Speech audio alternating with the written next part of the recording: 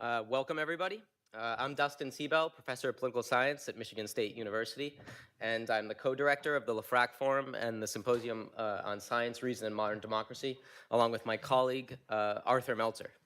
I want to thank Jenna Story and Yuval Levin and the good folks at AEI broadly for cooperating on this conference. It's been a pleasure. We've given the name to this conference. The title is punchy, Religion's Refusal to Die. Yesterday, Jenna sung my praises for coming up with this title, and I wasn't going to set the record straight at the time, but then Patrick said it was a horrible title, so I feel I should say that Arthur Meltzer came up with it. Unless you like it, in which case it might have been me. Every year, the LeFrak Forum puts on a conference devoted to a question of practical or theoretical importance. 2 years ago, we held a conference at MSU on intellectual diversity and free speech on college campus. During the conference, Michael Roth, the president of Wesleyan University, made a remark which I'd like to share with you. One of two remarks I'd like to share with you by way of an introduction. In the course of his talk, Roth boasted that he teaches Thomas Aquinas and Friedrich Nietzsche in his undergraduate course at Wesleyan, and that he does so sympathetically, despite the fact that he doesn't agree with either of them about anything. But then when asked during the question period whether he would go so far as to hire either Thomas Aquinas or Friedrich Nietzsche to teach at Wesleyan, he said, no, absolutely not. People like them have no place at Wesleyan. A year later, we held another conference at MSU, that one on liberalism and its discontents. And at one point, my friend Brian Garston, a professor of political science at Yale, made a second remark which I'd like to share with you. He said that for the first time, many of his best students felt like they're confronted with a choice between trad Catholicism and Nietzsche. Now, as interesting as these two remarks are considered in isolation, they're still more interesting, I think, when taken together. Together, they bear witness to a peculiar situation, a situation in which the best and brightest young people are longing for something transcendent, albeit something amorphous enough to encompass both Aquinas and Nietzsche, so powerfully that not even the fact that Aquinas and Nietzsche are verboten deters them from seriously considering whether they have something to offer. I myself am not a young person, but I was once, and although I normally find autobiographical remarks inappropriate at times like these, religion has more to do with personal experience than other subjects of human reflection and concern. At the same time, my personal experience of religious longing in the larger context of secular politics, while no doubt mine, seems to be increasingly common, judging from Brian's remarks and my own experience in the classroom. So I feel at least somewhat justified in bringing the conversation back around to me. Before I do so, however, I want to read you a short passage written by someone who never tired of talking about himself, not just because his self-absorption will make mine look like humility by comparison, but also because he put the experience I have in mind into words better than I can hope to do. In his third promenade, Jean-Jacques Rousseau said, "I quickly learned in my youth that I was not made to live in this world, and that in it I would never reach the state my heart felt a need for. Ceasing, therefore, to seek among men the happiness I felt incapable of finding in their presence, my ardent imagination readily jumped beyond the interval of my life, which had barely begun, as though from a terrain which was foreign to me, to settle down to a quiet resting place where I could anchor myself. This feeling," Rousseau goes on to say, "made me seek to know the nature and the destination of my being." That same feeling made me seek to know the nature and the destination of my being, too. Somehow dissatisfied with the fleeting, low-seeming goods of this world, looking for an anchor, I turned at a very young age to Nietzsche. Nietzsche attracted me because he was an atheist, like me, who, while unwilling or unable to believe in a seemingly dead God, did not conceal from himself in cowardly fashion the horror of a world without him. I felt nothing but contempt for the scientist, that presumptuous little dwarf and rabble man, as Nietzsche called him, who treats the religious man as an inferior and lower type that he has outgrown. God's death, or at least his absence from the modern world, left me feeling lost in a cold, dark place. Nietzsche understood my pain, which both duty and reason compelled me to embrace. But I was attracted to Nietzsche not only because he understood my pain, but also because he didn't throw up his hands in despair. He seemed to understand how to live in a world without God, He seemed to understand how to live a noble, happy life in a world without God. Amor fati, that one wants nothing to be different, not forward, not backward, not in all eternity, not merely to bear what is necessary, still less to conceal it. All idealism is mendacity in the face of what is necessary, but to love it. Now that, how exactly Nietzsche said yes to the world, was something I didn't understand. But I hoped that with enough study and reflection, I would eventually be able to. Always on the lookout for helpers, friends, and especially teachers, imagine my surprise when I discovered that the best-known professors of philosophy to whom I first looked for help were worse than useless. The world's most illustrious humanists, the very people whose hearts and minds were, by reputation at least, more in touch with the peaks and troughs of the human heart than anyone else's, were not just unmoved by my concerns, they bristled at them. They didn't want answers to my questions. They didn't even want to ask my questions. They just wished they'd go away. I went looking for teachers of Aquinas and Nietzsche, and I found only Michael Roth's. But that didn't deter me. On the contrary, so far from disabusing me of my questions and concerns, the fact that the opposition didn't even try to understand them left me more, not less sure of myself, more, not less fervently devoted to Nietzsche, and more, not less contemptuous of the alternatives represented so poorly by such complacent, stammering schoolmarms.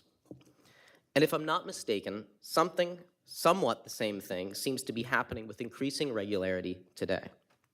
In 1750, Rousseau said, "A man who plays the freethinker and philosopher today would have been only a religious fanatic at the time of the League."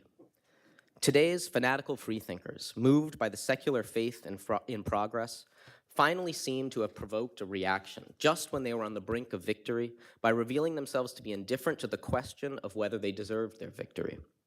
Religion is mocked, slandered, and shunned by them, not understood, much less refuted. And at least one result of this is that the fanatical freethinkers have discredited fanatical freethinking itself, particularly, I think, in the eyes of the best and brightest young people, thus removing a once formidable obstacle to feeling and articulating the feeling articulated by Rousseau. Evidently, there's still tension in the bow. This conference explores the question, why?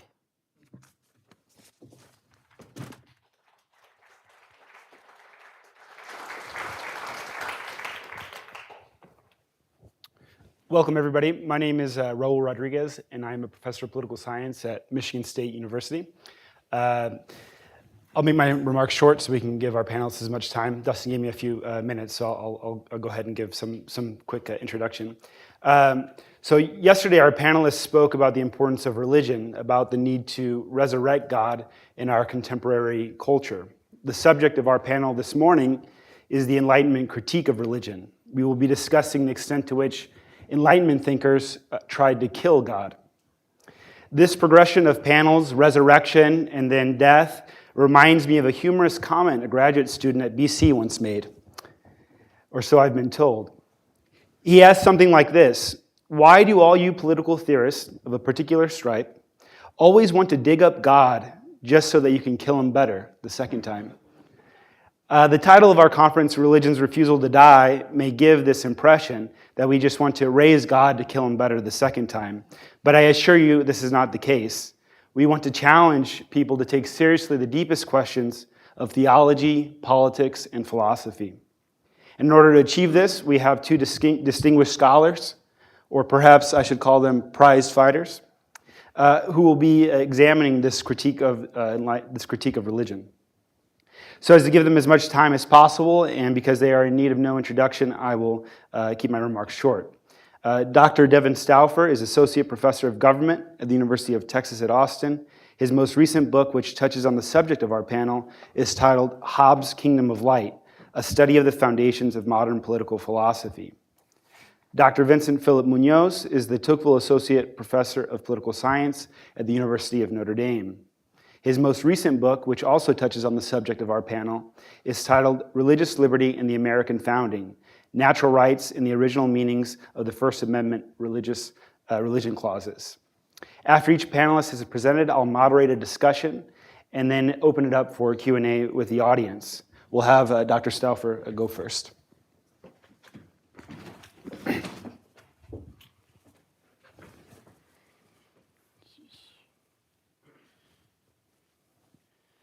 So thank you to Dustin for inviting me and especially for pairing me with my old friend Philip. As you'll probably see, we have our disagreements. He was claiming last night that he's better than me at basketball, falsely. But we also disagree about more serious things. But we're good friends that go way back, and I'm happy to be up here with him today. So the question of our panel is, how did the founders of Enlightenment liberalism attempt to contain or kill off politicized religion? Politicized in parentheses because Dustin can't get enough of parentheses. Or in other words, how did they attempt to separate religion and politics? So I'm going to focus on Hobbes. I'm going to say a few words about Locke too, but I want to focus on Hobbes, who was not obviously a founder of Enlightenment liberalism and who didn't obviously try to kill off or contain religion, and who did not obviously try to separate religion and politics. Still, I'm going to focus on Hobbes, although none of those things are obviously true of him, because I think they're all ultimately true of him. And I also think he's a good place to begin, not only because he, in a way, it's the beginning of a broader development, but also because even though he wrote esoterically in a thinly veiled way, he was a bold writer and not a sugarcoater.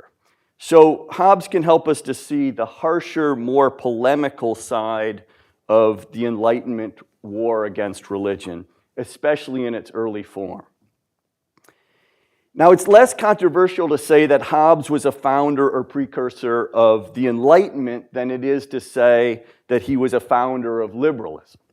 The basic obstacle to regarding Hobbes as a liberal is almost too obvious to need stating. Hobbes wanted to grant the sovereign far more extensive powers than anybody we would ordinarily recognize as a liberal, and that power would seem to extend, in principle for Hobbes, it does extend to authority over religious doctrines.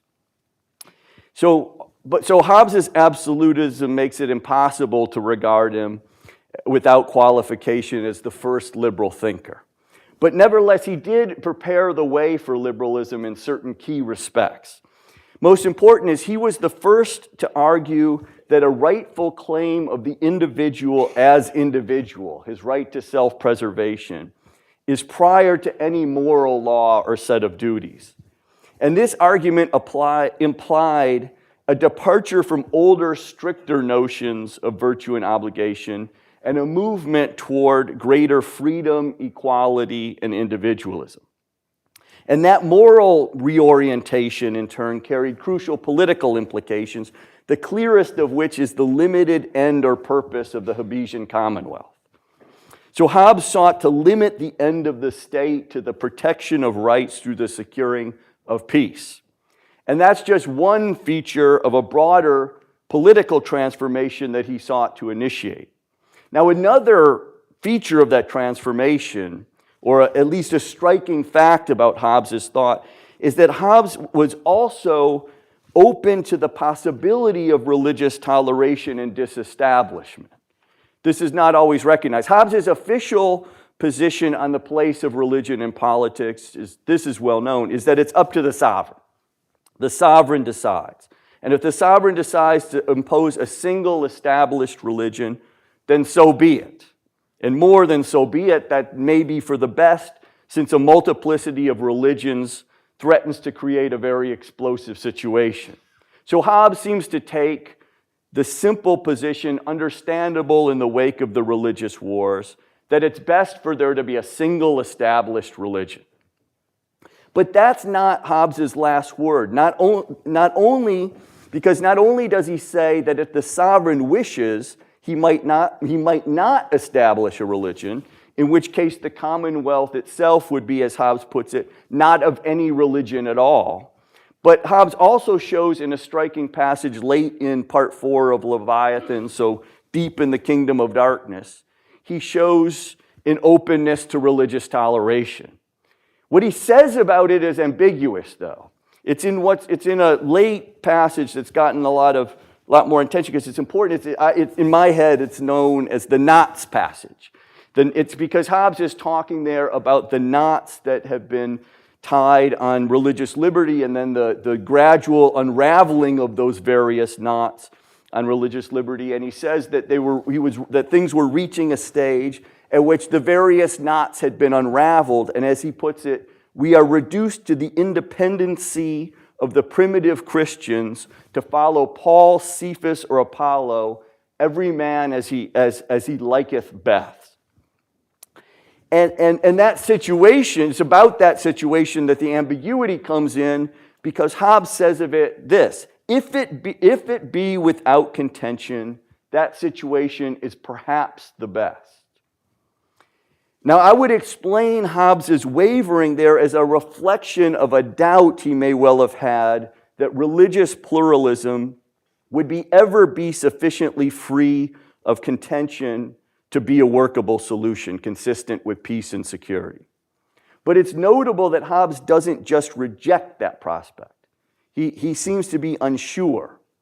And to understand that doubt, I think it helps to consider that on the one hand, Hobbes was very afraid that religious toleration would provide a battlefield on which a multiplicity of sects would fight with one another.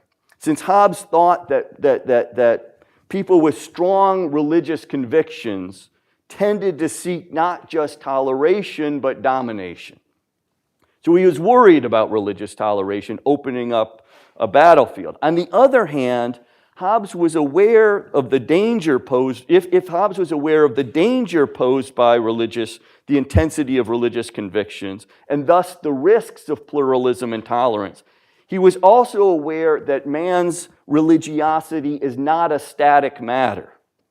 So the much disputed question of what ecclesiastical arrangement Hobbes regarded as best in the highly fraught circumstances of mid-17th century England is not the same as the question of what he thought possible and best over time. So when Hobbes raised the possibility of a commonwealth that is not of any religion at all, he may have been thinking not only of a situation in which there was no established public worship, but also of the possibility of a society in which religion as such had faded away. After all, a perceptive sovereign might well draw the conclusion from Hobbes's treatment of the political problem of religion that only such an extreme solution would truly solve the problem by removing once and for all what Hobbes regarded as the most serious and persistent challenge to the supremacy of civil authority. Now, as it seems to me that Hobbes did think that men's religiosity did not think that men's religiosity is a fixed and static thing, but something that could be changed, and in particular something that could be weakened, is confirmed by his own efforts to change it and to weaken it. In my view, and because of time, I'm just going to have to say these things as more assertions than I would like, but in my view, Hobbes himself was seeking to weaken religion, to soften it, and perhaps even to put it on the path to extinction, by launching a whole fleet of arguments that worked together and that later Enlightenment philosophers picked up on. Now, let me just list some of these things I have in mind, and then I'll expand on one of them. So what do I have in mind? Well, there is, for instance, Hobbes's effort to set forth and encourage the spread of a mechanistic, materialistic view of nature or of the whole, which he hoped would take dangerous metaphysical weapons out of the hands of the spiritual authorities. So Hobbes's blunt materialism, it also contributes to his efforts to move people from a superstitious form of fear, which he thought naturally gripped people and led them to imagine invisible powers, to a new, more rational kind of fear before a vast and unresponsive universe composed of nothing but bodies in motion. So there's that. Hobbes's mechanistic materialism, the mechanistic materialism of his natural philosophy, and its predictable, hopefully in his eyes, sobering cultural impact. Second, there's his psychological account of religion, as rooted in anxiety and in ignorance of causes. So that account, in its, I would say, rather obviously debunking and reductionist character, is an assault on religion, meant to shake the convictions of those who regard religion as something exalted and sacred, as the precious connection between God and man, rather than the product of the overwrought imaginations of fearful and foolish men. Third, there's Hobbes's apparent natural theology, the true purpose of which is to serve as a kind of antidote to traditional natural theology by stressing the very great limits to our knowledge and thus the baselessness, as Hobbes saw it, of claims that reason can lead us to knowledge of the nature of God. And fourth, he also turns to Scripture in the second half of Leviathan, that long, confusing, mysterious part that almost nobody reads anymore. And what he's doing there is making a set of arguments about and against Scripture. I mean, this would take some spelling out, but he's trying to show the irrationality of the Bible on multiple fronts and the inadequacy of the traditional grounds for regarding it as the authentic Word of God, including offering an early version of the Enlightenment argument that the biblical claims of miracles belong to a primitive, barbaric age. So those are all various arrows that Hobbes has in his quiver and that he shoots against religion. But the most important one, in my view, is his moral and political teaching itself, which seeks to cultivate a moral outlook that would lead people away from belief. It's striking that it comes right after Hobbes's expression at the end of his direct chapter on religion. He expresses an interest in the question not only of how religions grow out of their psychological seeds, but also how they can decay and collapse back into those seeds. And it's immediately after that chapter, and thus that consideration, that Hobbes turns to his famous state of nature doctrine and develops his moral and political philosophy. Now, Hobbes's state of nature teaching rests on the premise that nature, not God, made man and left us terribly exposed to danger and suffering. But it's not the atheistic, anti-providential premise of Hobbes's state of nature that I want to emphasize.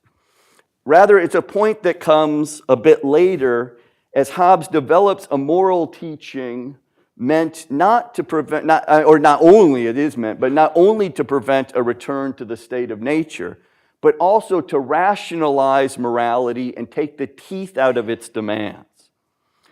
So by developing a moral teaching that has as its first premise a right of individuals, and that understands the moral law to consist of nothing but non-categorical precepts of prudence, and that includes a teaching about justice, according to which a sufficiently pared down understanding of justice can be defended, as Hobbes defends it, as wholly consistent with rational self-interest.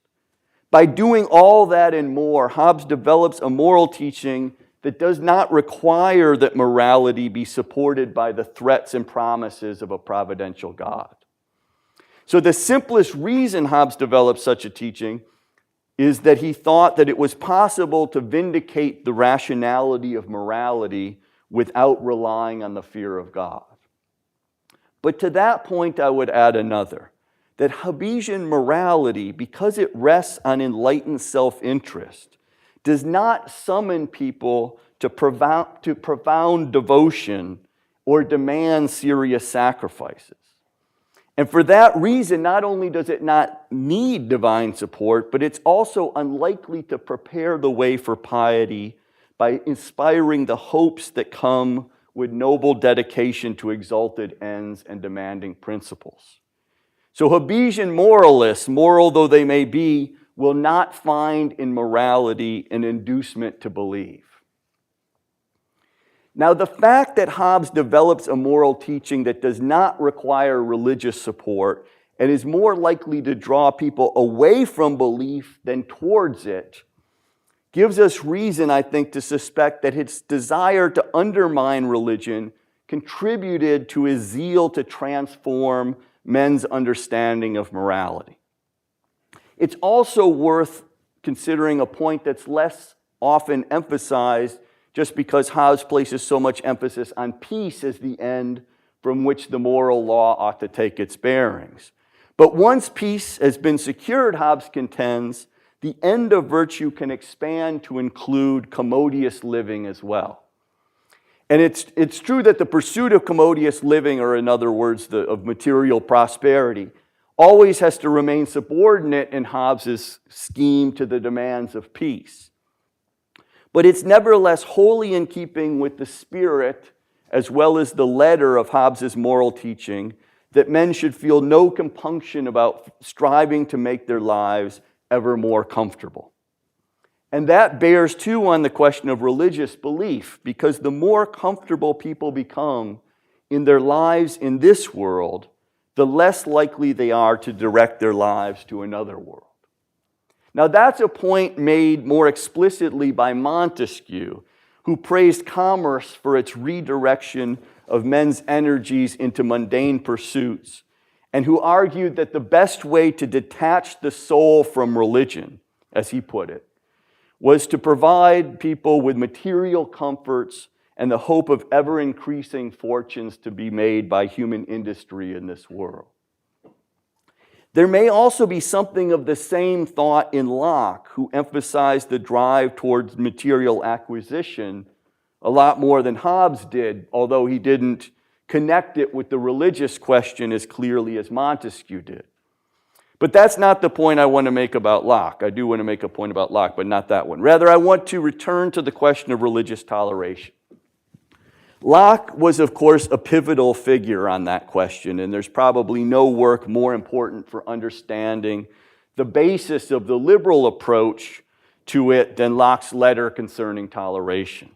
And I can't go into Locke's various and complex arguments there, but I do want to call attention to a passage late in Locke's letter because it bears on the theme of our conference. So near the end of Locke's letter, he wrestles with the basic problem that besets all arguments for toleration. What do you do about the intolerant? Do you tolerate them, in which case toleration itself can become a vehicle for spreading intolerance? Or do you not tolerate them, in which case toleration has strict limits that contradict the principle of toleration itself? So Locke's initial answer to that question is no toleration for the intolerant, at least if their lack of toleration extends into politics. So the price of admission, of receiving toleration, it seems, is that a religious sect must show it to others. So to get toleration, you must give it. Or as Locke puts it, those have no right to be tolerated that, quote, will not own and teach the duty of tolerating all men in matters of mere religion. But that's an imperfect solution to the problem, both in principle and in practice. In principle, because it means that toleration is actually intolerant or in tension with itself.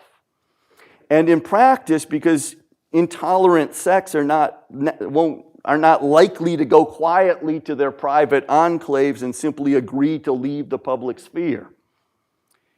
And it's probably for those reasons that Locke pivots. And at the end of his letter, he suggests that it may be best, after all, to tolerate even the intolerant. But what is most interesting is the reason he gives. His argument is that it's oppression that radicalizes religious sects and makes them dangerous. And he argues that if religious gatherings were treated with the same lenience as other gatherings, they would quickly quiet down, moderate, and become less revolutionary. Now, I think that passage shows that Locke shared Hobbes's sense that men's religiosity is not a static matter, or religious passions are not static. And he seems to have thought that the spread of toleration itself would change the character of religious passions and their public expression. It would entice religious sects to become milder and easier to tolerate. So toleration could work in something like a virtuous circle or a spiral, in which toleration breeds the conditions that then allow it to be extended further and further without danger. And I think we've seen something of that effect over time. But we've also seen a certain price that's paid for it, because people who welcome a number of religions into a club of mutually tolerating faiths tend to become people who do not take the claims of any religion all that seriously, and who come to see the differences between religions as something akin to the differences between hobbies or different sports that one might play on the weekend after church. And that's something that Locke, who urged men to see differences of religion, or as he puts it, mere religion, as trivial, would welcome. But Locke, like Hobbes, seems to have thought that peaceful coexistence and prosperity are far more important than deep seriousness about the most important questions of human life, which, as it seems to me, the liberal approach to religion undermines, at least to some extent, intentionally.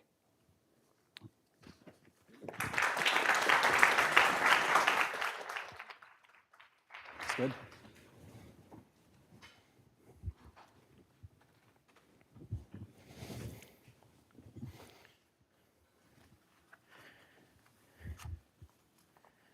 Well, good morning. I'm extraordinarily pleased to be here. Thank you to Jenna Story and to Yuval Levin and all those here at AEI.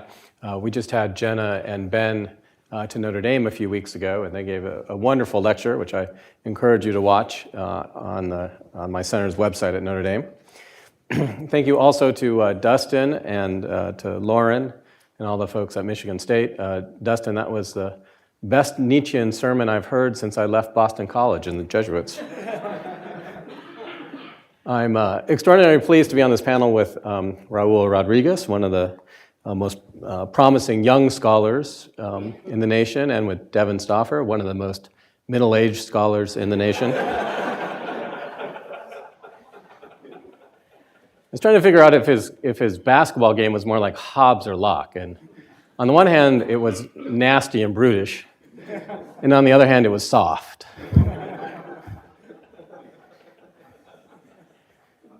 I actually wrote some kind words about Devin, but I'm going to skip those.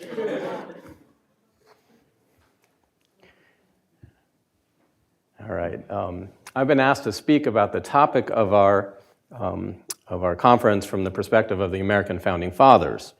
So Dustin, or I'm reading between the lines, Arthur, has asked us to answer the question, how did the founders of Enlightenment liberalism attempt to contain or kill off religion, politicize religion? In other words, how did they attempt to separate religion and politics? Note the presumption of the question, that those who sought to separate religion and politics had as one of their underlying motivations the killing off of religion, which I've just learned that Hobbes did. That's probably true for Hobbes. I don't doubt Devin on that. But I don't think the presumption holds for many, if not most, of the American founders. I think a more accurate question for them would be, how did the founders attempt to kill off a certain type of sectarian politics? So you can look at the separation of church and state from two vantage points. How certain Enlightenment thinkers and actors attempted to domesticate or even kill religion, as Devin just did, or alternatively, how some thinkers, different thinkers and actors, attempted to tame, restrain, and curtail political authority. If we take the latter view, the separation of religion and politics might not appear so hostile toward religion. It might even be seen as an attempt to safeguard or purify religion. Now, adopting the latter view, especially if you went to Boston College, seems implausible, because we all know or learn that the godfathers of the Enlightenment, Machiavelli, Bacon, Hobbes, Locke, probably Rousseau, were deeply anti-Christian. And since the original intentions on the Enlightenment project were anti-Christian, it's easy to presume that everything that followed, especially the French Revolution, reveals the deep anti-religious, anti-Christian spirit of the Enlightenment. And it wouldn't that be that hard to show how the Enlightenment's anti-clericalism came to America through Thomas Jefferson. I talk a little bit about this in my first book. Jefferson sought to impose specific political disabilities on clergy, and because he was launching his own sort of Enlightenment Reformation project of religion. He famously said that, in a few generations, all Americans will be Unitarians, meaning that they wouldn't be Trinitarians, meaning that all the irrational aspects of religion would fade away. But I think Jefferson was an outlier in America, and that he doesn't actually represent the American founders' intentions or their general thinking about religion.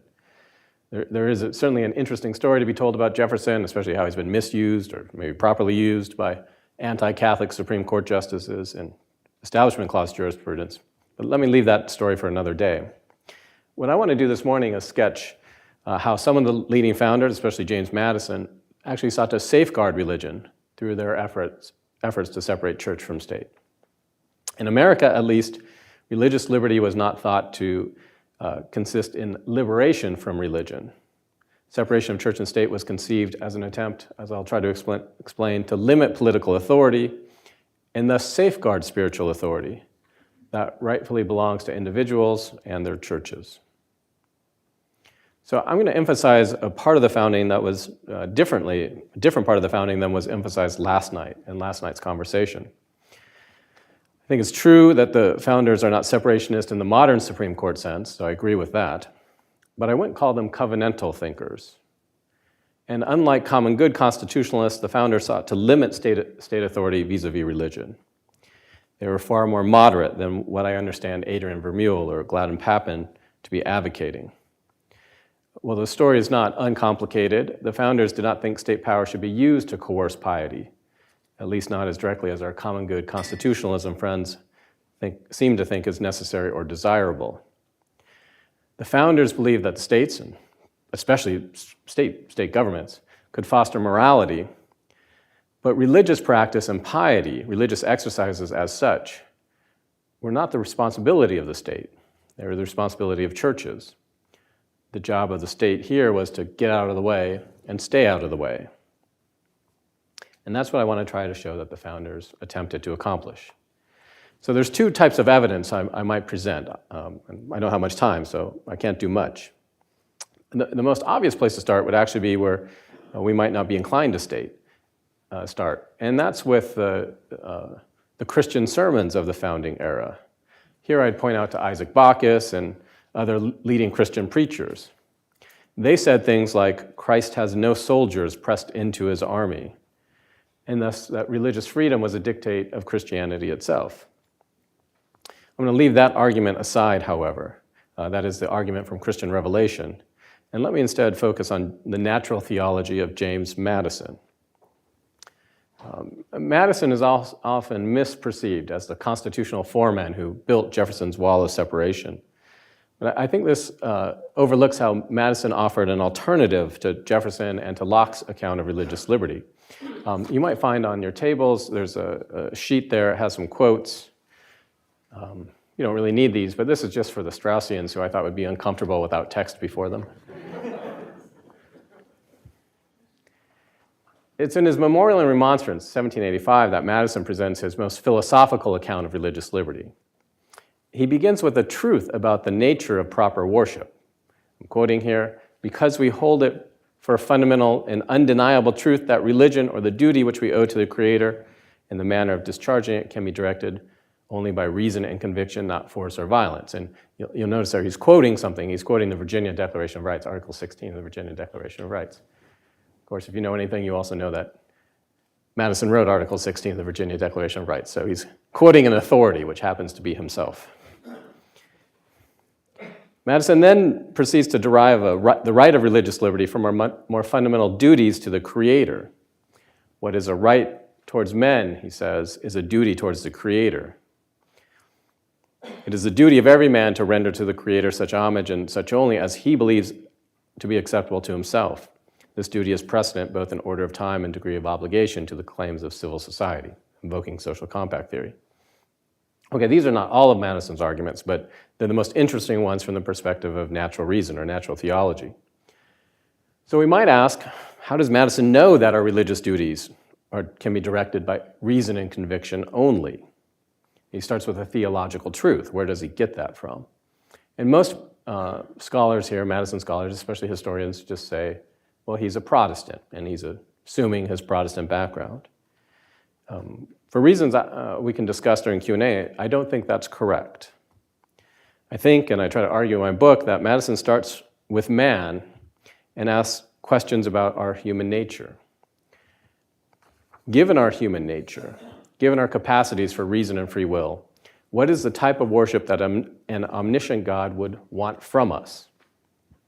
So Madison, I think, starts from human nature, and from this starting point extrapolates what must be true about religion and the God that created us. So let me just assert the conclusion of the argument, not make it. Madison's argument is that given our nature as free and rational beings, given the existence of an omniscient, or the possibility of an omniscient creator God, the only type of worship that would satisfy this creator, the creator who made us as we are, is worship that is freely given, worship that reflects our conscientious convictions. So in a way, Madison reaches the same results as Jefferson and as Locke, and as the Christian preachers like Isaac Bacchus, that we have an inalienable right to worship according to conscience. Locke doesn't use the term inalienable. I think it's there in his thought. A right that government must recognize and respect. But Madison arrives and defends that right in light of truths about human beings, truths discovered by reflecting on human nature and man's place in the whole. So Madison's articulation of religious liberty is not hostile to religion. It does not seek to undermine religious obligations. It seeks to limit the scope and authority of state power, and it seeks to limit state power so individuals can worship as they were created to worship, at least insofar as we can determine what is proper about worship from our natural reasoning. Okay, let me start to close here, but let me anticipate one objection, and I imagine it would go something like this. Sure, that's what Madison says in his memorial and remonstrance, but really, didn't he just defend religious liberty rhetorically in a manner that would appeal to the dominant religious opinions of his day? Did Madison really believe what he said, or was he just seeking a more efficacious manner to get what he wanted and to undermine religion? The assumption, or that argument, I think, relies on certain assumptions about the nature of religion. Assumptions that Madison did not share. Let me turn it around and put it this way. Madison's argument for religious freedom is compatible and fosters a certain type and understanding of beliefs, fosters certain beliefs about the nature of true religion. Here, listening to Devin, it's interesting to contrast Hobbes with Madison on these various points. Madison's position holds that faith and reason are compatible, that we can know some truths about religion through human reason, and that the truths we can discern from natural reason properly inform our understanding of divine revelation. Madison's position holds that we can know a creator exists, or more properly, that belief in a creator is not unreasonable, that it is reasonable to believe in a creator God who is concerned with us and the manner of our worship. Here, I suspect this is the fundamental disagreement with Hobbes, different starting points. Madison's position holds that nature itself is normative, that we can make determinations about human nature, we can make determinations about how humans ought to live from understanding what and who we are. This is his Aristotelianism.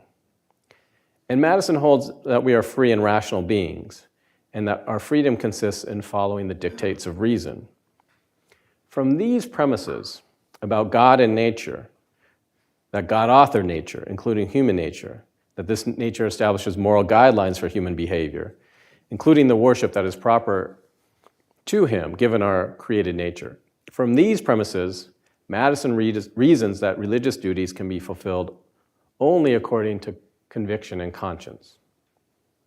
So if one does not believe that faith is compatible with reason, one does not believe that we can have natural knowledge about God, if one does not believe that reasoning about human nature can provide guidance about how to live well, including how we ought to worship, If you hold a conception of religion that is alien to all of these foundational positions, then Madison's argument will be seen as hostile to religion.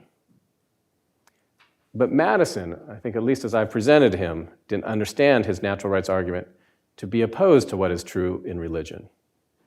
He did not believe, accordingly, that his arguments for religious freedom would undermine religious truth or religious orthodoxy. Indeed, he thought in time it would support it.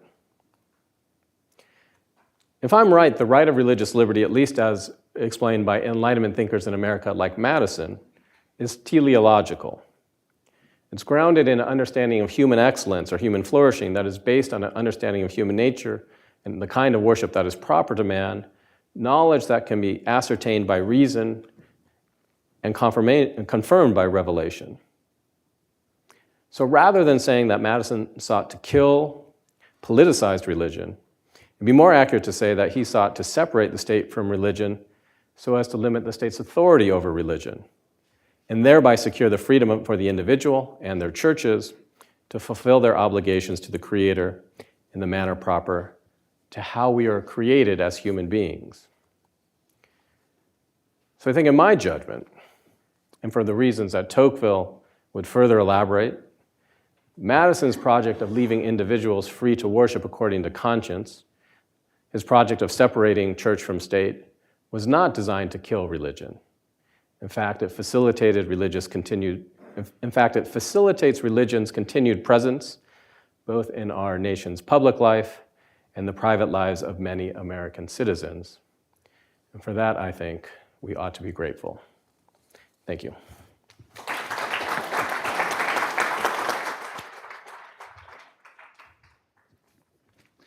I'll open up our discussion time with a little bit of a question/thought, and then we'll have more of a free-flowing conversation. And hopefully we can have them duke it out here. So just to kind of summarize a little bit, according to Dr. Stauffer's account, Hobbes and Locke see toleration as a way to make citizens take religion less seriously. The intention is to weaken the power of religion. On the contrary, Dr. Munoz's account of Madison and Tocqueville is that toleration and separation can safeguard and even purify religion. The original intentions of the anti-Christian Enlightenment founders are not as important. This sounds like a sophisticated form of originalism. Don't look at the original intent, but at the public meaning, so to speak. The public meaning at the time of the American founding is that toleration and separation protects and fosters religious belief. If we compare America to Europe, like Tocqueville did, we can see some truth to Dr. Munoz's argument. Religious belief is stronger here in America than in Europe, especially in France with la Cité. So religious belief is stronger here than in Europe. What Hobbes and other Enlightenment thinkers saw as an instrument to destroy religion has become a means to save it. So Dr. Stauffer, isn't it better to take our bearings from Dr. Munoz's interpretation of Madison and Tocqueville? Weren't the practical accomplishments of the founders better than the Hobbesian and Lockean theory they followed? As the late Peter Augustine Lawler once said, the founders built better than they knew. They didn't build as theorists, but as statesmen. And Dr. Munoz, couldn't one simply respond that we no longer live in Madison and Tocqueville's America? Religion is fading.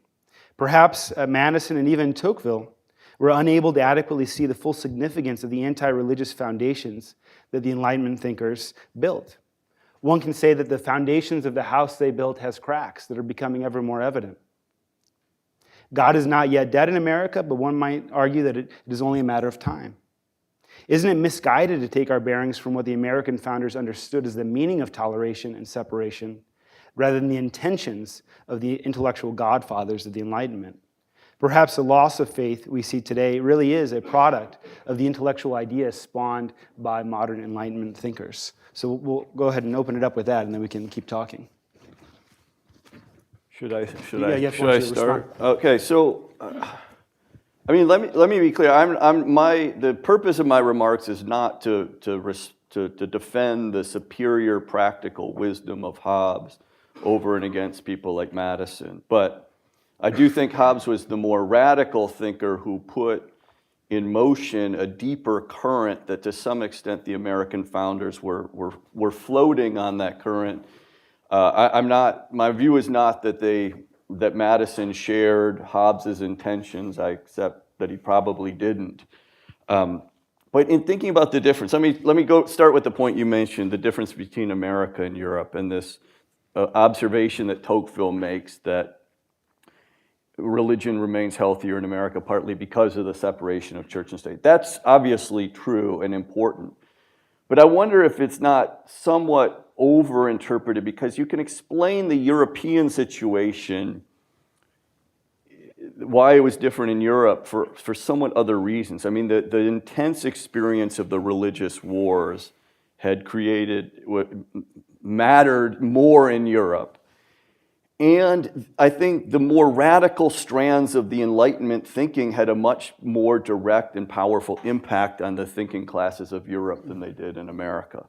And so just the radical Enlightenment had more sway in Europe, and so it's understandable that religion died in Europe more thoroughly than it did in America. And I don't think that the difference between establishment and the separation of church and state is the sole explanatory factor of that difference. Now, as to whether Madison and Tocqueville are sort of superior practically speaking, I suppose I'd be willing to grant that case. I don't think the more radical Hobbesian secularism was such a great idea. I was just trying to articulate what I thought it was. But I do think that thinkers like Madison may have contributed unwittingly to the problem more than they realized. So let me say, the conception of faith that Philip sketched out, or the argument for the emphasis on free conscience, I don't say that Madison intended with that to weaken religion, but it does seem to me that over time it has had something of the effect, maybe unintentional effect, of weakening religion, because it makes religion seem more relativistic, more of a matter of personal choice. It breaks down the notion of an authoritative source other than the self. And also, I mean, I know you left out the first, it also diminishes the status of the Bible as a crucial text. I mean, it's a long, complicated story of why religion has slowly weakened in America, but I wonder whether it wasn't in part an unwitting result of privatizing religion as much as those arguments privatize religion. And by that, I'm not arguing that we should not privatize religion, but just that we should understand the consequences of doing it. And so, has religion remained more vital in America than in Europe? Sure. But religion it hasn't remained that vital on the one hand, and it's changed in its character quite a bit over time, so that I think it's undeniable, and opinion polls don't even begin to capture the difference between how deeply religious America was at the time of the founding and how little traction religion has in American life now. I mean, you could line up those opinion polls, but whether somebody believes in God or not is only the tip of the iceberg of how important a place religion has in their lives.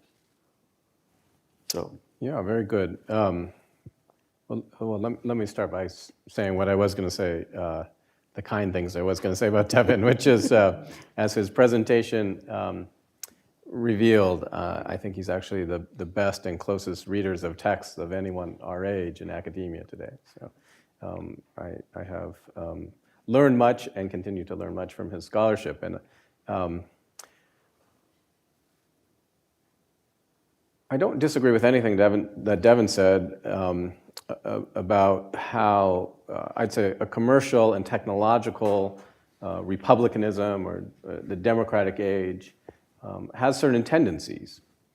And one of those tendencies is to remove the authority that religion would pose if it was more connected to the state. I mean, just religious pluralism, religious diversity does this. I mean, I'm partial to blaming the Protestant Reformation if we want to go that way. But that's just the facts of where we are.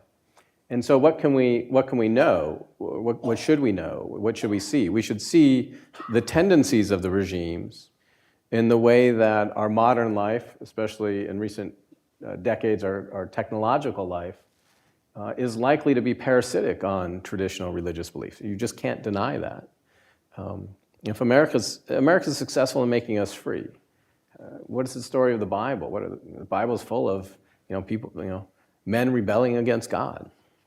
It's chosen people, not seeking to live as their own authority. And I mean, that's the oldest story in human history.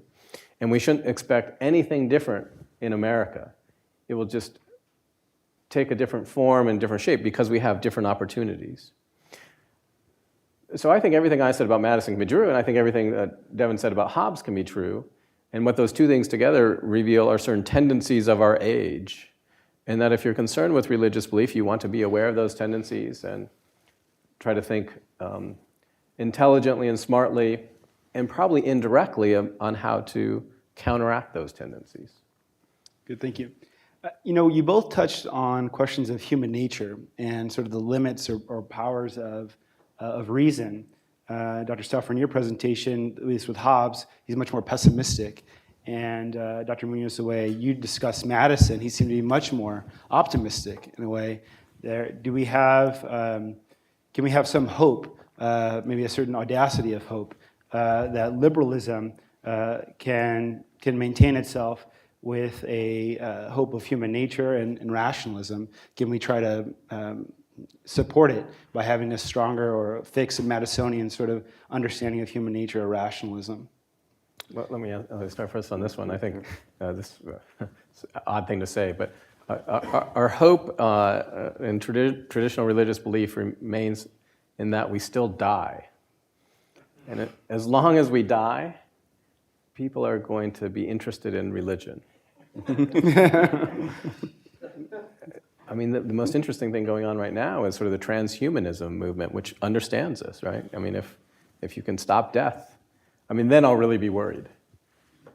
But I have a different friend who says, nature always bats last. And I think there's a lot of truth to that. So if religion is true, it's not going to go away. It will come back in different ways. Last night I thought was very interesting. I mean, it is coming back on the left in certain pathological ways. And we're going to see a rise of a new paganism, I think. That's what we see emerging. And there are reasons to despair or be concerned about all this, but it does reflect a truth about human nature. I mean, as long as we die, we are going to be interested in ultimate questions, and that's all going to lead us to search for the divine. And therefore, religious authorities will always be relevant, even if they don't seem so relevant today.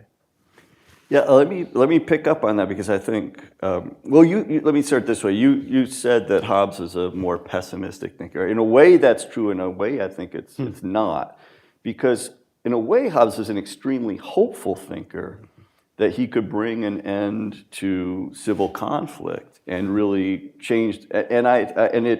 I think and part of that, I think, is he thought religion could be sufficiently weakened that it would no longer be a powder keg of causing endless disputes. So Hobbes is actually extraordinarily optimistic about a peaceful, successful, this worldly order. But that kind of ties with what Philip just said. I think Hobbes, to make that argument, and just to be clear, I'm not a Hobbesian, so I'm not defending his position, just trying to explain it. I think Hobbes, to make that position, has to downplay the importance of the fact that Philip just stated. In other words, he has to try to convince people that they can live happily or with sufficient contentment without being obsessed about death. And he tries to redefine human happiness in a way that's a kind of continual pursuit of power after power that ceaseth only in death. But the ceaseth only in death part he's trying to convince people need not overly trouble them. And so I think Hobbes is trying to say that human life can be lived reasonably and successfully when severed from these more transcendent yearnings. So in that sense, he's more hopeful. I would say, than others. And that hope and the resurgence of religion, or the continuation of religion, you could say, is a kind of testament to maybe the thought that he was too hopeful in that regard. Now, he's less hopeful on another point. This is the difference that also comes out in the difference between what we say. He's less hopeful about what we can know about God. Yeah. And he's less hopeful in how we ought to, or he has a harsher understanding of how we ought to understand human beings. So if you take the argument that Philip ascribed to Madison, that we can know what God wants of us by reasoning from the central facts of our human nature, which is our rationality and our freedom. Hobbes, I think, objects to that argument on almost every front. One, he denies that rationality and freedom are the most important facts of our human nature. He doesn't, especially the freedom part, Hobbes denies that. But he also, I think, is, and this I touched very, very briefly on my talk, critical of a natural theology that thinks reason can come to know the nature of God and God's wishes. Hobbes' own position on this is not easy of access. But I'll just say his official position is that reason can know that there's a first, I say official, I'll explain why I say official in just a second, but reason can know that there's a first cause and can call that first cause, I'll call it X, but he says you can call it God. But we can't know anything more about God than that. And therefore, all of the claims about God's nature that traditional natural theology had tried to develop, Hobbes thinks are just utterly presumptuous. The reason I said it's his official position, I think his more radical position is not that even that there's a first cause, but that there's an endless regress. In another work, De Corpore, where he digs more deeply into these questions, he argues that there's the more plausible position is an infinite regress of causes, in which case there wouldn't be anything to be called God at all in that conception. On the sheet I handed out, you'll see Madison's letter to Frederick Beasley, a passage of it. And this is Madison's looking at the exact phenomenon. And Madison doesn't disagree. Like, look, to be very crude and simple, Madison says, look, the world's either eternal or there's a creator. And he says we can't figure that out. But where Madison takes that, unlike Hobbes, is that gives him an openness to the reasonableness of faith. So looking at the same phenomenon rejects the materialist assumption. And it doesn't say it's impossible. He says, look, we don't know, and therefore the idea that there's a creator, and then if there's a creator that created us the way we created, this would be the type of worship.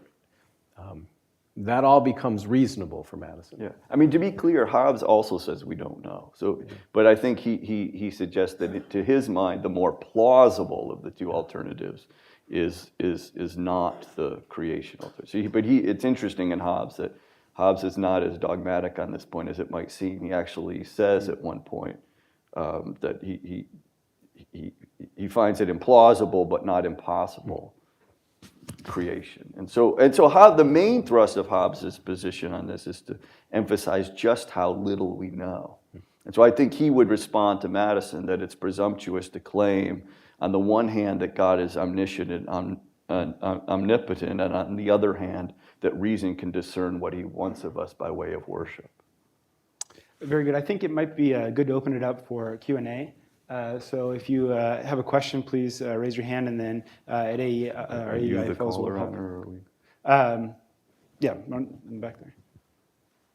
Thank you, Nathan Pinkowski. I have a question mostly for Dr. Stauffer, but maybe Munoz can weigh in on it as well. I'm wondering what the distinction is on Hobbes' view, on your view, between his moral zeal for the reform that you described. If I heard you correctly, that was the language you used, and religious zeal. I can understand distinctions about motivation, about goal between those two things, but I'm wondering what is the substantive differentiation between religious zeal and the zeal for moral reform that Hobbes is unleashing? Okay, maybe I didn't express it. Let me try to clarify it this way. That Hobbes, there's a certain zeal, I'm not going to exactly call it a moral zeal, but Hobbes had but Hobbes was very concerned to transform our understanding of morality. I wouldn't exactly, I think it'll muddy the waters right now if I call that a moral zeal. So let me just say he was very intent on trying to transform our understanding of morality in the direction of a much less zealous understanding of morality. In other words, to reduce its demands, to make it much more consistent with self-interest, to make it much more sober, mild, cooperative, rationalistic as rationalistic, what that meant for Hobbes.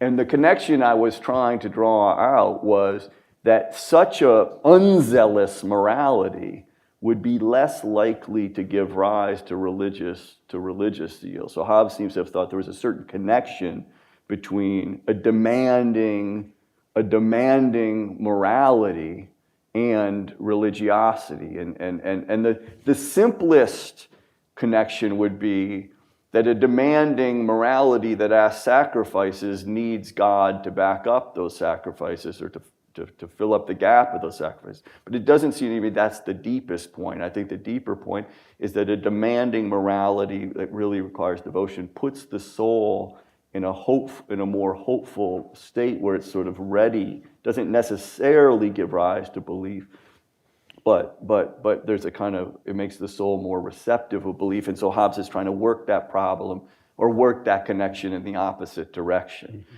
And I think we see that in the world, that people who have this more tepid, unserious morality, we see it in modern times, that the people with a more tepid, unserious, rationalistic morality are much less likely to be serious religious believers. Those two things travel hand in hand.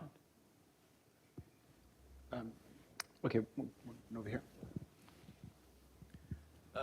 With these days, with the coming coronation of Charles III, the Hobbes versus Madison. Madison I see as someone who saw the people as sovereign, whereas not the king as sovereign.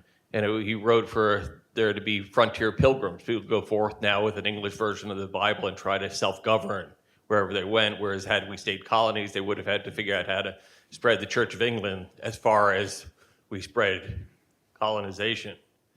But moral standards, Washington's letter to the Jews sort of said, we're a Christian nation, but where there's no bigotry of tolerance, like it would be unchristian to be bigoted. So there is a standard that we're Christian, we're constituted in the year of our Lord, but a Christian isn't allowed to be unchristian and bigoted. There's other points, but I'll leave it at that for the people versus sovereign, frontier pilgrims versus. But it's also now with King Charles, how would the sovereign decide to have and have not debate? How would the people as sovereign now in America try to decide that? Yeah. Do you want to pick one of that? You're more the Well, let me, yeah. I mean, I have an official policy is that I don't comment on royal affairs. On George Washington, he doesn't say that we're a Christian nation. That's a mistake, right? He says that America America is the home of the Jews. I mean, that letter to the Hebrew congregation in Newport, Rhode Island, it's actually how I start my book. It's I think, the most beautiful letter written by a president in American history. And one of the most important. We're a nation where people of all faith can find their home. And all we ask people, now this is not exactly Washington's language, but all we ask people is to subscribe to the natural law, natural justice, a law of right and wrong. And if they do that, this is how he would address the Lockean problem of toleration. No, it's just that people live according to natural morality or the natural law. And if they do that, then they're left to their maker for their own religious obligations. So we're just as much a Jewish nation as we are, in this understanding, as a Christian nation. Our next question. Thank you for this illuminating conversation. So this is a question for Professor Munoz. I know you wanted to take Madison out of perhaps the Protestant context in which he was raised, but I was wondering if you could comment, especially since many of us walk past his statue on the way to AEI every day, on the influence of John Witherspoon on Madison's thought, and particularly the Scottish Enlightenment as it was filtered through a religious lens, and how that might offer kind of a way to think about the founders, this balance that they struck between the belief that you can find God within your own reason, but that religious structures can help many people, but it's not necessarily a requirement. Yeah, it's a good question, and I'm really bad at answering questions like this. I mean, it's hard enough to figure out what these guys thought and then figure out where that thought came from. So I primarily just focus on trying to figure out what they thought. It's doubly hard with Madison because when he's at Princeton, he writes these letters, he's thinking about becoming a minister, he takes religion very seriously, and then all these theological speculations just stop. And he says almost nothing. Until he's writing the Federalist Papers and between 37 and 40, and he's defending the work of the Constitutional Convention. I think it's 39 or 40. And he says, you anti-federalists who are so critical of the Constitution, writing a Constitution is really hard. You underestimate how difficult it is. And it's hard because we have to use words. And words are ambiguous in their meaning. You can't always be precise. And he says, even God stumbles when he had to use words. His meaning is dim and doubtful. That is God's meaning. What is he talking about, right? In the middle of the Federalist Papers, he's having these sort of crazy theological speculations. And that's, so I don't know what Madison thought or where his thought came from. I try to refuse speculation on what his deepest religious beliefs are because he just doesn't tell us. And I just go from what he does tell us.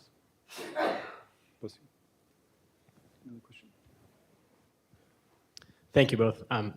So I have a question. It has to do both with the coeval decline of religion, but also the coeval decline of something like manliness.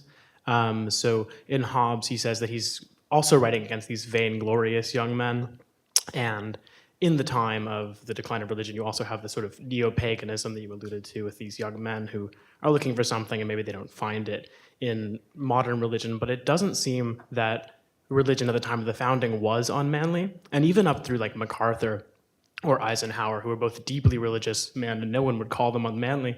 So how would you relate the decline of something like traditional masculinity that we see today and the decline of religion? Are they, they seem there together in Hobbes, but are they extricable? Are they related, or are they not related at all? I guess that's more a question for me. They're both there. I think you're right on the facts that Hobbes was critical of vainglory and assertive, what I suppose we'd call today toxic masculinity, but what used to be called courage. And he's trying to dampen that kind of thumatic impulse. But I'm not sure, I don't myself see a clear connection in Hobbes between that thought and the religious problem. Although I suppose one could say, well, the two can be fused because it's especially problematic if the thumatic side is also defending fiery religious opinions. But he, to some extent, I think, treats them as somewhat separate problems. They're both problems for him. But I don't think they're all that closely tied. And I think over time, look, Hobbes didn't shape the entire modern world. A lot of other stuff happened, but you can see the tendencies on both planes, and you can also see the resurgence of, at various times, a kind of flaring up of resistance on both fronts. So restorations of religious passions coming out in various different ways against the Hobbesian secularism. So too you can see upsurges of thumatic manliness. I guess we're seeing another one today. I don't know how much traction it has. Maybe it does, maybe it doesn't. I don't know. We saw some very pernicious ones early in the 20th century. And Nietzsche's the thinker who, from an intellectual plane, in which I think that's most visible. And they're both, I guess they're linked in the sense that they're a kind of discontent with the easygoing, blasé, undemanding character of modern life. And the yearning for a more demanding way of life can take a religious form, or it can take a more, you know, macho form. Yeah, so. I would put it that way. I have a question about death. And I think I intended to address both of the speakers, but maybe I wanted to ask Devin Stauffer about whether he would accept a certain kind of finesse about the question of death. It seems to me that making sure that people fear death is a linchpin importance to Hobbes' politics. That is, people who fear anything else more than violent death don't fit in and possibly would even have to be eliminated from political life. I mean, there's passages about building a wall and putting away or not using the stones that don't fit, the astringents. And I think there's even an invitation he offers to martyrs in the Leviathan to stand up and be martyred. So I guess I want to ask, how do you balance or offer a finesse about that need to make sure that fear of death is present and fear of the sovereign's power to cause death, and avoid those aspects of death that make people or might incline people to consider the afterlife, Right. and those sorts of things. And I think I could ask that about Philip too, in a certain way, just to articulate more what about death particularly leads to theological considerations. Yeah, I mean, I'm going to give a glib answer that I'll then try to unpack a little, because I don't think the glib answer is totally adequate. The glib answer is just to say it's violent death that Hobbes is concerned about, and not so much death as such. So what he wants to make people fear is that they'll be killed with violent death. But it seems to me, and maybe this is inadequacy of Hobbes' thought, I don't know. It seems to me inadequate to leave it there, because we don't fear violent death. So to fear violent death, it's not just the pain that one fears. It's also it's death itself. And if you fear, and he even calls death in one of his, not in the Leviathan, but in other words, the great enemy of our nature. And that's part of how he explains why the desire for self-preservation is so strong. And this is another way of getting at it. Hobbes insists on the primacy and the importance of the desire for self-preservation. But can one then just say, oh yes, but we can be totally reconciled to that petering out in our 80s or 90s or whatever it may be. Yeah, violent death is horrible, but if you die in a nursing home, that's no problem. That seems to me a problematic, inadequate position. If death is the great enemy of our nature, it's the enemy, in a sense, however it comes. And there I think Hobbes is trying to convince people. His own position on that is hard to say. I mean, he wants to move people. Another part of my talk that I took out just for time was part of his attack is he's also trying to change our conception of what happiness is to what he regards as a much more sober understanding of happiness. But it's also a much more incomplete understanding of happiness. And part of it is immortality is not part of that picture. And he seems to have thought that people could toughen up and sober themselves up enough to accept what he thinks was the reasonable thing to accept. That we can prevent avoidable death and violent death, and therefore not worry too much about the fact that we can't solve the ultimate problem. You know, as I've gotten older, I find Hobbes less and less, I never really found him that appealing, but I found him less plausible. And let me say something very personal. I think, it makes sense for where we're at. So my wife and I have had several miscarriages, which is a very common thing, as anyone who's older knows. I'm not eager to die, but I don't know, 25, 30 years. I look forward to meeting my children. So I'm not afraid of that. Well, We're almost out of time. Do we have time for one more? Okay. Yeah. You know? I have one question for Professor Stauffer. Does Hobbes want Christianity to be a civil religion because it seems morality is not stable if people don't believe in a God who can reward and punishes people in the afterlife? So, as you say, the unserious morality comes with the unserious religion. So, on the one hand, it's good, according to Hobbes, that people will be more irreligious when they become more, when they become less moral. But on the other hand, if people don't believe in God, morality may be a problem for a Hobbesian society. Well, this is why I think it's so important that Hobbes tries to mount an argument that morality is defensible and sustainable without religious support. And let me just to hook it to a textual passage for a second. Hobbes makes an argument with the fool who denies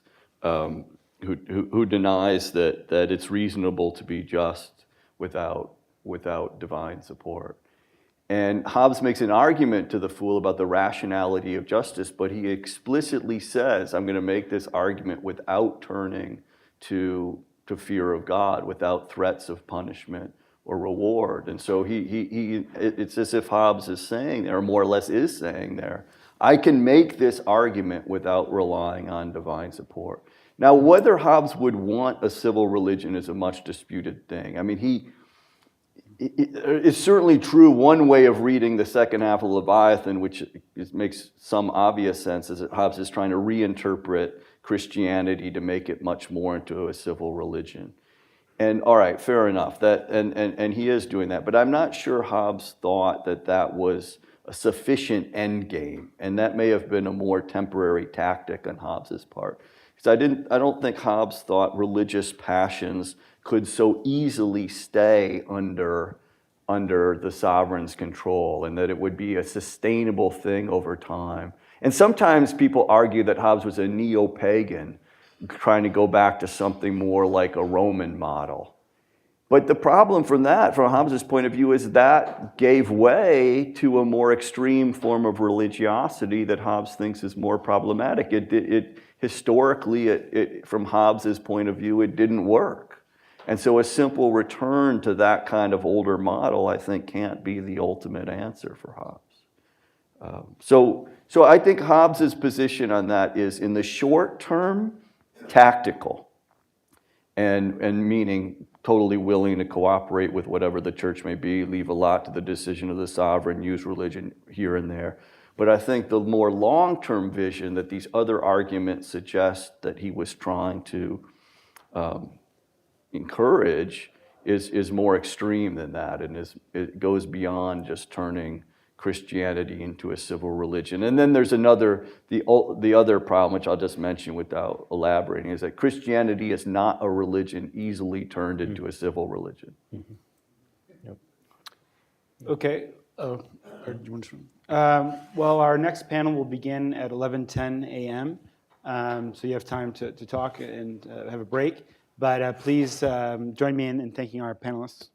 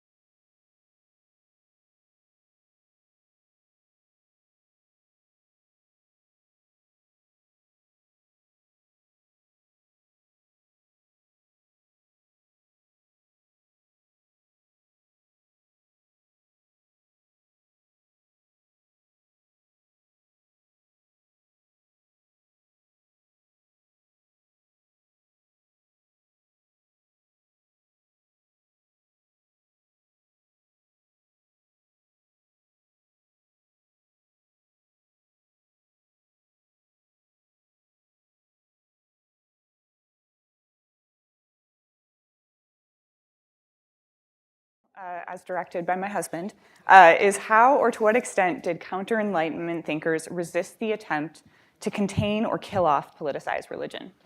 My name is Lauren Siebel, and I work here at AEI, but I also have been fortunate enough to study political philosophy with a number of people in this room.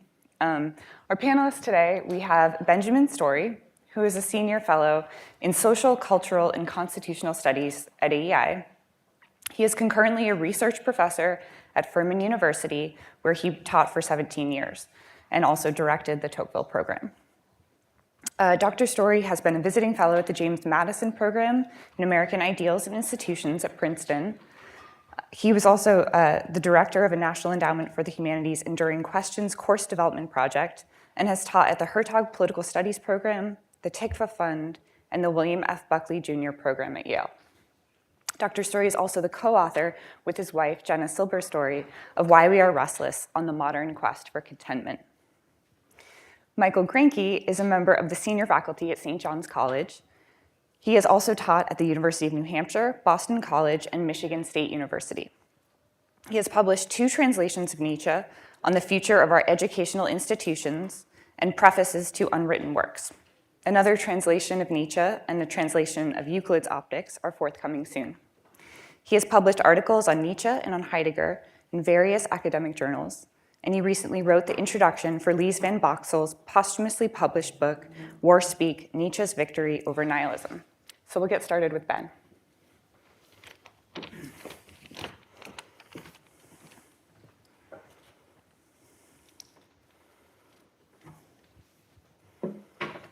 Whoops. Hi, everybody. Thanks for coming. Let me extend my thanks as well to Dustin Siebel and Arthur Meltzer and Michigan State University for coming up with this wonderful conference idea with its terrible title, with which I had nothing to do. And also thank my wife, Jenna, for helping put this together, and for AEI for sponsoring it. And as AEI's name came up yesterday, in the course of our discussions, I wanted to say a word about this institution where I've been fortunate enough to recently make my academic home. AEI is sometimes caricatured by some people as a radically libertarian and capitalist think tank in which economists and business people on the board manipulate scholars like Yuval Levin and I and Jenna Story into saying stuff that they find useful. But the truth about AEI is that it has this interesting thing called institutional neutrality. That is, we don't have institutional positions on anything, and we actually have academic freedom to a degree that is, I think, extraordinarily rare in contemporary universities. And to demonstrate this, I want to point you to a simple recent example. Just yesterday, AEI hosted, there he is, a radical, anti-liberal, anti-capitalist thinker named Patrick Deneen.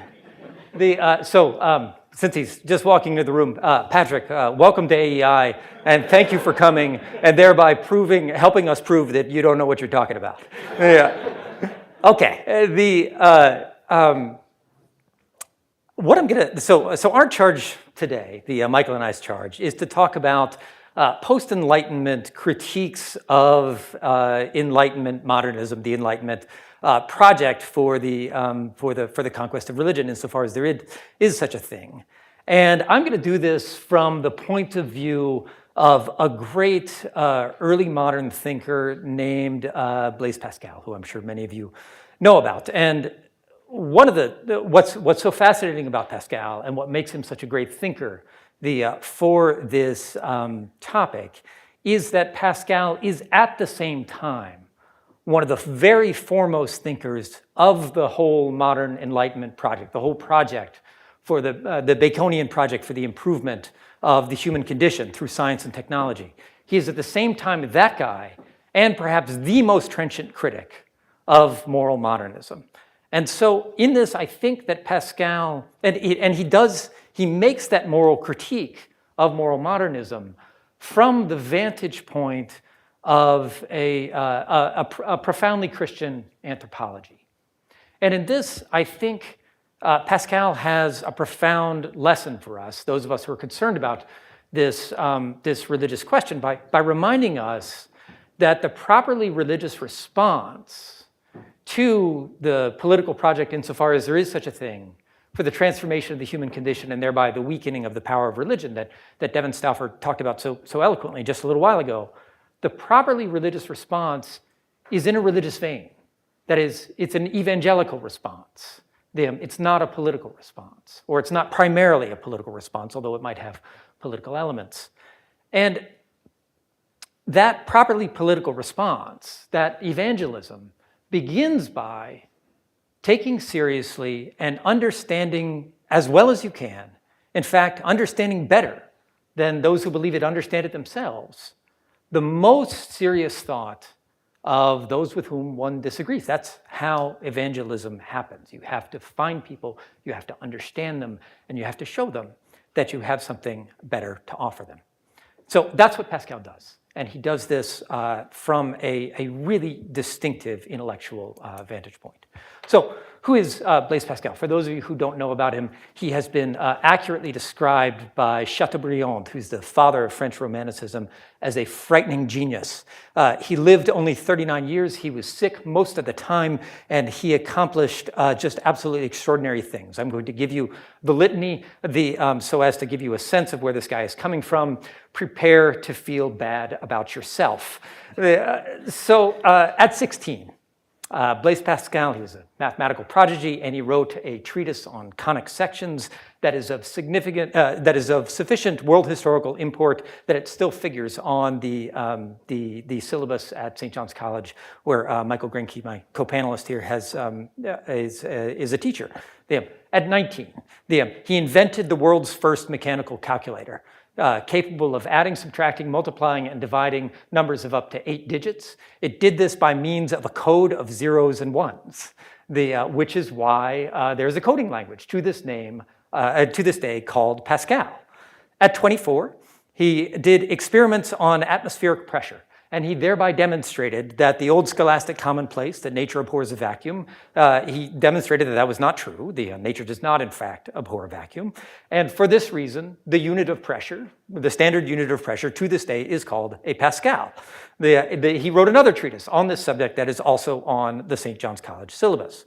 At 30, he wrote a treatise on what's called the arithmetic triangle, known as Pascal's triangle to most of us, which is crucial to laying the foundations of modern probability theory in mathematics. At 31, he experienced this extraordinary religious conversion. It's called his Night of Fire. And he went from something like a tepid Christianity to a much more serious Christianity, became much more ascetic in his practice, and at that point only increased his intellectual productivity. At 33, he wrote the Provincial Letters, a tremendous work of satire that waded deep into religious and political controversy. It was a serious cloak and dagger operation for which he could have been punished because he was making fun of the Jesuits, who were at the time the most powerful churchmen in France. And the cops were actually on his trail for his work in writing this book. The Provincial Letters are the greatest bestseller of 17th century France, and they are the classic standard of wit and elegance in French prose, so much so that even Voltaire, who obviously disagreed with Pascal about everything, knew that was a fantastic book and celebrated it as such. From 34 to 36, Pascal did historically significant work on a problem called the cycloid in geometry, and also helped develop integral calculus. Thereafter, in the last few years of his life, he wrote what are called the Pensées, this collection of the fragments of his work on a book that he died before ever completing, and that it's the first, as far as we know, published collection of posthumous fragments that has appeared as a literary work. Michael is engaged in another such project right now on Nietzsche. I think Pascal was the forerunner in that. The Pensées are at the same time perhaps the greatest work of modern Christian apologetics and the first work of existential philosophy. And then, in the last year of his life, Pascal helped invent the 5-cent carriages. This was Europe's first system of public transportation. He got together with some capitalist friends. I don't know if they were capitalists, they were rich. He got together with some rich friends to advance this project. They actually set it up and got it in motion. And Pascal intended his own share of the profits from this operation to go to relieve the sufferings of the peasants in a local agricultural region that was enduring a famine. And at that same period in his life, Pascal was so moved by the sufferings of the poor that he invited a poor family to live in his apartment with him. So he did all that, and then he died at the age of 39. These are the credentials of a first-rank contributor to that Baconian project for the improvement of man's estate. This is not somebody who just understands modern science. This is somebody who helps invent modern science. And it's from this point of view that he critiques what I'm going to call moral modernism in his philosophy of human things.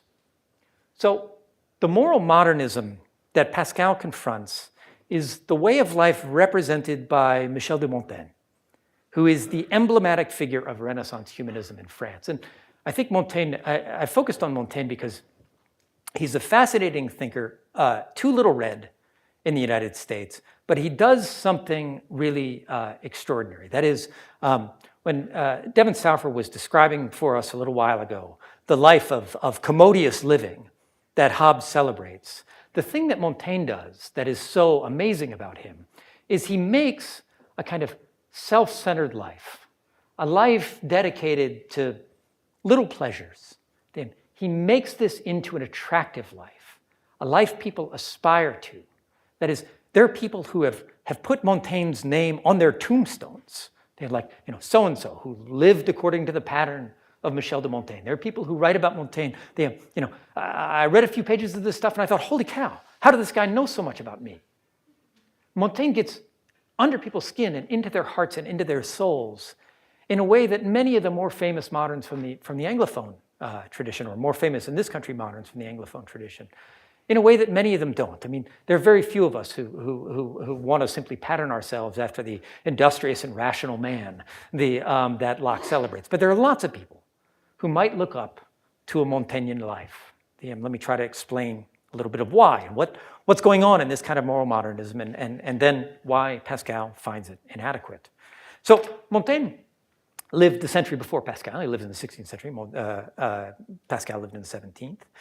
And he lived through France's exceedingly nasty three-way civil wars that took up the last 30 years of his life. And so he looked around and he saw these people who were killing each other over in nasty and horrible ways, and also in huge numbers. So they're killing each other over what he takes to be fine points of theological distinction. And so his way of addressing this, of attacking this, of trying to help with this problem is by suggesting to human beings that they should not be so serious, either about themselves or about the ultimate goals to which they dedicate their lives. And so Montaigne celebrates the virtue that he calls nonchalance, taking it easy. He gives a great example of this in his thinking about death, which came up in Devin and Phil's panel earlier. This is how Montaigne thought about it. He said, I want death to find me planting my cabbages, but nonchalant of it and still more of my unfinished garden. In other words, like, I'm out there in the garden and I'm planting cabbages, and you know what? There are some worms in my cabbages and I don't care. And I don't care that death comes and finds me at this moment either. I'm nonchalant about both my activities and my own human finitude. So this philosophy of nonchalance, of taking nothing too seriously, of gliding lightly over the surface of life, as Montaigne puts it, is a kind of attempt to dabble one's way to happiness. As Nietzsche puts it, Montaigne has a kind of sportiveness that I think Nietzsche at least partially admires. So you see this in the way that Montaigne dedicates himself to the various activities of his life. That is, he's a reader, but he wouldn't call himself a philosopher. In fact, he explicitly denies that he's a philosopher. He says, look, I'm just curious. You know, I just like to see what's out there. He's a traveler, but he's not a pilgrim. Or an explorer. He's basically just a tourist, right? He has love affairs, eventually a family. He doesn't expect too much from any of those things. He's taking it easy, moving lightly through life, living the good life, living a commodious life. He was an aristocrat who lived in a chateau. It was nice. But he's not all that excited about wealth or anything else either. And this, I think, is the kind of aspiration that really appeals to many modern people. You know, the New York life with a nice dinner and a cosmopolitan and a martini. I was slumming. You're sort of looking out over the world and you see all these human beings and all their passions, and you're just a little too cool for all of that. And that's the privilege that you enjoy as a modern human being, is not having to take anything too seriously. Okay, so Montaigne thinks the fundamental problem with human beings is that we want to get away from ourselves, reach outside of ourselves, as he puts it. And what he wants to teach us to do is stay home, in his vocabulary. He wants to show us that we can be complete unto ourselves, that there could be something such as nature complete without grace. So this way of life enjoyed a huge vogue in 17th century France and the time of Pascal. And it was immensely appealing to the rising class of those called the bourgeois gentilhomme. That is, people who were making some money and starting to enjoy the stuff that they could do with money and living like pseudo-aristocratic lives. And this was all fun. You know, this is a period of salon culture, and people are gambling and they're hunting and they're flirting, and it's great. And Pascal knows this well. He knows it from the inside. He knows lots of the people who are sort of leading in this. And he looks around and he says, this is all just a life of diversion. So, and this is where the Pascalian critique of something like the Hobbesian life that Devin Stauffer described for us earlier comes into play. That is, as people live more commodious lives, they don't actually get more at ease with the world. They actually get more anxious. And that's what I'll go on to describe here. So why do we love diversion? Why do we love distracting ourselves? That's what diversion literally means, turning away. Turning away from what? Turning away from us. That is, Pascal famously says that the reason for all the trouble in the human world is that human beings can't sit alone in silence by themselves in a room. We just got to get out there. Why? What are we running from? What Pascal thinks we're running from is this massive gap between what we get and what we want. He tells us that human beings want happiness, but human beings are fated for suffering. Human beings want knowledge, but human beings are fated to ignorance. Human beings want life, but we're fated for death. Human beings want justice, but what we often get is force tricked out with slogans. For Pascal, man is the paradoxical animal. We're a kind of monstrosity. We're unnatural. We're a question. And that's because of this unbridgeable divide between the two parts of us, between our aspirations, our reality, our greatness, our misery, both of these things being equally real. And so you get this in this famous passage that Pascal has on what he calls the thinking reed. He says, a human being is a reed, like a blade of grass. It's as fragile as a blade of grass, right? We can be killed by a vapor or a drop of water. This is extraordinarily prescient in the COVID age. But at the same time, he said, it tells us the universe doesn't need to take up arms to crush us. All it takes is a drop of water. Anything can kill us. But at the same time, he tells us, we have this extraordinary mind that can think the thought universe. And that's the greatest thing in the world. Like the universe, as far as we know, it never thinks anything at all. We think. That's this gap at the center of the human person. This is this contradiction. That is us, where the world of extension and the world of thought meet. And Pascal says, this makes us totally inexplicable to ourselves. We can't understand the basic reality that is us, this meeting point of thought and matter. No, and no more can we think our way out of this kind of unsettling reality, this kind of perplexity that is man. So, case in point, I think for a moment about justice. Montaigne has this famous line in which he says, "The laws are not laws because they are just. The laws are laws because they are laws. That is the mystical foundation of their authority. They don't have any other, and that's good." So in other words, Montaigne is taking a radically conventionalist position.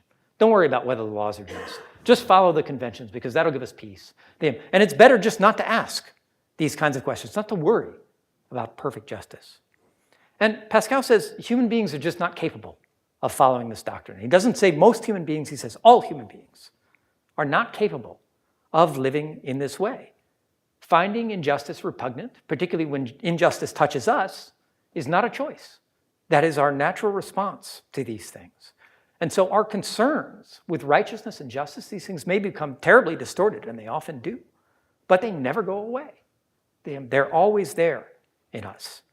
No one is, at bottom, nonchalant about the injustice of the human world. So Pascal proposes for us a radically different anthropology. He tells us, l'homme passe l'homme. Man transcends man.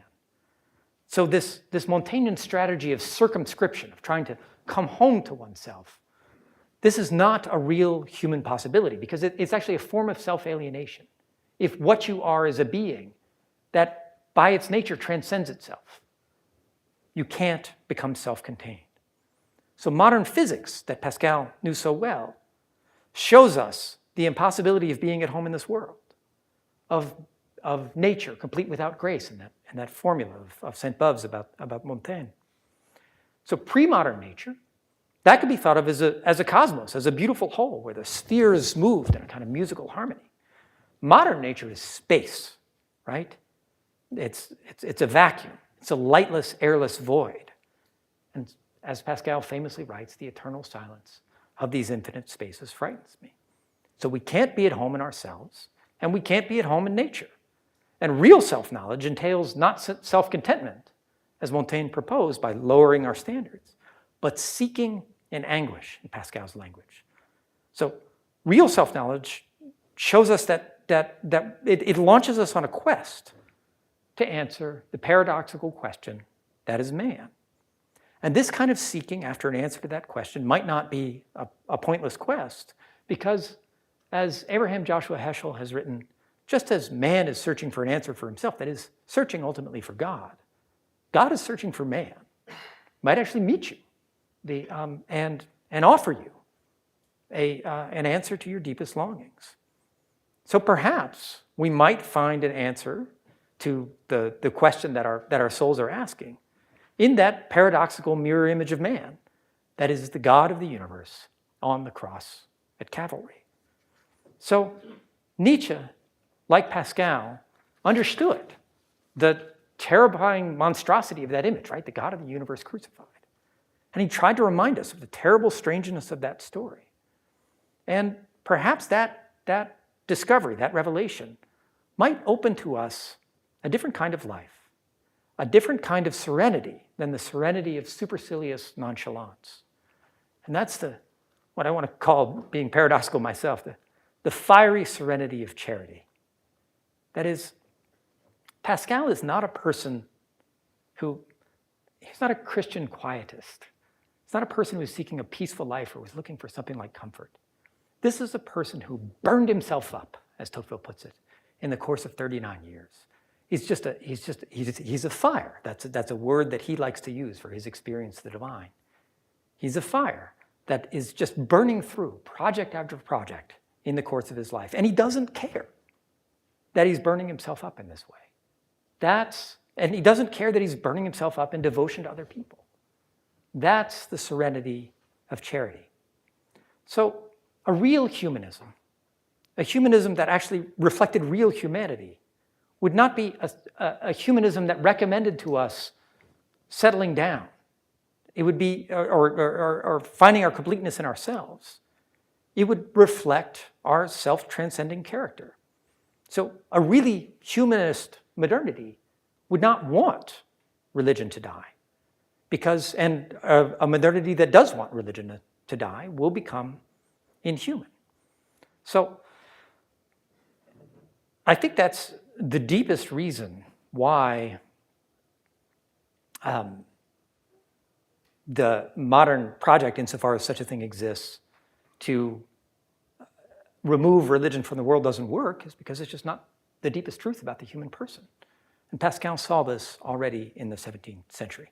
So I'm excited to hear what Michael Grinke will tell us about Nietzsche, who's another critic of the Enlightenment, and one who listed both Montaigne and Pascal as two of his few true intellectual companions, although for very different reasons. Thank you.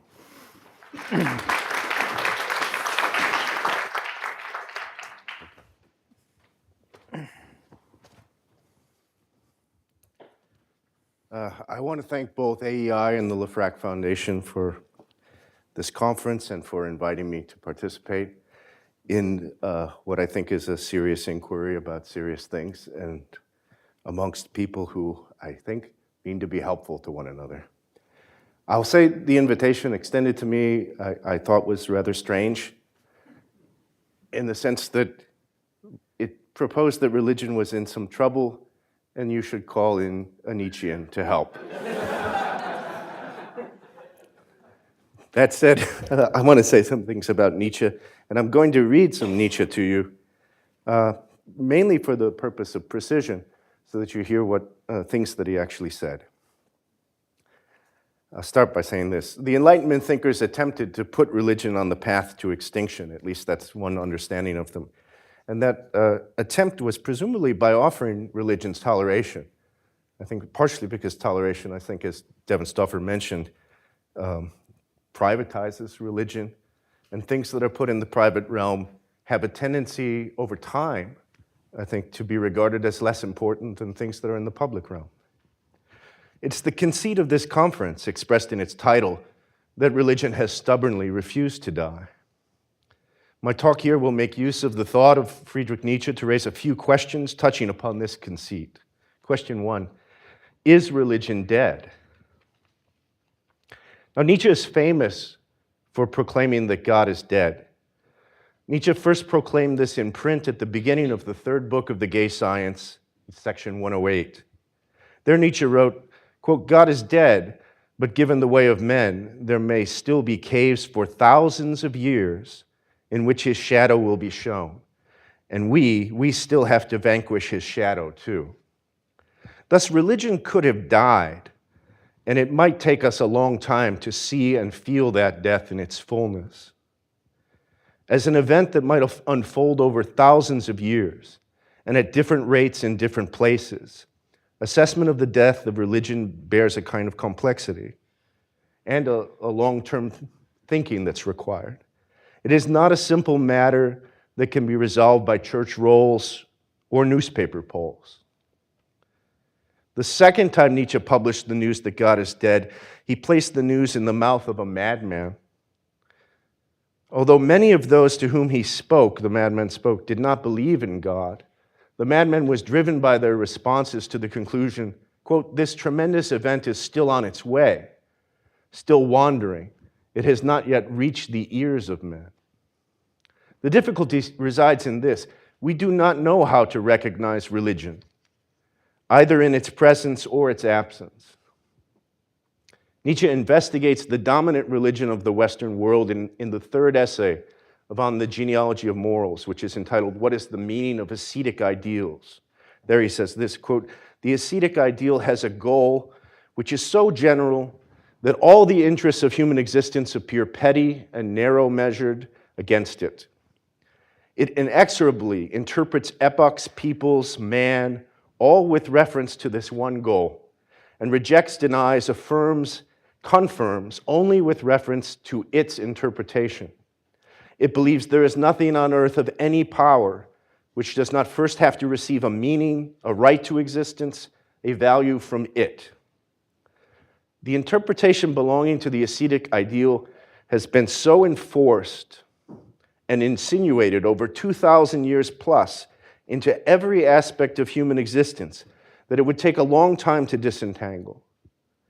This insinuation has been so thorough and far-reaching that even things that profess themselves to be the opponents of religion, like science and philosophic reason, are still examples of the religious ascetic ideal. Both the scientist and the philosopher have a faith in truth, in the truth as unconditionally good, absolutely and always. And what is unconditional, absolute, and always belongs to another world than this transient world. If both truth and untruth, trust and mistrust, should occasionally prove necessary or advantageous, then Nietzsche asks, quote, from where would science then be permitted to take its unconditional faith or conviction on which it rests that truth is more important than any other thing, including every other conviction? Precisely this conviction could never have come into being if both truth and untruth constantly proved to be useful, which is the case. Thus, the faith in science, which after all exists undeniably, cannot owe its origin to such a calculus of utility. And then Nietzsche comments, and with that we stand on moral ground. Nietzsche offers critiques of science and philosophy that show that they are not rational through and through. They are founded upon starting points that are not themselves derived from rational processes. Rather, these starting premises are taken on trust, grounded in faith.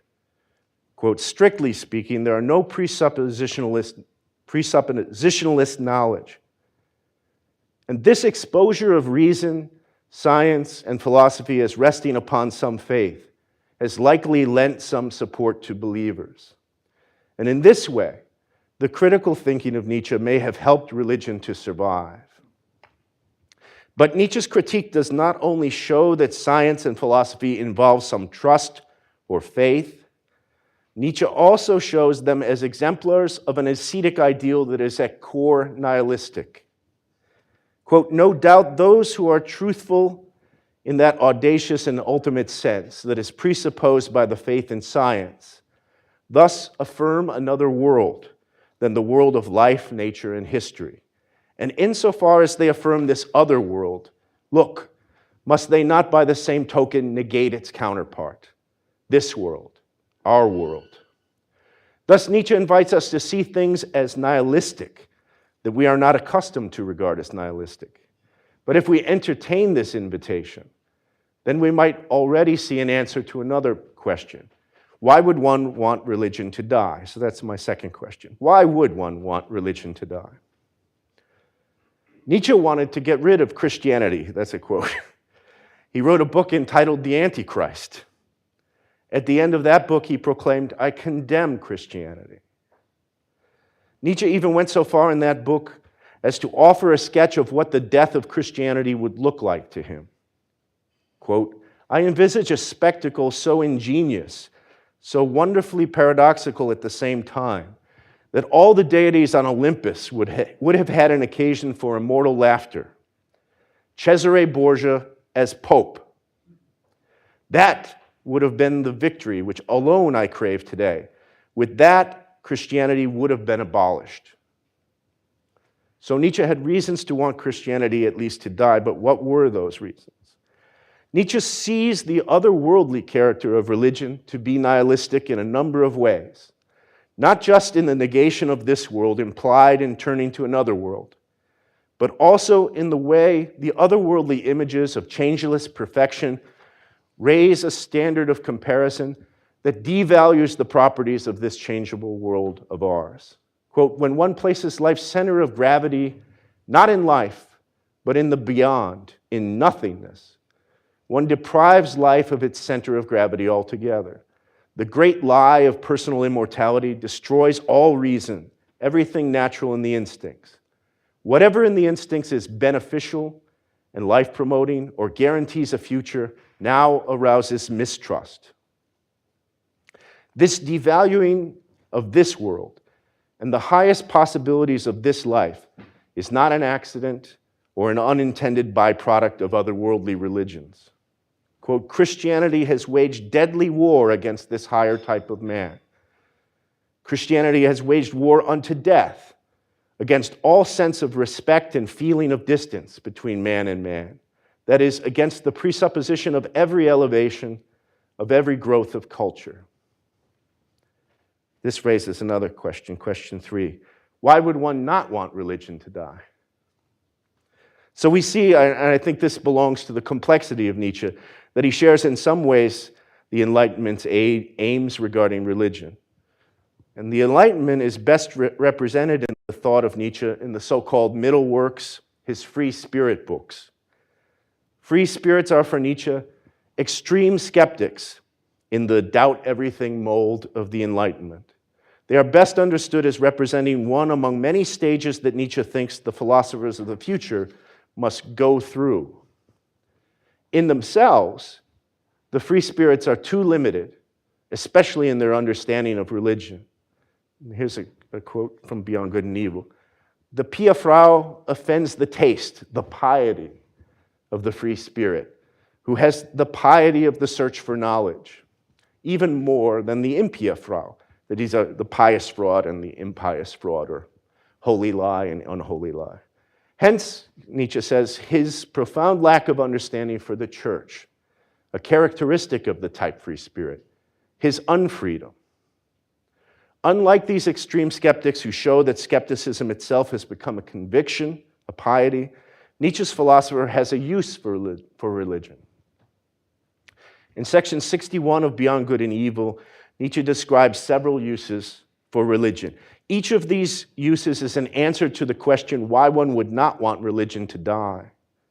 I'll read this section in its entirety, but I'll offer some commentary and pauses in between parts of the passage. So, the philosopher, as we understand him, we free spirits, as the man of most comprehensive responsibility, who has the conscience for the collective evolution of mankind, this philosopher will make use of the religions for his work of education and breeding, just as he will make use of existing political and economic conditions.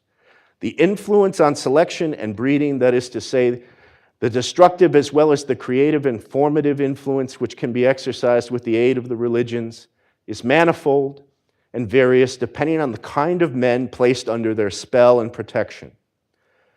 For the strong and independent, prepared and predestined for command, in whom the art and reason of a ruling race is incarnated, religion is one more means of overcoming resistance so as to be able to rule, as a bond that unites together ruler and ruled, and betrays and hands over to the former the consciences of the latter, all that is hidden and most intimate in them, which would like to exclude itself from obedience.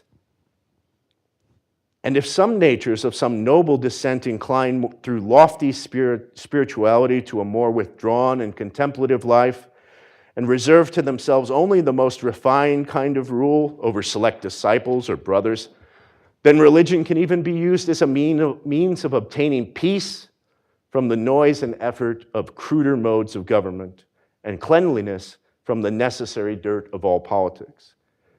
Thus did the Brahmins, for example, arrange things. With the aid of a religious organization, they gave themselves the power of nominating their kings for the people, while keeping and feeling themselves aside and outside as men of higher and more than kingly tasks.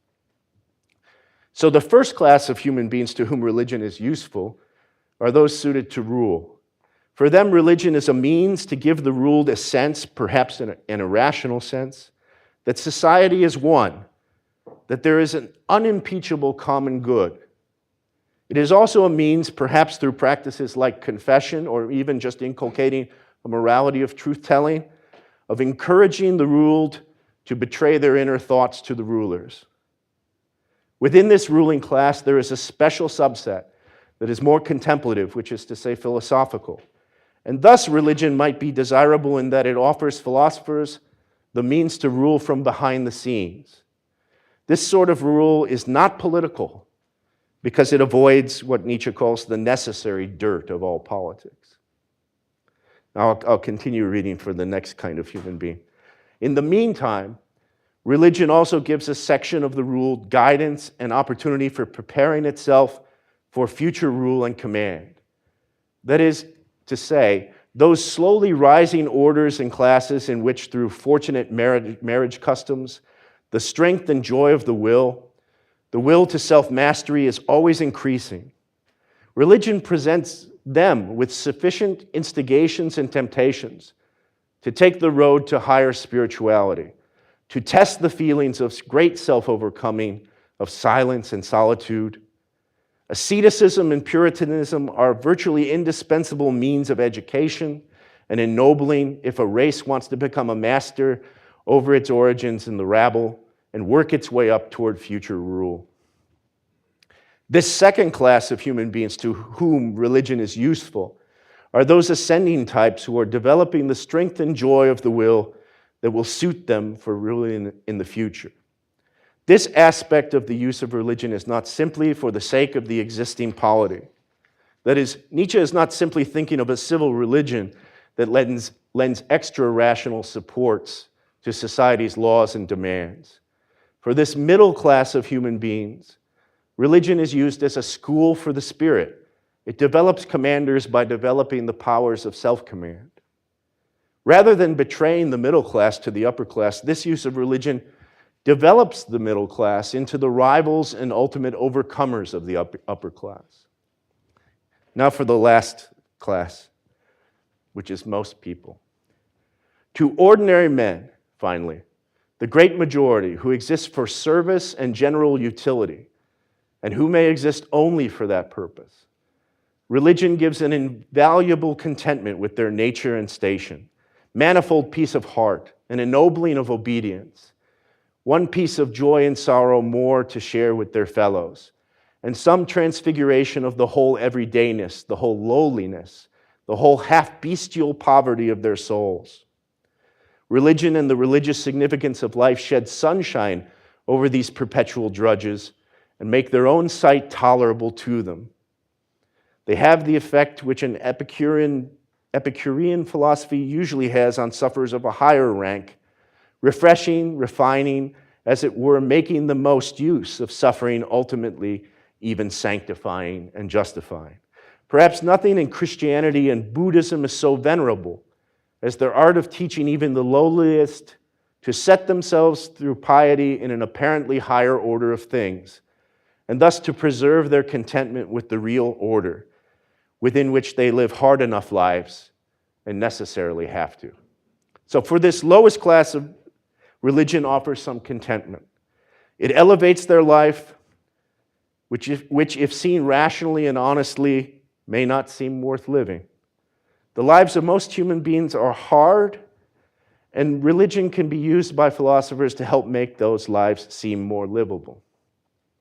Thus, Nietzsche's answer to the question, why does religion refuse to die, is simple, although the details need varied and multiform elaboration.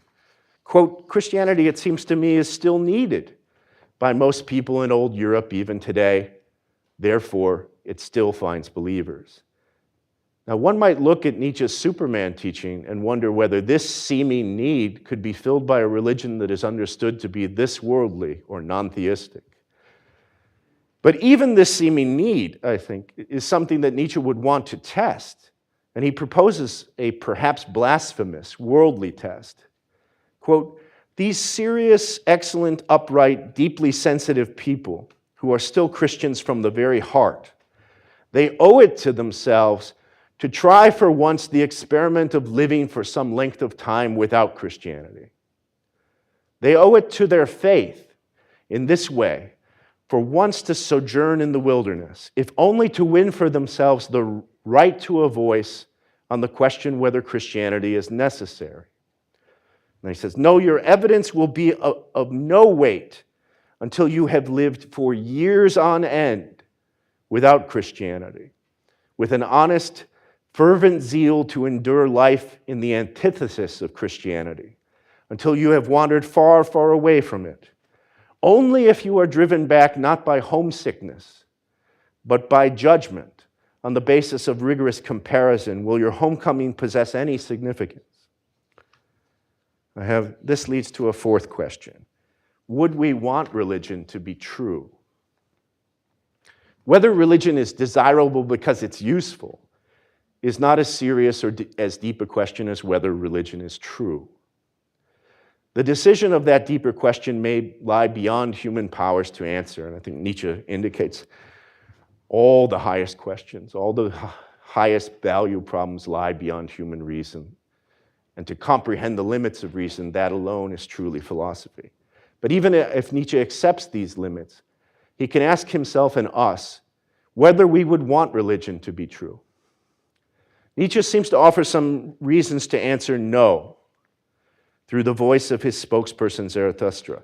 In the episode in Thus Spoke Zarathustra entitled On the Blessed Isles, Zarathustra says a couple of things. First, he says, if there were gods, how could I stand not to be a god? Therefore, there are no gods. And then a little later in the same episode, he says, what would there be to create if gods existed? That is, Nietzsche indicates he, maybe not all of us, but he would not desire there to be gods because their existence would diminish human beings and deprive them of some of their highest possibilities. For example, the example he points to, the opportunity to create, and perhaps he means there the opportunity to create the world. So this leads me to one final question. What if religion is true? What if religion is true? Suppose that with no regard to our desires or wishes on this matter, religion is true.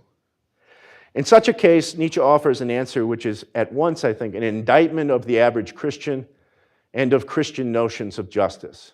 Here's what he says. This is Human to Human 116. It's entitled The Everyday Christian.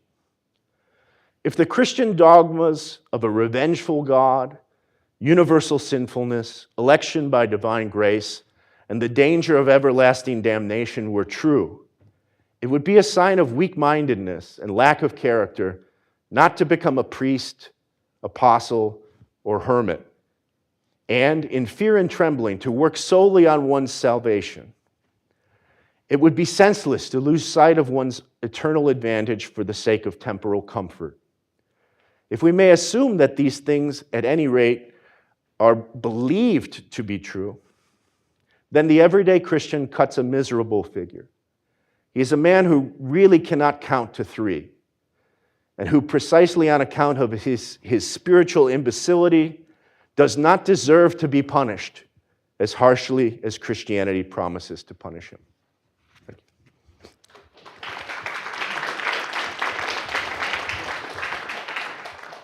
Thank you both. I think I'm a terrible ruler for letting you both go over, but that's okay. I have a couple of questions for you before we get to the general Q&A. But we just heard about two thinkers who are very different, but one commonality is that they find something deeply objectionable about the modern tradition. For Pascal, modernity leaves us restless and can't fully satisfy us. And for Nietzsche, modernity, including certain religions, unbends the bow, as it were, and doesn't lead to the highest human possibilities. So for both, something is missing. And I'd like to hear from both of you on the questions I'm about to ask, but I suspect that you disagree, so I hope you engage each other as well. So as Dustin indicated in his remarks earlier, last year Garson made that comment that the two thinkers that you both spoke about seem to represent two fundamental alternatives for young people today, or a certain kind of young person. I'm interested to know why you think that is, and then following up on John Silver's question last night, if you think that there is something wrong with the more Bappian interpretation, what is wrong there, and why are these people mistaken in that particular way? Yeah, I'll start.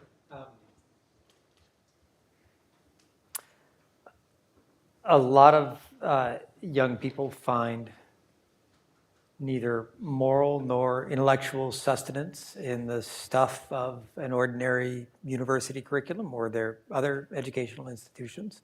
And they're drawn to things that are bracing and contrary to the spirit of the times. With respect to the BAP option, I think that the problem with that is that it's I don't know that much about BAP except what I read on Twitter. But what it seems to me from the young people that I've known who've been attracted to these kinds of things is that the difficulty with them is less that they're too Nietzschean than that they're not Nietzschean enough. In other words, I would much prefer to see these young people studying with people like Michael, who would actually lead them to understand the depth and seriousness of what Nietzsche is about, than this kind of shock jock Nietzsche that seems to attract so many of the young. And so I think that's, in this sense, I think it's very hard to push back against the useful taste, which I think is growing, for immoderate thinkers by simply recommending moderation. I think one has to instead figure out where the immoderation is going, follow it, and see if one actually has something truer to offer it than the stuff that the poor substitutes that I think lots of people are mistakenly contenting themselves with right now. Yeah, so maybe you're making me think about young people. Yeah, what are we to do with them? They're not, in the fullest sense, really suited for education. They have excess energy, and they want to do things. Yeah. And they have a lack of finesse that means they're primed for what one might call extreme positions. It's part of youth. I think there's a passage in Beyond Good and Evil in 31 where Nietzsche indicates, someone lives for 20 years and then they turn against what they had been taught before. Mm-hmm. And they tend to turn against it in an overreaction. And then 10 years later, they come and correct that overreaction. But Nietzsche says that first overreaction was just youth itself. So I think if you want to grab the youth and lead them into serious pathways, it's a very difficult matter. And I see this in Nietzsche's rhetoric. For me, Nietzsche is not an extremist, I want to say, but a man who draws necessary conclusions that other people either refrain from saying in public or refrain from thinking altogether, for the most part. But Nietzsche's rhetoric tries to address human beings as being more than minds. It's designedly, and I read some of it, I hope I didn't read it too badly or give you an impression I'm too enthusiastic about everything, but it's designedly punctuated with pauses and tempo to try to engage the body in the way things like music engage the body. And he is trying, in a way, when he appeals to the youth, it's very strongly an appeal to a body that's undergoing transitional change, that isn't used to itself. Right? You see young people, they're very clumsy because they don't know how big they are, and they don't know what they're feeling because they haven't felt it for very long. All these things really get in the way. And I think Nietzsche sometimes has some rhetoric that would engage these people to do rather extreme things, as human beings often have, like go to war, or, I don't know, firebomb a police station.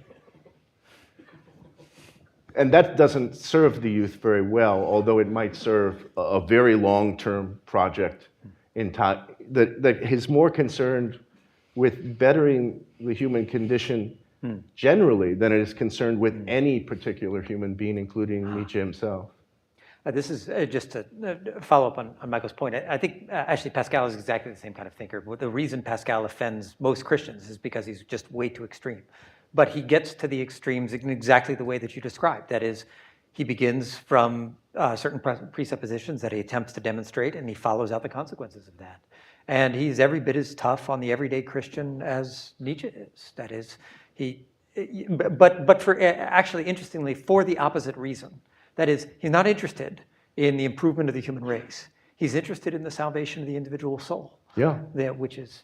Which is maybe one of the reasons. These are goals that are hard to make compatible, I think. Yes. No, but I think some of our previous speakers did indicate a compatibility. Mm-hmm. That is, I think, how would I say?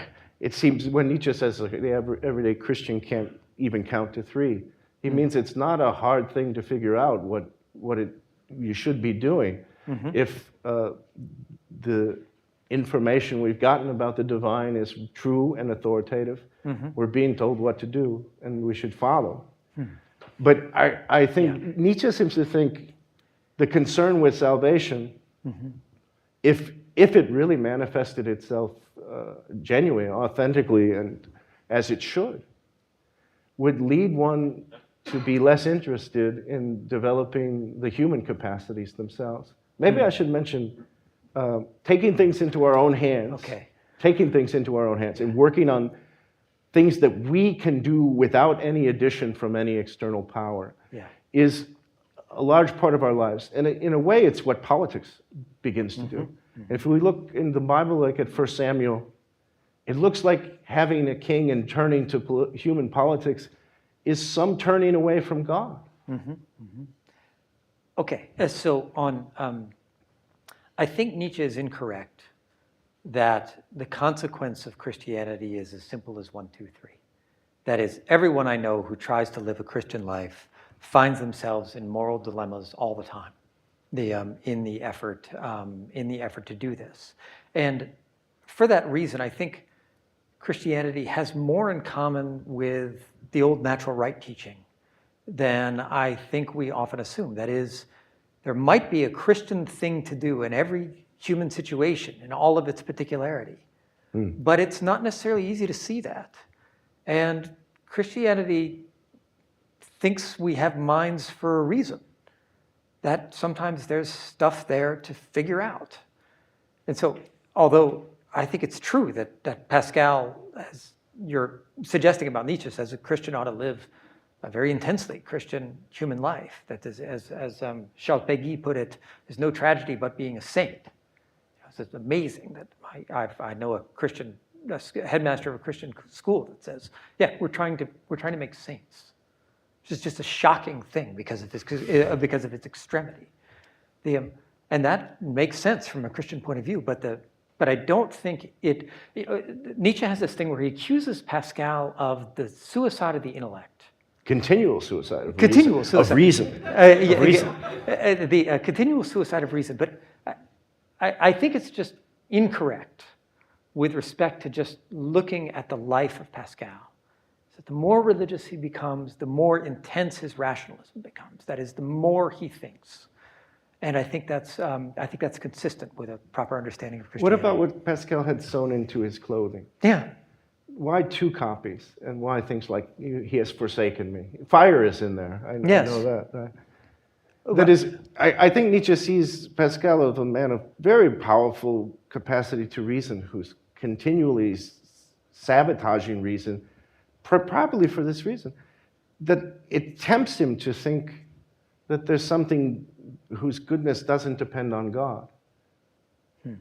And he's, in that passage about the continual suicide of reason, I think Nietzsche indicates that Pascal is continually folding himself back on himself like a worm trying to protect itself from something that he's too sensitive to. Nietzsche also says, I think, on the genealogy of morals, that Pascal blames sin for corrupting his reason. But Nietzsche says it was Christianity that corrupted his reason, that made him feel like he couldn't enjoy the full joy of the human intellect.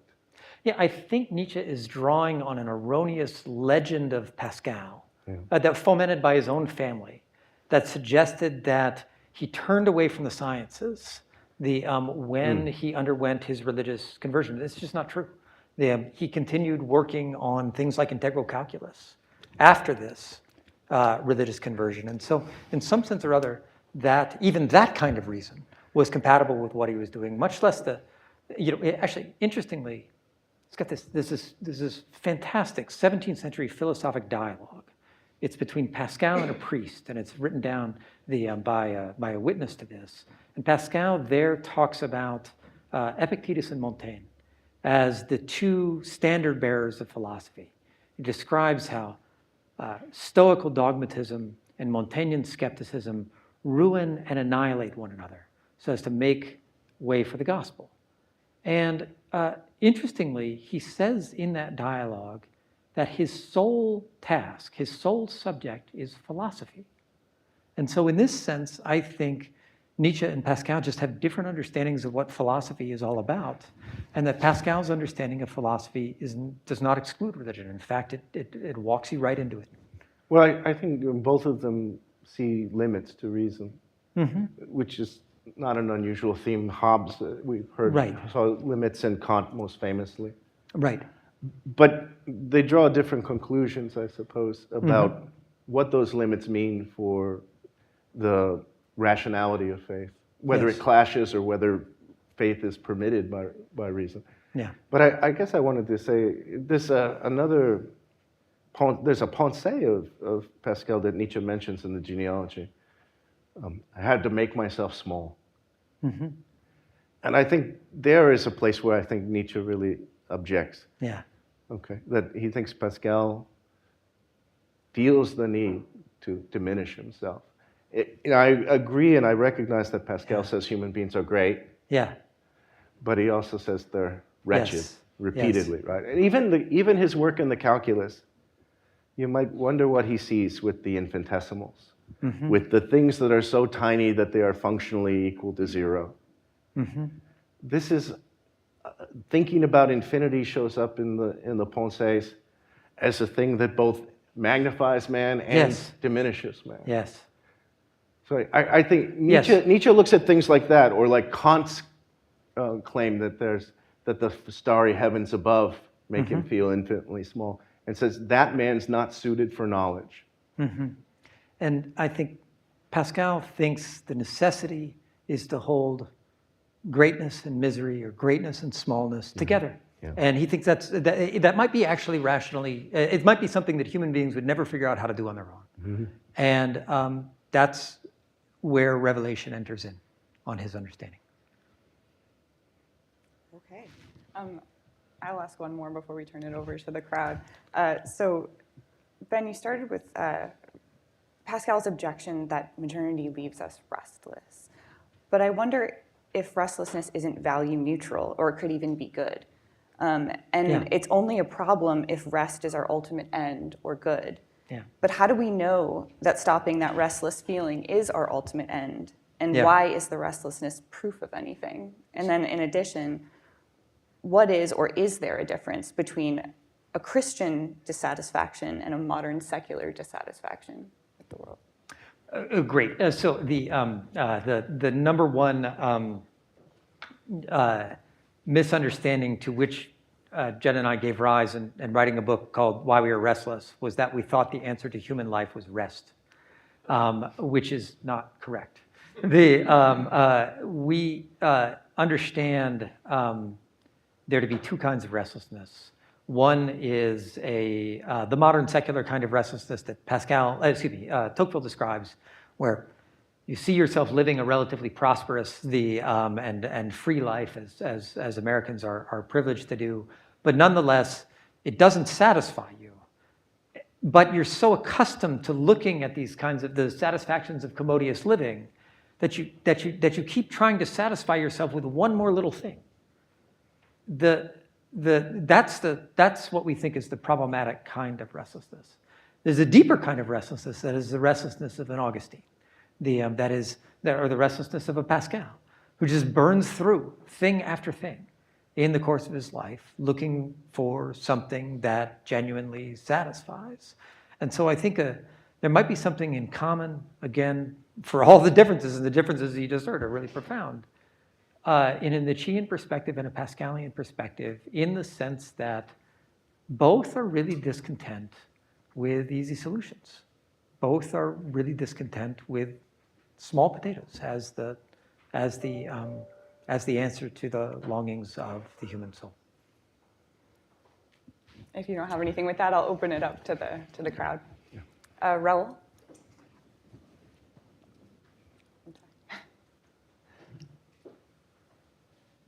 Thank you both for your illuminating comments, and it was really quite beautiful to see you both thinking about Nietzsche and Pascal, who are very important thinkers. I wanted to ask a question about Nietzsche, I think shortly before he went insane, maybe a few months before, he says of Pascal, the man whom I almost loved. Very interesting comment. But I wanted to ask you, what is ultimately sort of Nietzsche's critique of Pascal, of religion, really? I mean, he mocks sort of the suicide of reason, but ultimately, in some ways, that's not a good enough attack. Nietzsche has to attack, I think, what you'd call the fortress of Orthodox faith, which is what Pascal defends, and that's the hidden God, God's omnipotence and the hidden God. And I was wondering if you could just touch on that, and maybe on Pascal's defense of the hidden God. I'll say something about Nietzsche. I don't know that Nietzsche experiences in Pascal any sufficient defense. That is, the hidden God is an object about which one can't make any claims of truly hidden God. And I think sometimes Nietzsche makes reference to things like this, those that cry out in the wilderness to the unknown God. But about those things, without any evidence of the truth, there's nothing compelling about any of those claims. And there's anything that can be said in an articulate and substantial way is not hidden anymore and is subject to analysis. Now, I think when looking at Pascal, Nietzsche has to consider something, and whether Pascal has any access to revelation. This is the thing that one has to consider. This is I want to say, the real citadel. And Nietzsche actually takes this up in Beyond Good and Evil a couple of times. The third main part is entitled Das religiöse Wesen, the religious being. I think it's badly translated in most of the translations. And Nietzsche focuses attention on the saints. And he pays attention to how much the saints pose a challenge to other human beings. How much other human beings maybe fear what they think they see in the saint. And one of the things he mentions is the thought that they might have access to secret messengers. That is, that they might actually have access to revelation. Now, how does one deal with revelation when one hasn't had any personal experience of revelation? And that is, you have no personal and direct evidence, you can say, at least none that you can recognize. And what you have is the claims of others, which themselves, those claims are not revelations. So it's a very difficult thing to deal with, but I think it invites trying to assess the quality of the model of the human being who's testifying to you. And that's really where he turns to looking, I think, at Pascal. It's not at all an extended passage. And so I don't think there's much one could say in terms of prolonged and rigorous explanation of his dispute with Pascal. And I think, as Ben mentioned, at the end of the second supplement to Human All Too Human, or I think that's what you alluded to, Nietzsche describes a descent into Hades of his own, where he would meet eight individuals, historical individuals in Paris, 4 pairs, by whom he would wish to be judged and against whom he would wish to be measured. And Pascal is one. Montaigne is another. So that is, these are the people that Nietzsche thinks are deeply serious and impressive, and possibly, at one point in time, an occasional object of love. Yeah. But I think what Nietzsche doesn't want to do is accept the testimony of somebody who repeatedly presents humanity as wretched, when Nietzsche thinks there are exceptions to that. I think from what he said about the average human being, he's not disputing that assessment from Pascal in that way. But he does think there are people who can be alone and who do not need to be diverted from themselves. And the picture he gives in Thus Spoke Zarathustra at the very beginning is a man who goes away and lives in a cave for 10 years. And he doesn't tire at all of that or become lonely or weary. He's gathering wisdom and he's enjoying solitude and his own spirit. So 10 years alone, no diversions, or no trips to the liquor store. Dustin? I just wanted to. This is an amazing distinction, I think, between Nietzsche and Pascal, which is that Pascal really is. My jaw drops every time I contemplate what this man accomplished in his life intellectually. It's really astonishing.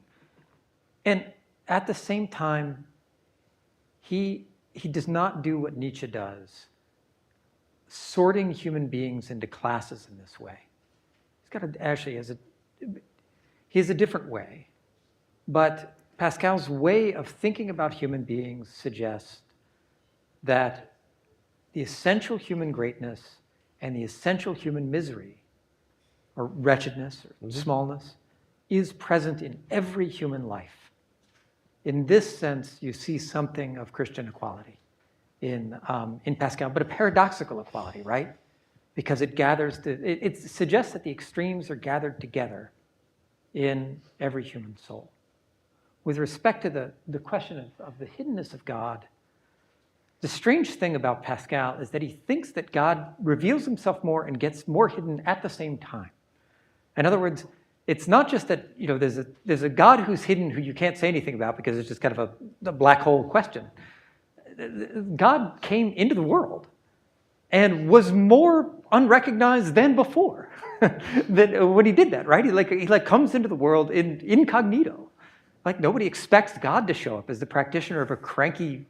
It's like one of the Amish, a cranky out of the way religion that is not a serious player in world affairs.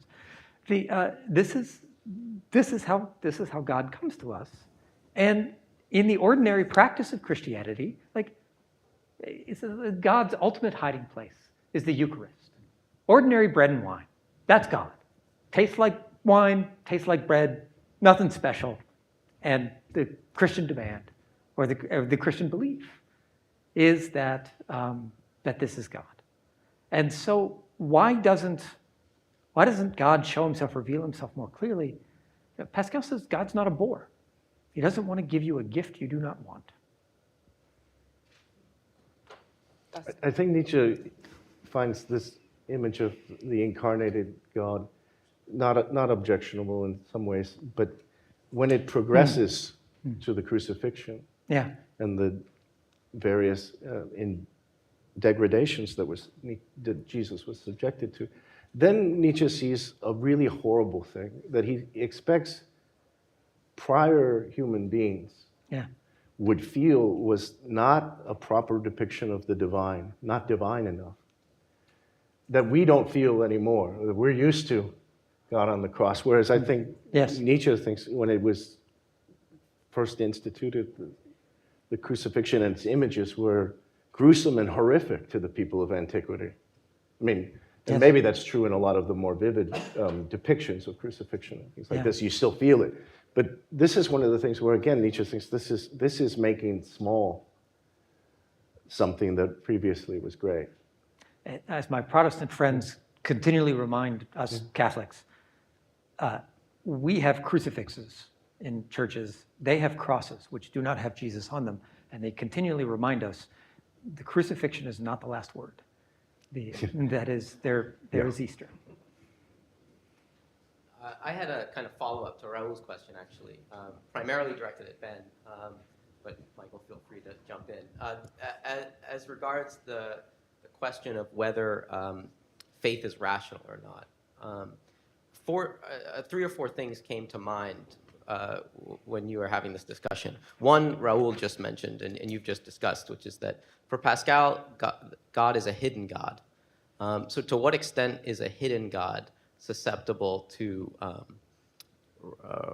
reason, the grasp of reason?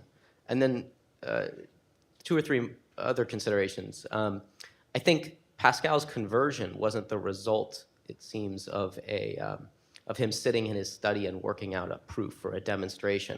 It was precipitated by an event, and it came on very suddenly. So the conversion itself seems not to have been strictly rational in the way that you might, find the solution to a math problem or something like that. And then I think the note that he sewed into his coat pocket, it said, among other things, the God of Abraham, Isaac, and Jacob, not the God of the philosophers. And the final thing I'll mention that I was wondering about was Pascal's wager, which you didn't mention. It seems to me the presupposition of making that wager is that you don't know. That you don't know which of the two options you ought to choose. And that seems to cut against the view, to my mind, that for Pascal, faith is rational in a simple or clear way, at least. Thank you, Dustin. I think the best way that the question of Pascal's conversion, or the so-called Night of Fire, in which he talks about the God of Abraham, Isaac, and Jacob, and not the God of the philosophers, what Pascal is describing there is God as a person. And I think what he would pitch, or the question he might pitch to a philosopher like Descartes, who has a sort of first mover God, who at that point is just too dignified to mess around with worldly stuff, is why would God be less of a person than you are?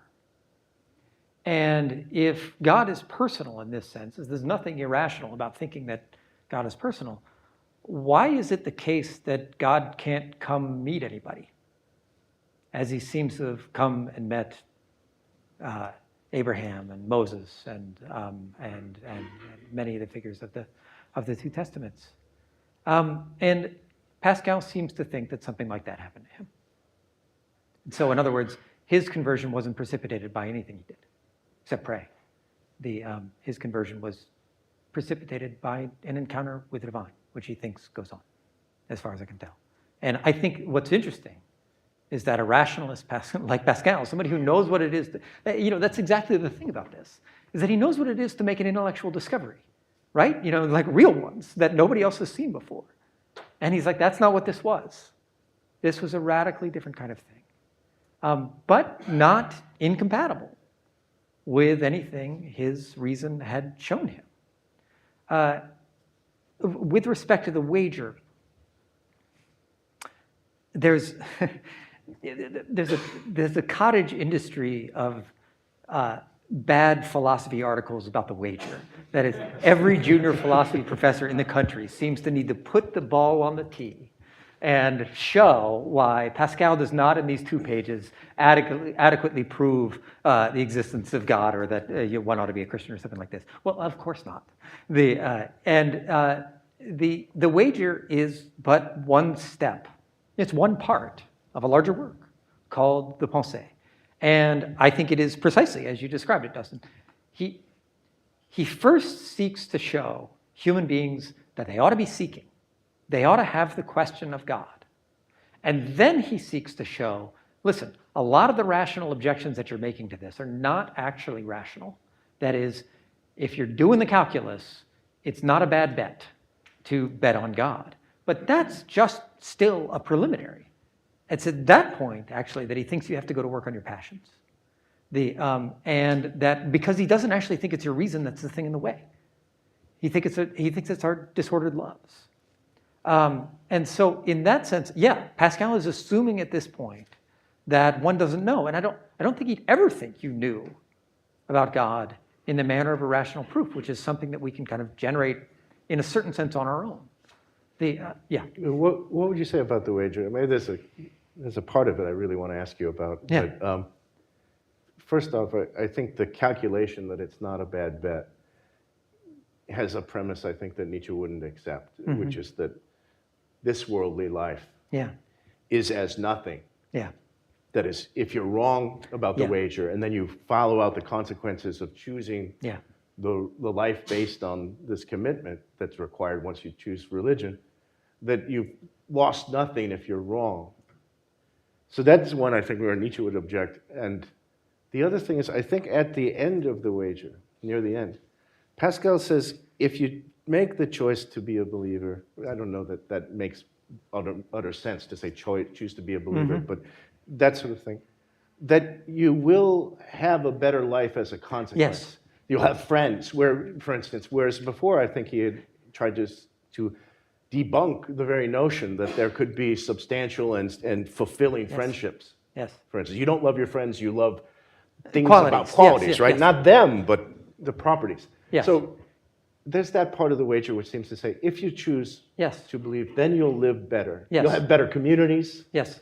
So what is the status of that claim? How does that fit into the wager? Well, I want to object slightly to the very last part, Right. which was that you'll have better communities. Nietzsche is, excuse me, Pascal is not presenting this as a program of political improvement, but your larger I point, don't yeah. mean that. I mean, he just seems to indicate, as a consequence, Yes. you'll have better human Yes. society. Yes, yes, yes. Yeah. You get the possibility of love, Yeah. which is otherwise impossible, and that is on Pascal's understanding. He thinks that, as this is where Pascal is really extreme and terrible, where he says all human beings naturally hate each other. Tough. Does that possibility of love depend on grace? Yes. Yeah, and so how does your choice with regard to the wager Yeah. ensure the benefits of grace? It doesn't. That shouldn't, right? It doesn't ensure it, right? Yeah. It's you've got to get yourself out of the way. Yeah. And then maybe God will help you with this. That's the maybe part. Yep. Which doesn't justify exactly what he says. Because maybe not. I see Maybe what you make the choice and you don't get love. And Pascal believes, Pascal does not want to give himself or any human being the credit of saying, if you do this kind of certain therapy on yourself, you can guarantee yourself the salvation. That, for Pascal, is a heresy, that ultimately salvation is a gift. But he believes in a God who gives the gift. So what's the kind of greatness that human beings can have if that greatness never merits salvation? Does it make sense to say, Yeah. what one might say, I'm great and I deserve what belongs to greatness? I think it would just require dislocating the eye. In other words, Yeah. you can live God's life. What's greater than that? If you'll forgive my interruption. Sorry. We have lunch waiting for us outside. We're going to reconvene in an hour at 1:30. But in the meantime, please join me in thanking our panelists. That was fun.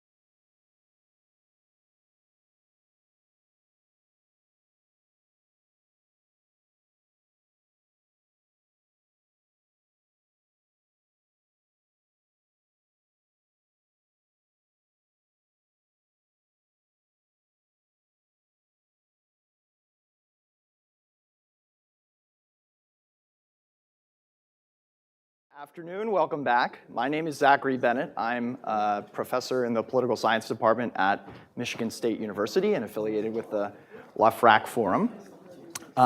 It's now time for some pre-modern wisdom. We have talked about the contemporary situation of religion. We've talked about some of the early modern origins of this contemporary situation and some the thought of some modern thinkers on this situation. And now we're going to turn to the ancients and medievals. So let me read to you the question that has been posed to our panelists here, and then I'll introduce them briefly and turn it over to them. It's this: how did pre-modern traditions of reflection, against which the Enlightenment arose in the first place, understand the place of religion in public life? Or in other words, how did they see religion and politics as inseparable?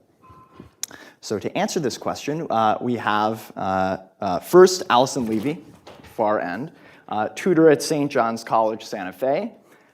Dr. Levy holds a PhD in political science from Boston College, and she is a scholar especially of classical political philosophy and even more especially Thucydides, which you'll see for yourself soon enough. Then we'll have Nathan Pinkoski. Dr. Pinkoski is a visiting faculty fellow at the Hamilton Center at the University of Florida. He holds a DPhil from the University of Oxford. He's the author, editor, and translator of numerous academic and popular works, and I understand that he is currently at work on a book titled Writing Political Philosophy and the Pursuit of Wisdom, Arendt, Strauss, and MacIntyre. Last but not least, we'll hear from Dr. Karen Taliaferro, who is assistant professor in the School of Civic and Economic Thought and Leadership and affiliate faculty in the Center for the Study of Religion and Conflict at Arizona State University. She holds a PhD in Government and Islamic Studies from Georgetown University, and she's the author of The Possibility of Religious Freedom, Early Natural Law and the Abrahamic Faiths. So, Dr. Levy.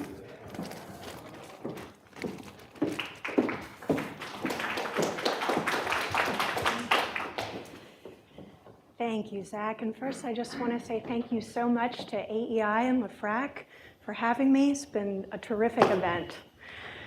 I'm going to try briefly to indicate some chief points of how the ancient Greek philosopher Thucydides understood the connection between religion and politics, as suggested by his History of the Peloponnesian War.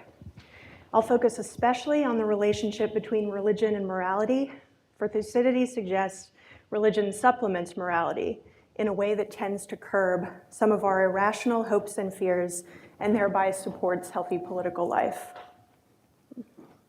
We'll start by looking at the exemplar of piety in the work, Sparta, the great traditional power that Thucydides contrasts so helpfully with its antagonist in the war, enlightened progressive Athens.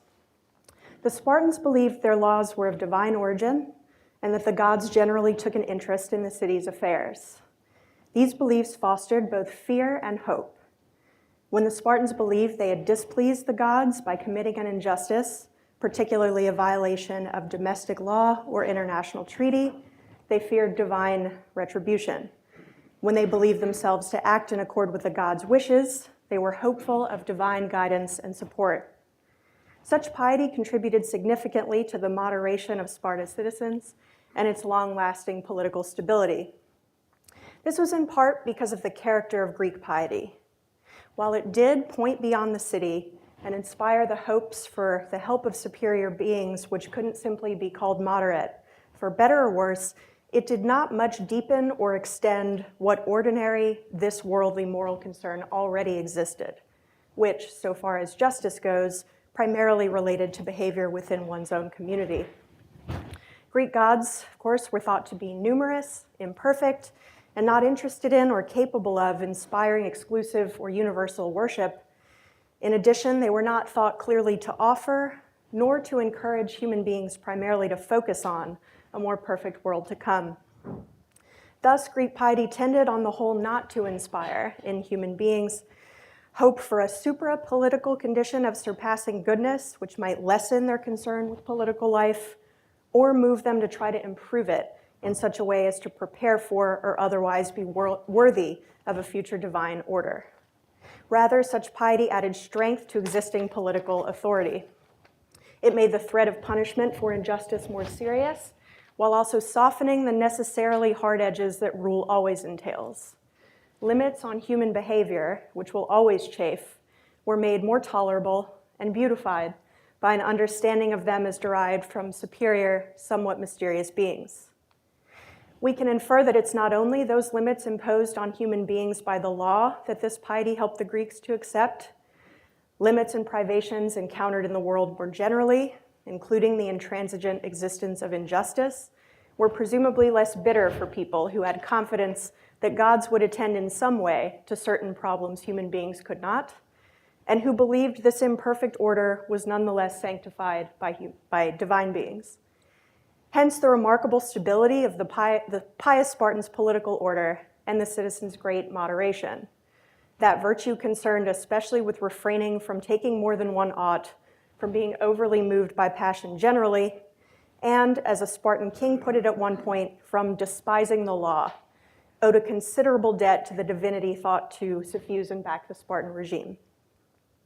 However, because Greek piety wasn't simply subordinated to the city's concerns, in acting piously, the Spartans did not always do what was most reasonable for the city. For example, Thucydides indicates that when they thought they'd violated a peace treaty, the Spartans grew fearful of taking any action whatsoever, as they believed the gods might cause any enterprise of theirs to fail. When they thought they were following the treaty and the law more generally, they were complacent about addressing pressing threats to themselves and their allies.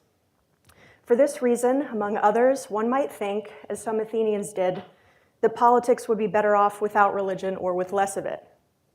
However, the consequences Thucydides shows of efforts to put this thought into practice suggest that stripping away pious irrationality doesn't tend to reveal a rational core, at least in most of us.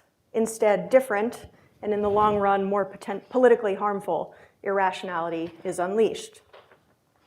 We can see this through Thucydides' presentation of the irrational hopes and fears that at various points gripped Athens. We've already indicated a straightforward aspect of their hope. Religion placed restraints on the city's pursuit of its own good at the expense of justice, and some thoughtful Athenians wished to free political life from those restraints. However, Athenian hopefulness was complicated by another factor, the increasingly important role that nobility came to play in the circumstances. For the Athenians did not simply become rational seekers of their own advantage. Instead, as the emphasis on pious law-abidingness and justice receded, a concern for noble daring and achievement grew in prominence. This change is understandable if we consider two features of nobility that look more compatible with the pursuit of one's own good than do other types or aspects of virtue. First, the noble is immediately attractive to us for its own sake, without directly calling to mind a thought about its utility for us. The beautiful, which for the Greeks was not distinguished from the noble, is intrinsically pleasing, and it therefore looks compatible with the pursuit of our good in a way that, say, law-abidingness or justice may not. There's a limit to how far nobility can be separated from these other types or aspects of virtue before it comes to seem repulsive and therefore no longer noble, but the potential distance it can travel before that point is significant. A second feature of nobility's apparent compatibility with our good is that it tends to look advantageous for individuals in the city insofar as it manifests excellence and gives rise to a hope for lasting fame. While attraction to the noble always has some potential to threaten law-abidingness or justice, the noble is likely to become more attractive and powerful in conditions where piety has already been undermined. That is, in conditions where human beings are losing the sense that the law is backed by gods, limits are what we're permitted to do, are likely to seem less dignified, and submission to them more akin to baseness or stupidity than is the case when piety is stronger. Thus, the importance that nobility came to have for the relatively impious and sophisticated Athenians is understandable, but this orientation came with a serious difficulty. For the attraction to the noble, as Thucydides presents it, does not tend to be a sober one. Indeed, he presents the Athenians as becoming so intoxicated by it as to show an aversion to the idea of all limits, losing themselves in the beautiful image of Athens as a city stronger, freer, and more truly excellent than all other cities that had ever existed, the Athenians were inclined to forget even such limits as mortality. They sometimes felt as though their power was infinite, that they therefore did not have to make calculations about safety or advantage. Absorption and contemplation of the beautiful facilitated this forgetfulness of limits and fostered an immense hopefulness and energy in the Athenians. While this was impressive and beneficial in many respects, as well as illustrative of why the noble presents such a powerful alternative to rational consideration of self-interest, it was also extremely dangerous. First, it's obviously dangerous to act on the thought that one's powers are unlimited. This is true in any circumstance, but especially for those involved in the great and risky ventures that, for the Athenians, form the most important part of life. Thucydides clearly indicates that piety also filled people with a hope that had no evident basis, but given the moderating tendency of Greek piety, which fostered a fearful reluctance to undertake great political projects of questionable justice and risk, as well as greater satisfaction with one's general lot, such hope presented fewer dangers. Second, a preference for the noble is dangerous for a reason we've already mentioned, namely because the noble can wander from the just, not only in relation to other cities, but in citizens' relations with one another. While superior statesmanship can limit this danger, nobility's intrinsic emphasis on strength, benefit, and the attainment of excellence can undermine citizens' devotion to the common good, as indeed happened in Athens and contributed much to its loss in the war. A third danger is the self-contempt that typically follows from cynicism. Athenian cynicism about morality in general was already a danger, given their neglect of justice and piety, though this neglect was deeper and more self-conscious in some than in others. However, the danger was largely kept in check when the Athenians could focus on a morality that in a way surpassed piety and justice. Nobility's demands were in certain crucial respects higher, and the hoped-for condition to result from them seemingly more advantageous, both for the city and the individual, than was the case with traditional pious morality. However, awareness of the ways that Athens as a whole and individual Athenians fell short of the superlative condition Pericles described and promised took its toll. The city could not but fail to live up to the ideal in ways that were more obvious and before a people more hopeful and therefore more primed for awareness of the failure than what occurred in Sparta. Thus, even apart from the difficulty that many Athenians were never fully sold on leaving behind pious law-abidingness, with the particular difficulties that wrought, we see in addition this further problem. For while Pericles had praised Athenian political institutions in earnest as the best that had ever existed, just a few years after his death, Athens' leading men would publicly say, without any pushback, that the regime was inferior. While Pericles spoke of Athens' great or almost infinite power as the consequence and proof of its superlative virtue, these leaders referred to this so-called infinite power as a sham, something to display for enemies to trick them into thinking the city more impressive than it was in fact. Useful, to be sure, but not quite genuine, and rather serving to cover up a lack than confirm the most beautiful virtue. While such rhetoric partially reflects inept and extremely harmful statesmanship, it also shows the ideal of noble politics deflating under the weight of its own demands. For the Athenians could not but be aware that, contrary to what Pericles said in explaining why Athens was worthy of devotion, they were not free of the ugly limitations to which other communities were subject. They were not up to such incredible moral demands as freely benefiting other cities without regard to their own advantage, and they did not simply experience the community, particularly under the strain of war, as providing to each individual all the goods of the earth, as well as his own full personal flourishing, as Pericles had promised. This last problem in particular, that of the effects of cynicism, brings us to another problem that plagued the relatively impious Athenians, that of irrational fear. One difficulty of the attempt to free politics from religion was that it did not fully succeed in extirpating religious fears from the Athenian souls. This was also true of religious hopes, but here we'll focus on the fear. One consequence was that they continued to suffer the fear of divine punishment, but in circumstances that made such fear and the hesitancy characteristic of it extremely dangerous, such as when their guilty conscience turned up in the middle of an attempt to conquer great and far-off Sicily. In addition to this more pious, traditional fear, the Athenians also suffered from fear that was born of guilt, but that was not clearly directed at the gods. As we've already suggested in our discussion of nobility, morality holds a deep attraction for us and makes us hopeful, apart from hope relating to the divine. Thucydides suggests the same is true of moral fear. When we believe we are guilty, we tend to feel weak and fearful. And when such fear isn't directed toward the gods, new problems arise. We'll briefly consider just one example in which the Athenians seem to suffer both kinds of fear. Just prior to the launch of their attack on Sicily, about which they already felt moral misgivings, a number of religious statues in the city were defaced. The Athenian response was complicated and harmful. In part, they acted with traditional pious fear.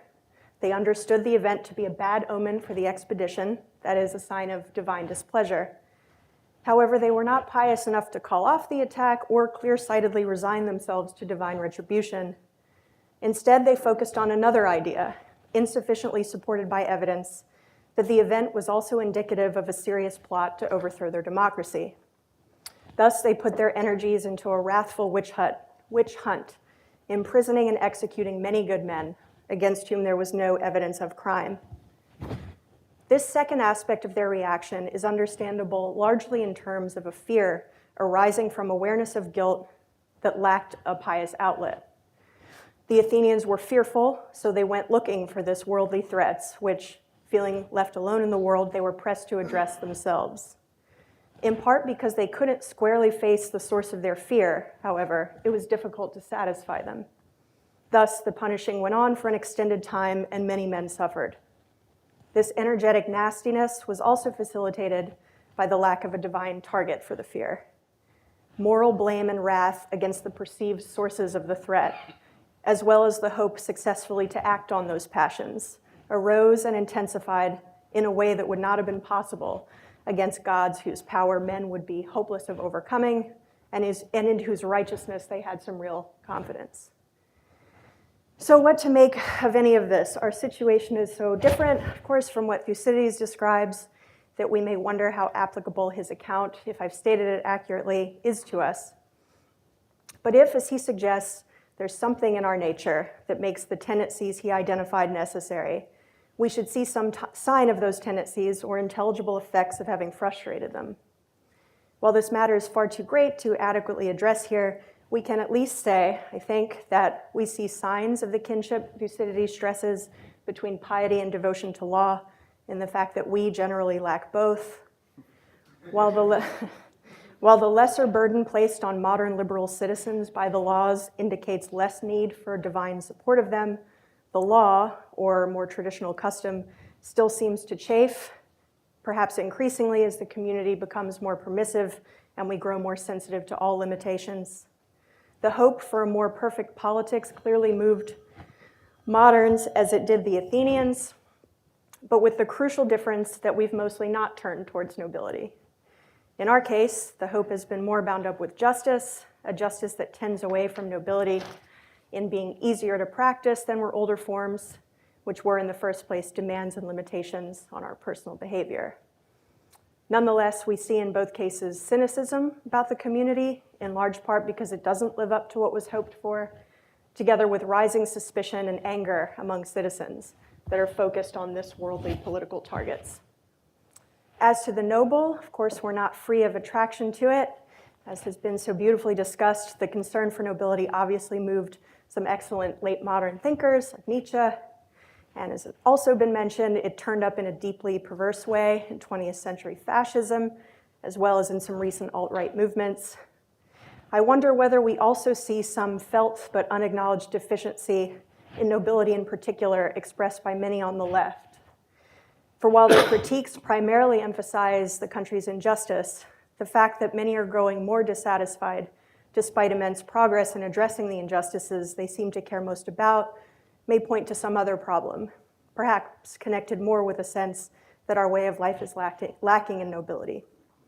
In any case, one question Thucydides leaves us with is like, what consequences might come as a result from turning away from the direction he indicated to be, however problematic, somehow natural. Thank you.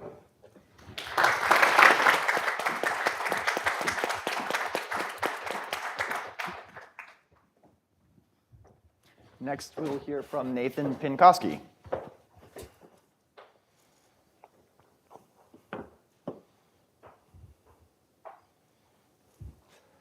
Thank you, and thank you for the organizers for inviting me, for bringing me in amongst such an erudite and insightful group of people. I'm honored to be here and to have some small contributions to offer. At the end of his essay on Thucydides, Leo Strauss observes that awareness of the city's primordial concern with the divine is one of the chasms separating the ancients from the moderns. The moderns have concealed it so that we would have, Strauss writes, great difficulty in doing justice to this remote or dark side of the city, but for the work of men like Fustel de Coulanges, above all others, who have made us see that the city, as it primarily understood itself, as distinguished from the manner in which it was exhibited by classical philosophy, political philosophy, the holy city, in contradistinction to the natural city. Taking up Strauss's call to take our bearings from the pre-philosophic city, I'm going to argue that one of the key insights into the pre-modern religious practice comes from what Fustel de Coulanges, in his 1864 book, The Ancient City, documented about the pre-philosophic ancient city. How the concern with the divine in the ancient city discloses the essential sociability of man, and how that in turn reinforces united religious practice. When political philosophers, perhaps those of the more polemical sort, arguing strenuously on behalf of the ancients, when they argue for human sociability against modern accounts that emphasize individualism, they tend to do so by reference to classical philosophers, repeatedly hammering the opponent over the head with incessant quotations of the passage from Aristotle that man is a political animal and so forth. But this philosophic perspective only discloses the natural city and downplays religious life. Think of Aristotle's omission of piety from the list of the virtues. That's why we need to take our bearings from the holy city. This perspective, the perspective of the holy city, shows how extensive this presumption of essential sociability is. It is because of this version of the essential sociability of man that, to answer the question in a single line, for pre-modern traditions, religion and politics are inseparable. After a brief sketch of how Fustel sees this issue, I'll turn to Augustine, the subject of the bulk of my remarks. And finally, I'll raise some of the implications of this analysis for how we assess the goals and the legacy of the Enlightenment. So first, with Fustel. Fustel argues that social order is intertwined with unified religious practice.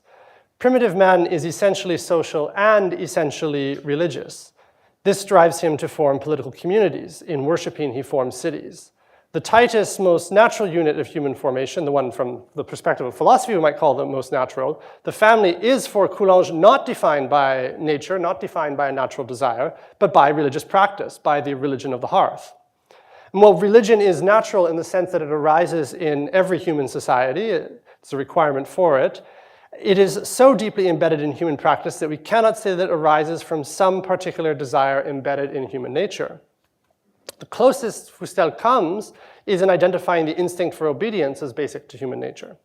That instinct does not just have religious implications, it also has political consequences. It drives humans toward political unity, even centralization. Paraphrasing Fustel just for the sake of brevity, he writes, "They may choose whom or what they will obey, but obey something they will."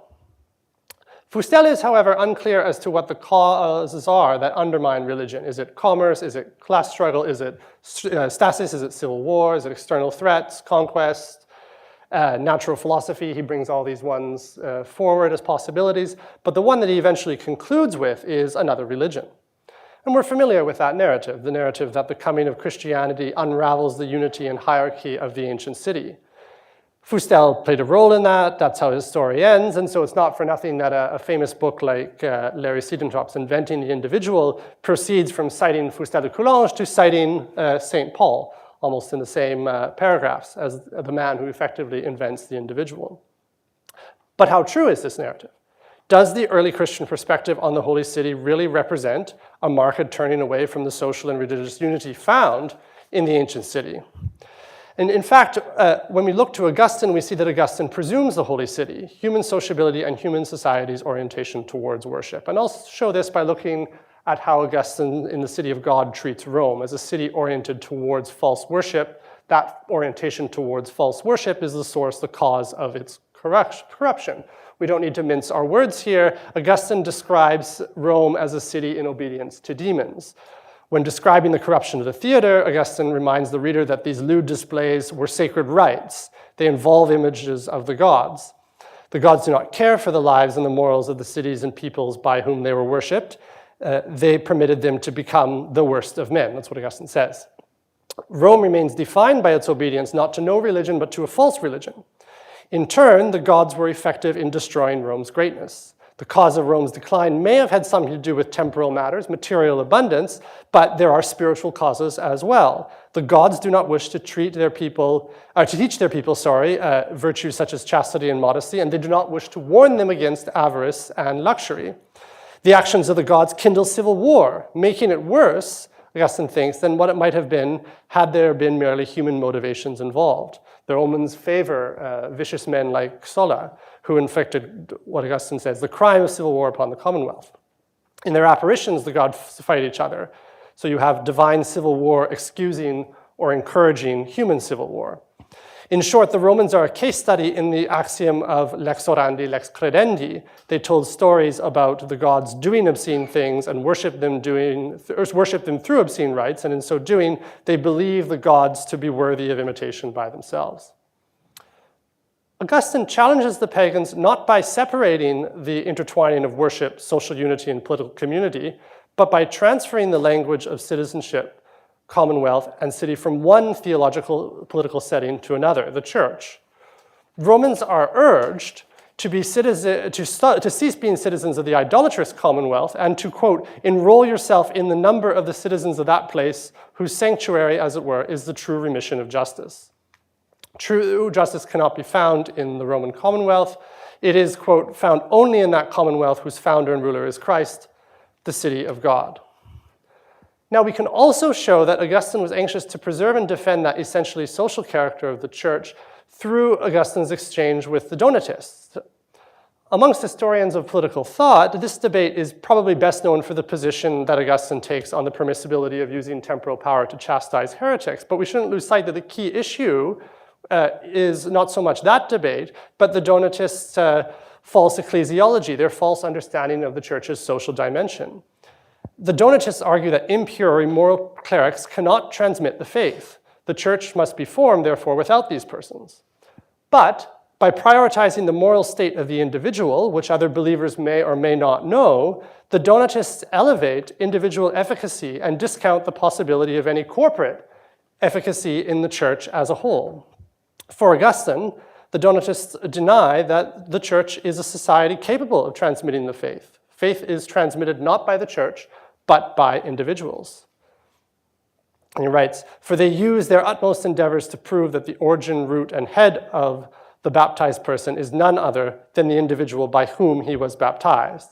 The head of the church that the Donatists set up is the individual man, not, as it is according to Paul, Christ acting in his church as the head of the whole body. And Augustine points out that even the pagans have a corporate understanding. Their society is ruled by efficacious gods. He writes, for even they do not suppose that they receive the sanctification which they look for from their priests, but from their gods. In elevating the status of the individual believer, it is the Donatists, not the ancients, who are the real innovators. And their practice is not just false, it's also inconsistent, because they end up affirming their own corporate identity, however truncated it might be. And they do this because of the necessity of forming communities of some kind. The problem is that based on a truncated understanding of, quoting Augustine here, the social condition of the human race, they purport to construct a new society opposed to both legitimate temporal power and to the church. Augustine's central point is that the church is more than a company of believers. It is the sphere of God's work, the civitas Dei, and of the sacraments as God's work done by human agents. Now, to be sure, and this is an important qualification, we cannot immediately equate this civitas, the civitas Dei, with res publica. The church is not convertible to that because it is not reducible to temporal or territorial bounds. And that resolution of that problem comes with a whole different talk about Augustine's and Christianity's philosophy of history. Yet, the church is founded by Christ as a perfect society to replace the imperfect societies of antiquity, of the ancients. Now, when we look unto the abyss of the ancients, I think we should take care that the abyss looks back unto us. We have it as an occasion to learn from them, learn things that are salutary, strengths and weaknesses, not just about the ancients, but also about ourselves. That's a bit of the subtext that underlies Fustel de Coulanges' book and also the rest of his own historical work. He jumped from studying the Greeks and the Romans to studying modern history. So by way of my own concluding remarks, I'm going to make the same jump. The ancients, pagans, and at least the Augustinian form of Christians believe in the essential sociability of man. Their religious practice reflects it, and their political community reflects that. According to another prevailing narrative, the moderns counter both, individualism against the essential sociability of man and anti-theological ire against a religion, particularly targeting Christian religion. And I'm not going to be so foolish as to deny that narrative outright, but I wonder if we emphasize it too much. We should pay attention to those strands of the Enlightenment that are about reappropriating the essential sociability of man, constructing a new religion to replace the old, the ones that are looking to affirm that essential sociability in order to construct a new religion. In Rousseau's Social Contract, for instance, we find an attack on Roman Christianity, not for having social unity, but for lacking social unity, and breaking it up by, quote, giving men 2 sets of legislation, 2 leaders, and 2 homelands, and providing them with, quote, contradictory duties that prevent them from being simultaneously devout men and citizens. Rousseau's counter is to reform men's inclinations and passions by shaping public opinion. Of primary import is to construct a new unifying civic religion, which engraves proper opinions on the heart of every citizen and enforces them. And in this project of enculturating a new civic religion, Rousseau declares not that he is reacting against the so-called first wave of modernity, ostensibly focused on, quote, the solution of the political problem by economic means. Instead, he says he's inspired by them. He writes, of all the Christian writers, the philosopher Hobbes is the only one who clearly saw the evil and the remedy, who dared to propose the reunification of the 2 heads of the eagle and the complete restoration of political unity, without which no state or government will ever be well constituted. And we should also note, just in passing, that Locke's definition of what constitutes a church sounds very similar to what Augustine criticizes the Donatists for adopting. Discounting apostolic succession, Locke makes the individual man the head of the church and commitment to a civic ethic, toleration as the mark of a true church. It's a society, a company of believers, a voluntary society. But perhaps the most astonishing commitment to this project of constructing a new ethic and new religion lies with the Enlightenment philosopher par excellence, Immanuel Kant. Does Kant reject out of hand the language of establishment of the kingdom of God?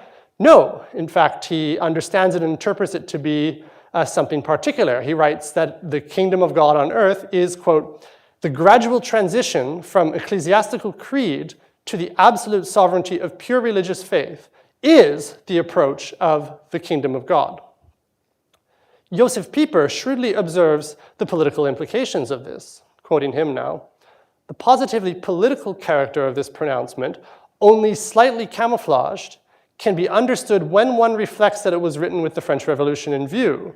This would be clear even if Kant's previous sentence had not expressly mentioned revolutions, which may shorten the progress from ecclesiastical creed to the faith of reason.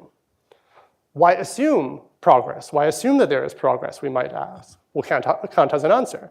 The event that justifies his hope in progress is, quote, sympathy and wish.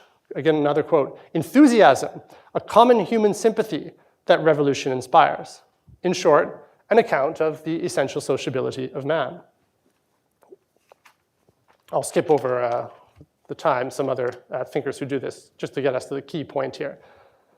Pondering the pre-Enlightenment's insight into the intertwining of sociability and religion, I think it's easy for religion's practitioners as well as its sympathizers to slip into a kind of triumphalist diagnosis about the failure, at least philosophically. Politically, of course, things are very bad, but at least philosophically, a kind of triumphalist diagnosis about the failure of the Enlightenment project to kill off religion. Yet the more pernicious issue is Enlightenment's appropriation and transformation of religion, which is concomitant to their appropriation and transformation of the meaning of social unity. Yes, Enlightenment failed to kill off religion, to allude to the much maligned title of this conference. But modern thinkers and modern political movements were much more successful at changing societies and changing religion. And that's proven much harder for the faithful and their sympathizers to address. Allow me to add an epilogue. In his encyclical Quas Primas, Pius XI warns not just about the loss of old religion, but the formation of new religions. The counter Pius XI proposed was the liturgical intensification of the church's corporate identity with Christ as the head of the church. He wrote, "All men, whether collectively or individually, are under the dominion of Christ. In him is the salvation of the individual, in him is the salvation of society. When once men recognize, both in private and in public life, that Christ is king, society will at last receive the great blessings of real liberty, well-ordered discipline, peace, and harmony. That these blessings may be abundant and lasting in Christian society, it is necessary that the kingship of our Savior should be widely recognized as possible, and to that end, nothing would serve better than the institution of a special feast in honor of the kingship of Christ." Pius XI declared that this new feast would happen at the end of October, just before All Saints' Day. The point was that Christ's head is prior to the body, the communion of saints. Christ is the cause of the society that is the church. In the 1960s, Catholic liturgical reformers sought to change the feast of Christ the King. They renamed it, rewrote its prayers, and moved it to the absolute end of the liturgical year, the end of November. Considering this proposal in 1968, the Congregation of the Doctrine of the Faith wrote that the feast of Christ the King ought to keep its social dimension and be celebrated in October as in the past. They were not heeded. The social dimension was suppressed, perhaps because the reformers found the political implications of the social dimension awkward. We could say, perhaps, that they were insufficiently imbued with the spirit of sound antiquity. Thank you.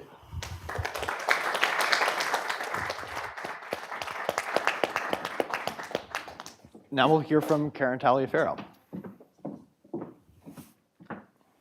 Right, thank you. And thank you, a huge thank you to the stories, to AEI, to both Dustin and Lauren Sapel and the LeFrak Forum for the invitation. It's really a delight and an honor to be here. So now for something completely different, I think. I'll be discussing pre-modern Islam, all of it, irresponsibly so. So if you're wondering, is she painting in broad strokes? Yes. And please feel free to push back. But we start with Socrates, of course. So in Book 6 of the Republic, Socrates tells Adeimantus that there can be no end of troubles for cities or for citizens, unless philosophers rule the city, of course. But philosophers, importantly, in the sort of neglected part of that, cannot rule a city unless the city is built by architects using measurements from the divine pattern. So I highlight this passage not because anyone is surprised that Socrates cares about philosophers, but because Socrates is showing three elements to a good city in his mind. Of course, the philosophers and politics, good politics, but also a divine pattern. So our panel has been asked to reflect on traditions of traditions of reflection, I think it was in the prompt, and religion, and the inseparability of religion and politics. And I'm going to propose here two models in the context of pre-modern Islam. One that includes philosophy in that element, and one that doesn't. So I'm going to propose that actually looking at this triad of components may matter. So ultimately, the model that kind of excludes philosophy from both religion and from society wins out historically. I think that's fair to say. But I'll suggest that in doing so, it actually fails to preserve the religion that was the point of excluding philosophy in the first place. So a little bit of history first. In an obvious sense, of course, Islam from the beginning has always had an inseparability of religion and politics. I think everything about Islam is always in dispute, but that part is difficult to dispute because, of course, at least from the time of the Hijra, the migration from Mecca to Medina, so Mecca is where the Prophet Muhammad first starts receiving these revelations in a cave outside of Mecca from the angel Gabriel.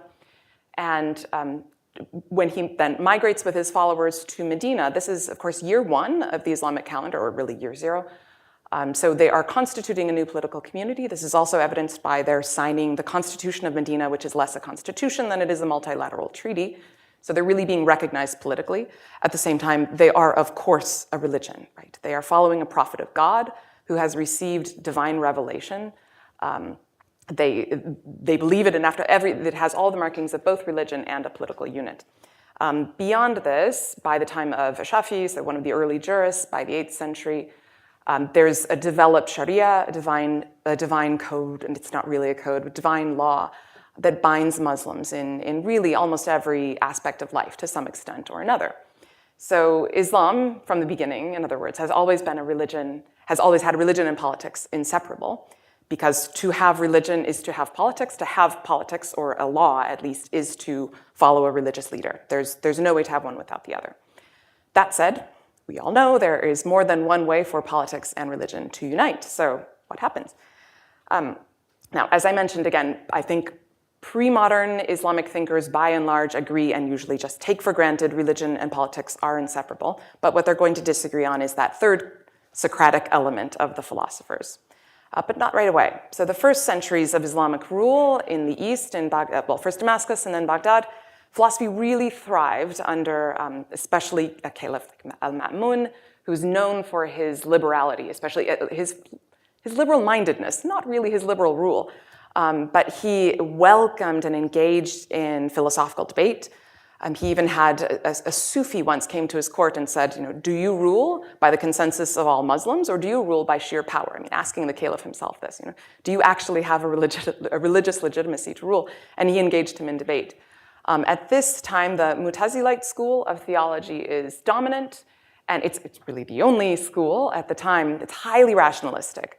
Now, there are, again, I'm painting with very broad strokes here. There are loads of problems in this time. Again, the actual rule of al-Ma'mun is not as tolerant as his liberal-mindedness would suggest.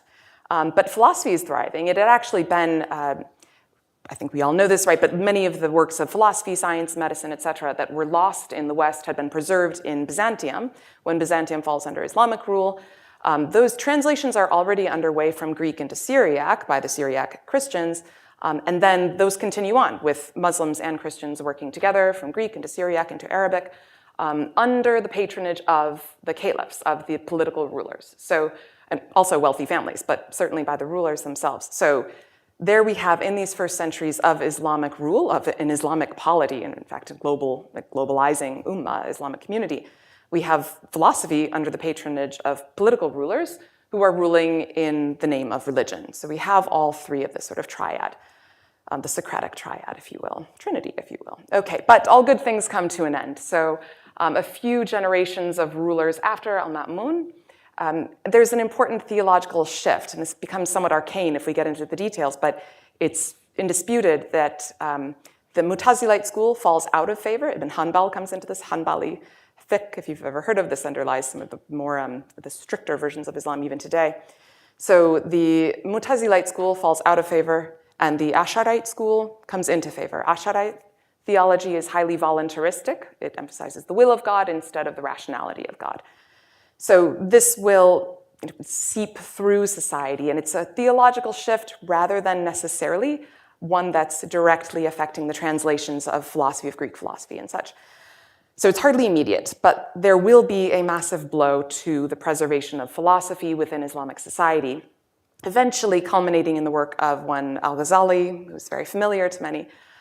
He dies 1111, and he writes this famous Incoherence of the Philosophers. And he takes on the Islamic, so they're called the Falasifa. These are the Hellenizing Islamic Arabic-speaking philosophers who are commenting on and building on Aristotelian and Platonic works. So we're especially thinking of Avicenna, Ibn Sina, and Al-Farabi. And the attack is really devastating. The Incoherence of the Philosophers systematically takes on the work of the philosophers using philosophy and showing their incoherence, showing their inconsistencies in thought and how they get to their conclusions on pressing matters. Pressing to them, the eternity or createdness of the world, God's attributes, God's knowledge of particulars. These are all matters on which Neoplatonic philosophy especially leads to conclusions that are at variance with Orthodox Sunni teaching. So in The Incoherence of the Philosophers and other works by Al-Ghazali, and of course, there's never one person who sort of stops all of history, but Al-Ghazali's attack was itself quite devastating and did have an effect of an attempt to systematically shut out the works of philosophy from the Islamic world, especially from the masses. And he has many, many such lines, but one famous one is, "Just as the poor swimmer must be kept from the slippery banks, so must mankind be kept from reading these books," i.e. these books of the philosophers. So in this case, it's not religion that is asked to die or guillotined, really, it's philosophy. So it's philosophy that has to refuse to die, and indeed it does. But not in the East so much. We have to then move to the West, where a rival dynasty had been set up. The Umayyads had been overturned in the East, and they are moved to the West in Spain. And there, by the 12th century, we have Ibn Rushd, known as Averroes in the West. He's a judge, a jurist, a philosopher, a court physician. He's from a very prominent Islamic legal family. All of this will matter, I promise. But at some point, he's asked by the caliph in Marrakesh to explicate the works of Aristotle. So the caliph himself, this political ruler, wants to understand Aristotle. And this launches Ibn Rushd's career as the commentator, which is Aquinas' term for him. He's the commentator on Aristotle's works. He produces a commentary on every one of Aristotle's works, except for the Politics, sadly, but he substitutes a commentary on Plato's Republic. He considers that a substitute. It's also a very strange commentary on Plato's Republic. It actually looks like a commentary on the Politics. In any case, he produces lots of commentaries, often a short, middle, and long one on each of Aristotle's works. But crucially, and I think more for our purposes here, he's not just a philosopher, and he's certainly not just a commentator on Aristotle's works, though he is an incredibly important one even today. Beyond that, his task is to advise the political ruler who's ruling in the name of religion on philosophy. And critically, he also writes on the matters of effectively reason and revelation. He does write The Incoherence of the Incoherence, answering in painstaking detail Al-Ghazali's Incoherence of the Philosophers. The argument reduces to, the philosophers that you were attacking, Al-Ghazali, were not sufficiently Aristotelian, which is not surprising. Nobody is sufficiently Aristotelian for Ibn Rushd. But he does answer that. That is for the philosophers. He does the hard technical work. He also produces this, easy, decisive treatise on determining the relationship between the Sharia, the divine law, and human wisdom, hikmah. So this is meant to be a treatise on the relationship between revelation and reason. I think we can fairly call it that. In that, he's arguing from the perspective of really as a jurist. He identifies himself first as a jurist here, meaning I'm speaking in my capacity as a religious authority and not just as a philosopher. He also identifies himself as the uniquely learned. So he's not too humble about it. But he's arguing from the perspective of a jurist of divine law, and arguing for the necessity, and in fact, the legal obligation to study Greek philosophy. It's not just okay, it's not just not threatening, it's actually obligatory for Muslims. He doesn't demonstrate it. This is a work that's a bit more popularly oriented rather than for the philosopher looking for technical philosophical demonstration, but he argues it. There's a famous line, "Truth does not oppose truth, but accords with it and bears witness to it." He calls philosophy and Sharia milk sisters, suggesting that they're nourished from the same, possibly divine, source. He insists that Greek philosophy is valid for Muslims, just as a tool that is made by a non-Muslim can still be a part of a valid Muslim sacrifice, like slaughtering the sheep at Eid al-Adha. Even though it wasn't made by a Muslim, this is still okay. And similarly, Greek philosophy, though it did not originate with the Muslims, can still assist Muslims in understanding their faith, in fact. He even argues from the Quran itself, reflect, you who have vision. This is in 59. It's ponder the creation of the heavens and the earth, etc. So if all of this seems a little too convenient, you might be right. It might matter that truth does not contradict truth. And this was actually only recently discovered. We're still learning quite a bit about Ibn Rushd. Is line out of Aristotle. Richard Taylor found this out. It's not just sort of a general notion. It's unattributed. So he's actually suggesting, perhaps, that while truth doesn't accord with truth, doesn't oppose truth, in the end, if we can't interpret away the differences, perhaps it is philosophical demonstration, as we find in the posterior analytics, that would determine which is correct, right? It might also matter that he uses two different words that we render as divine law, shara and sharia, though I seem to be the only person who thinks this, but I think it does. So it could be that the non-opposition of divine law and philosophy are a bit more nuanced, and a bit more, less forthright than it might suggest. In any case, this does not turn out to be the important question historically, because his attempts to defend and also build upon Hellenistic philosophy within the Islamic tradition, they more or less do die out with Ibn Rushd himself. Even towards the end of his career, he falls out of favor briefly with the caliph, and a lot of his works are burned. Tragically, he's then restored to the court. It's not entirely clear why that happened. So this Aristotelian tradition, this attempt, as we might call it, the attempt at a synthesis, right? Unfortunately does more or less end with him himself. Having said that, and we're not here for the modern panel, but there is plenty of rationalism, especially in the Nahda movement of the late 18th, 19th centuries, especially in Egypt. There's plenty of ongoing effort to restore philosophy, but the robust engagement with Aristotle and with the Greek tradition, it doesn't continue after Ibn Rushd extensively. Nevertheless, and here's my excuse for talking about Islam when we're here for a conference about the Enlightenment. And the Enlightenment didn't come about in the Islamic world in the same way. I think that his works, and I think that this model matter profoundly, both for the Islamic world and actually for religion and political life more broadly. So there seem to be, to my mind, there seem to be perennial temptations on both sides, right? There's one side, which is maybe the Enlightenment temptation to see religion and politics and philosophy and say, aha, religion is a threat to the rationalism that we need to preserve philosophy and to have a sane political order. Let us jettison religion. Let us guillotine it, right? That is one temptation. The other temptation, I think we find more in conservative circles, and it's sort of a perennial traditionalist temptation, which is not unrelated to the Al-Ghazali's temptation to throw out philosophy in the interest of preserving religion. I think many of us want to avoid, in Habermas's terms, the secularism that annihilates, right? There's a real urge to fight to preserve religion.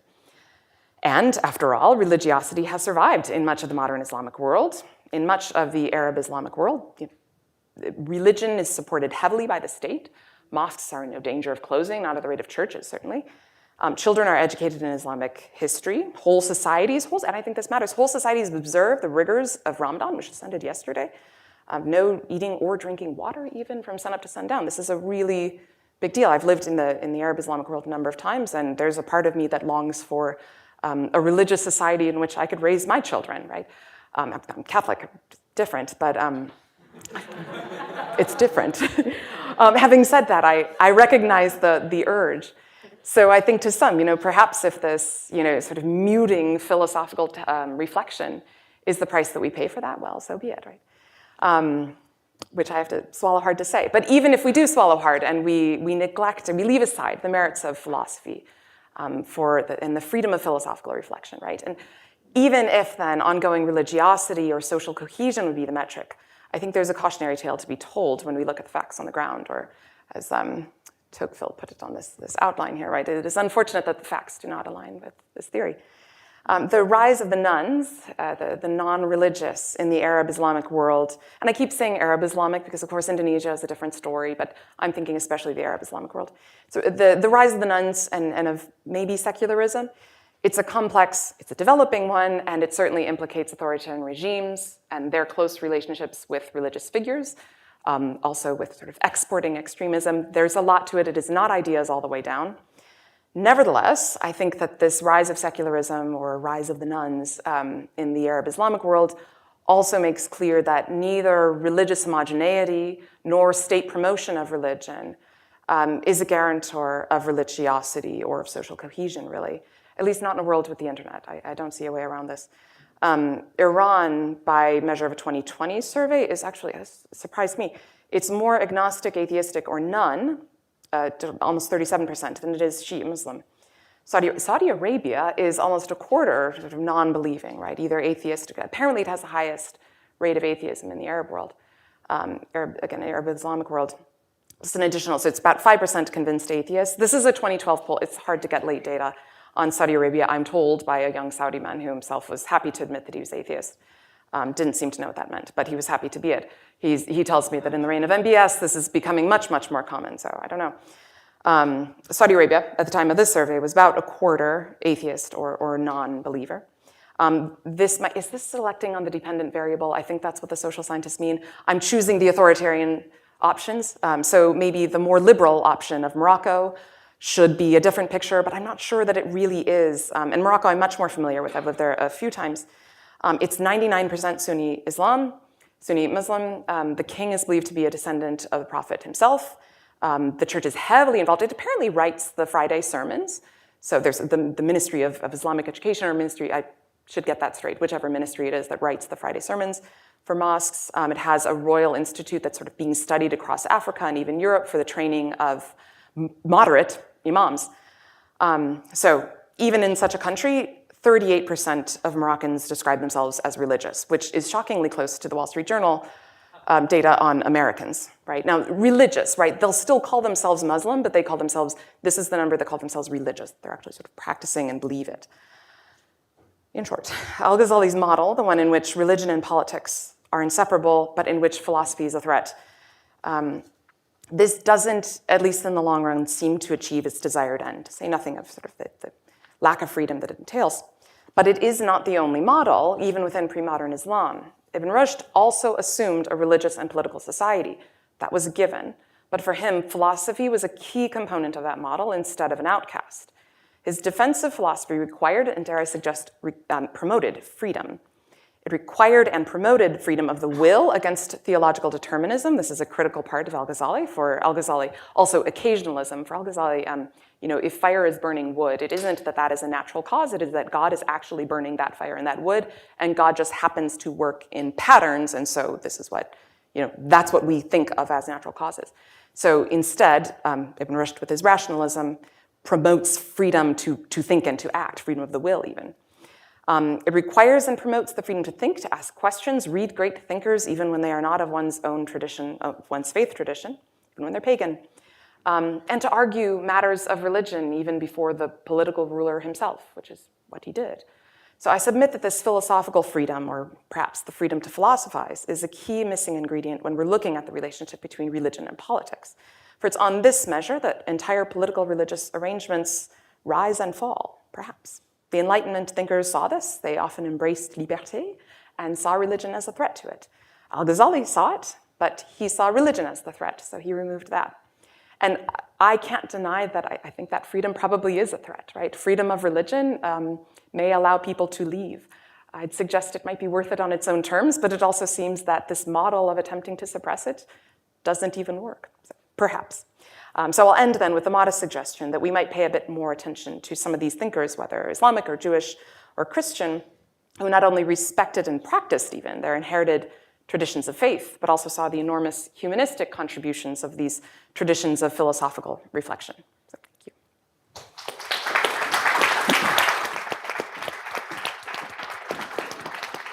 All right, we'll go directly to Q&A from the audience. We have about 15 minutes for that. So who has questions?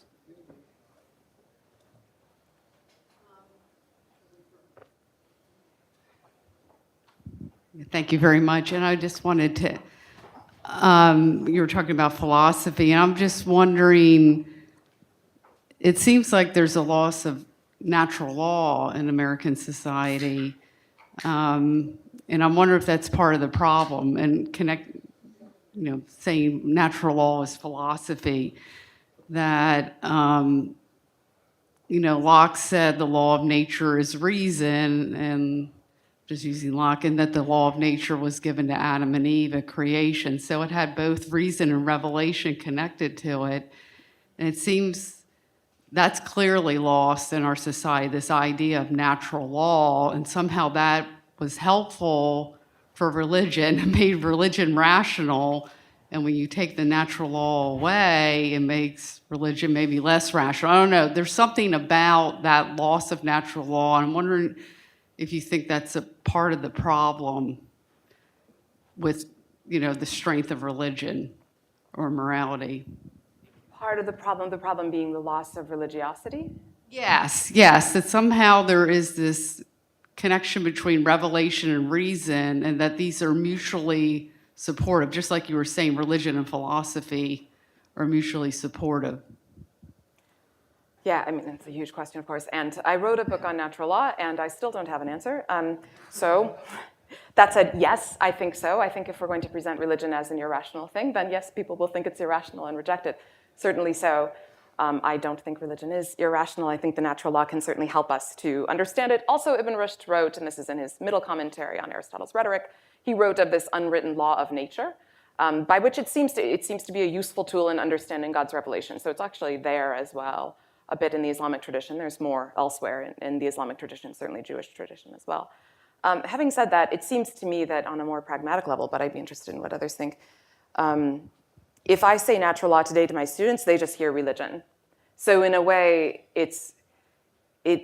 pragmatically speaking, it needs to be introduced as something, I think in terms of teleology, asking students, what is this for? How do we know it? What is its final cause once we introduce the idea of causes? And that starting at that actually helps them to think that there's maybe some sort of truth and some sort of order that's just embedded in, I would call it creation, but the universe, the world, and getting from there to some sense of, well, if there is some kind of moral or there's some kind of order, maybe there's some kind of morality, and we don't get to just invent everything from our wills, for instance. But yeah, again, I wish I had a more complete answer for you.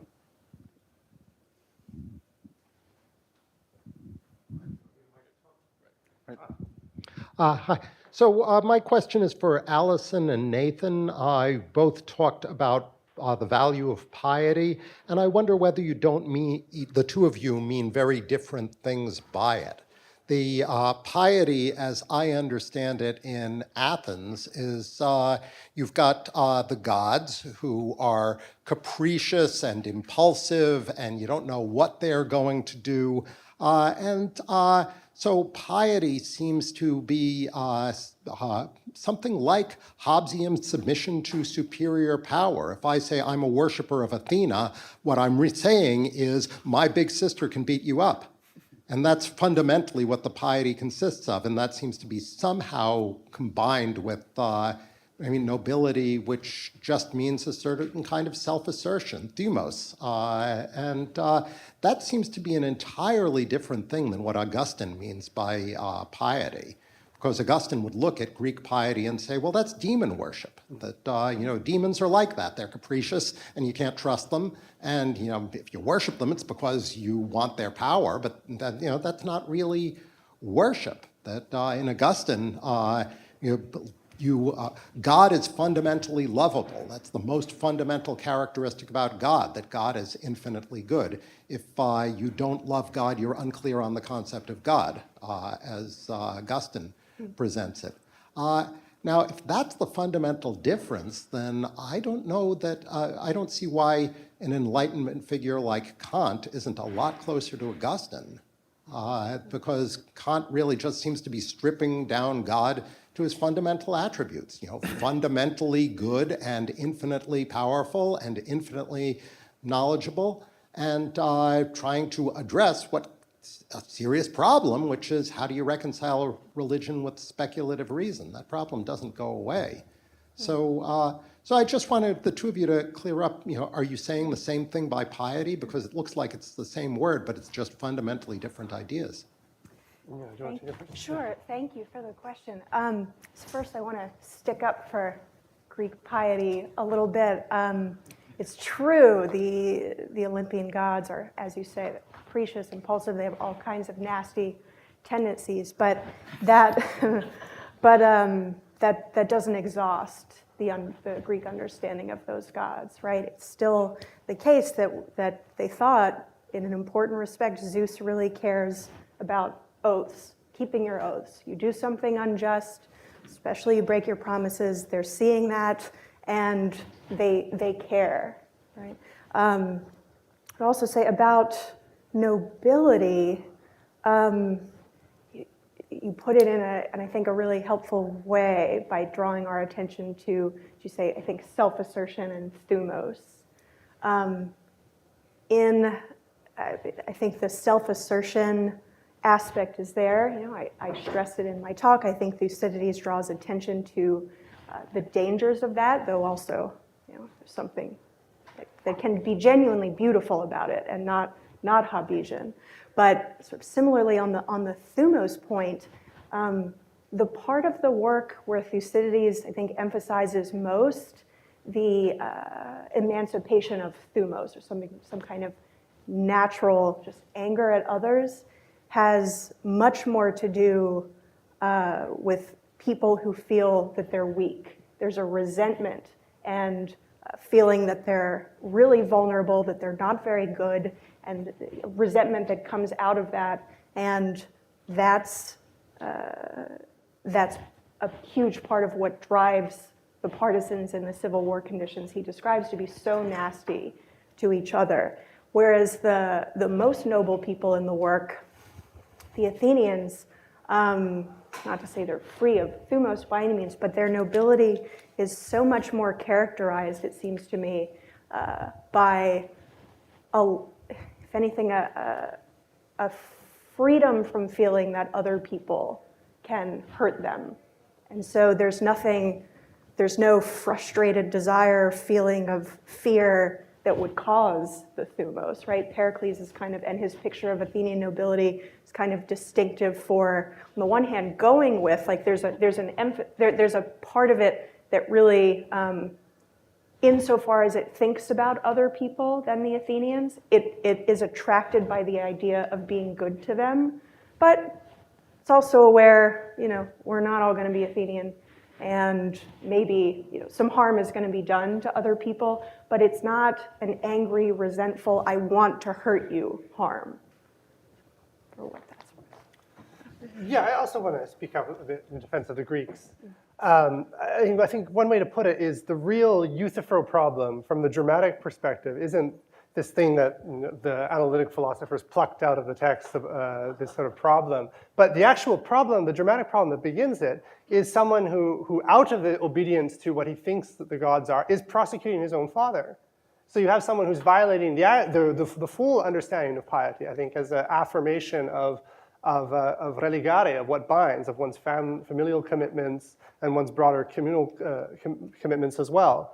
And that's the kind of piety that I think is meant to be understood is primordial for that text, to help us understand that Euthyphro is a problem. The character is a problem, and that we have to understand it. And the Greek reader is meant to be drawn in through that means of this figure who says he's doing something very pious, but is in fact, rather says he's attached to piety and pursuing piety, but is in fact doing something extremely impious.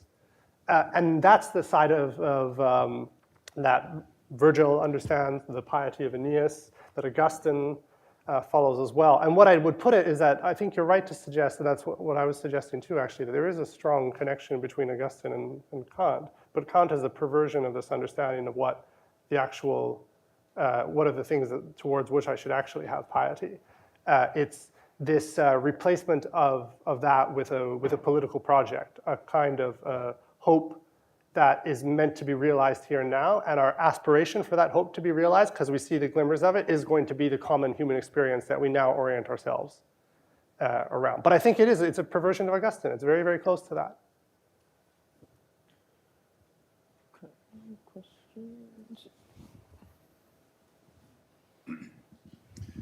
Hi there, my name's Charles McLaughlin, and my question is for Dr. Levy.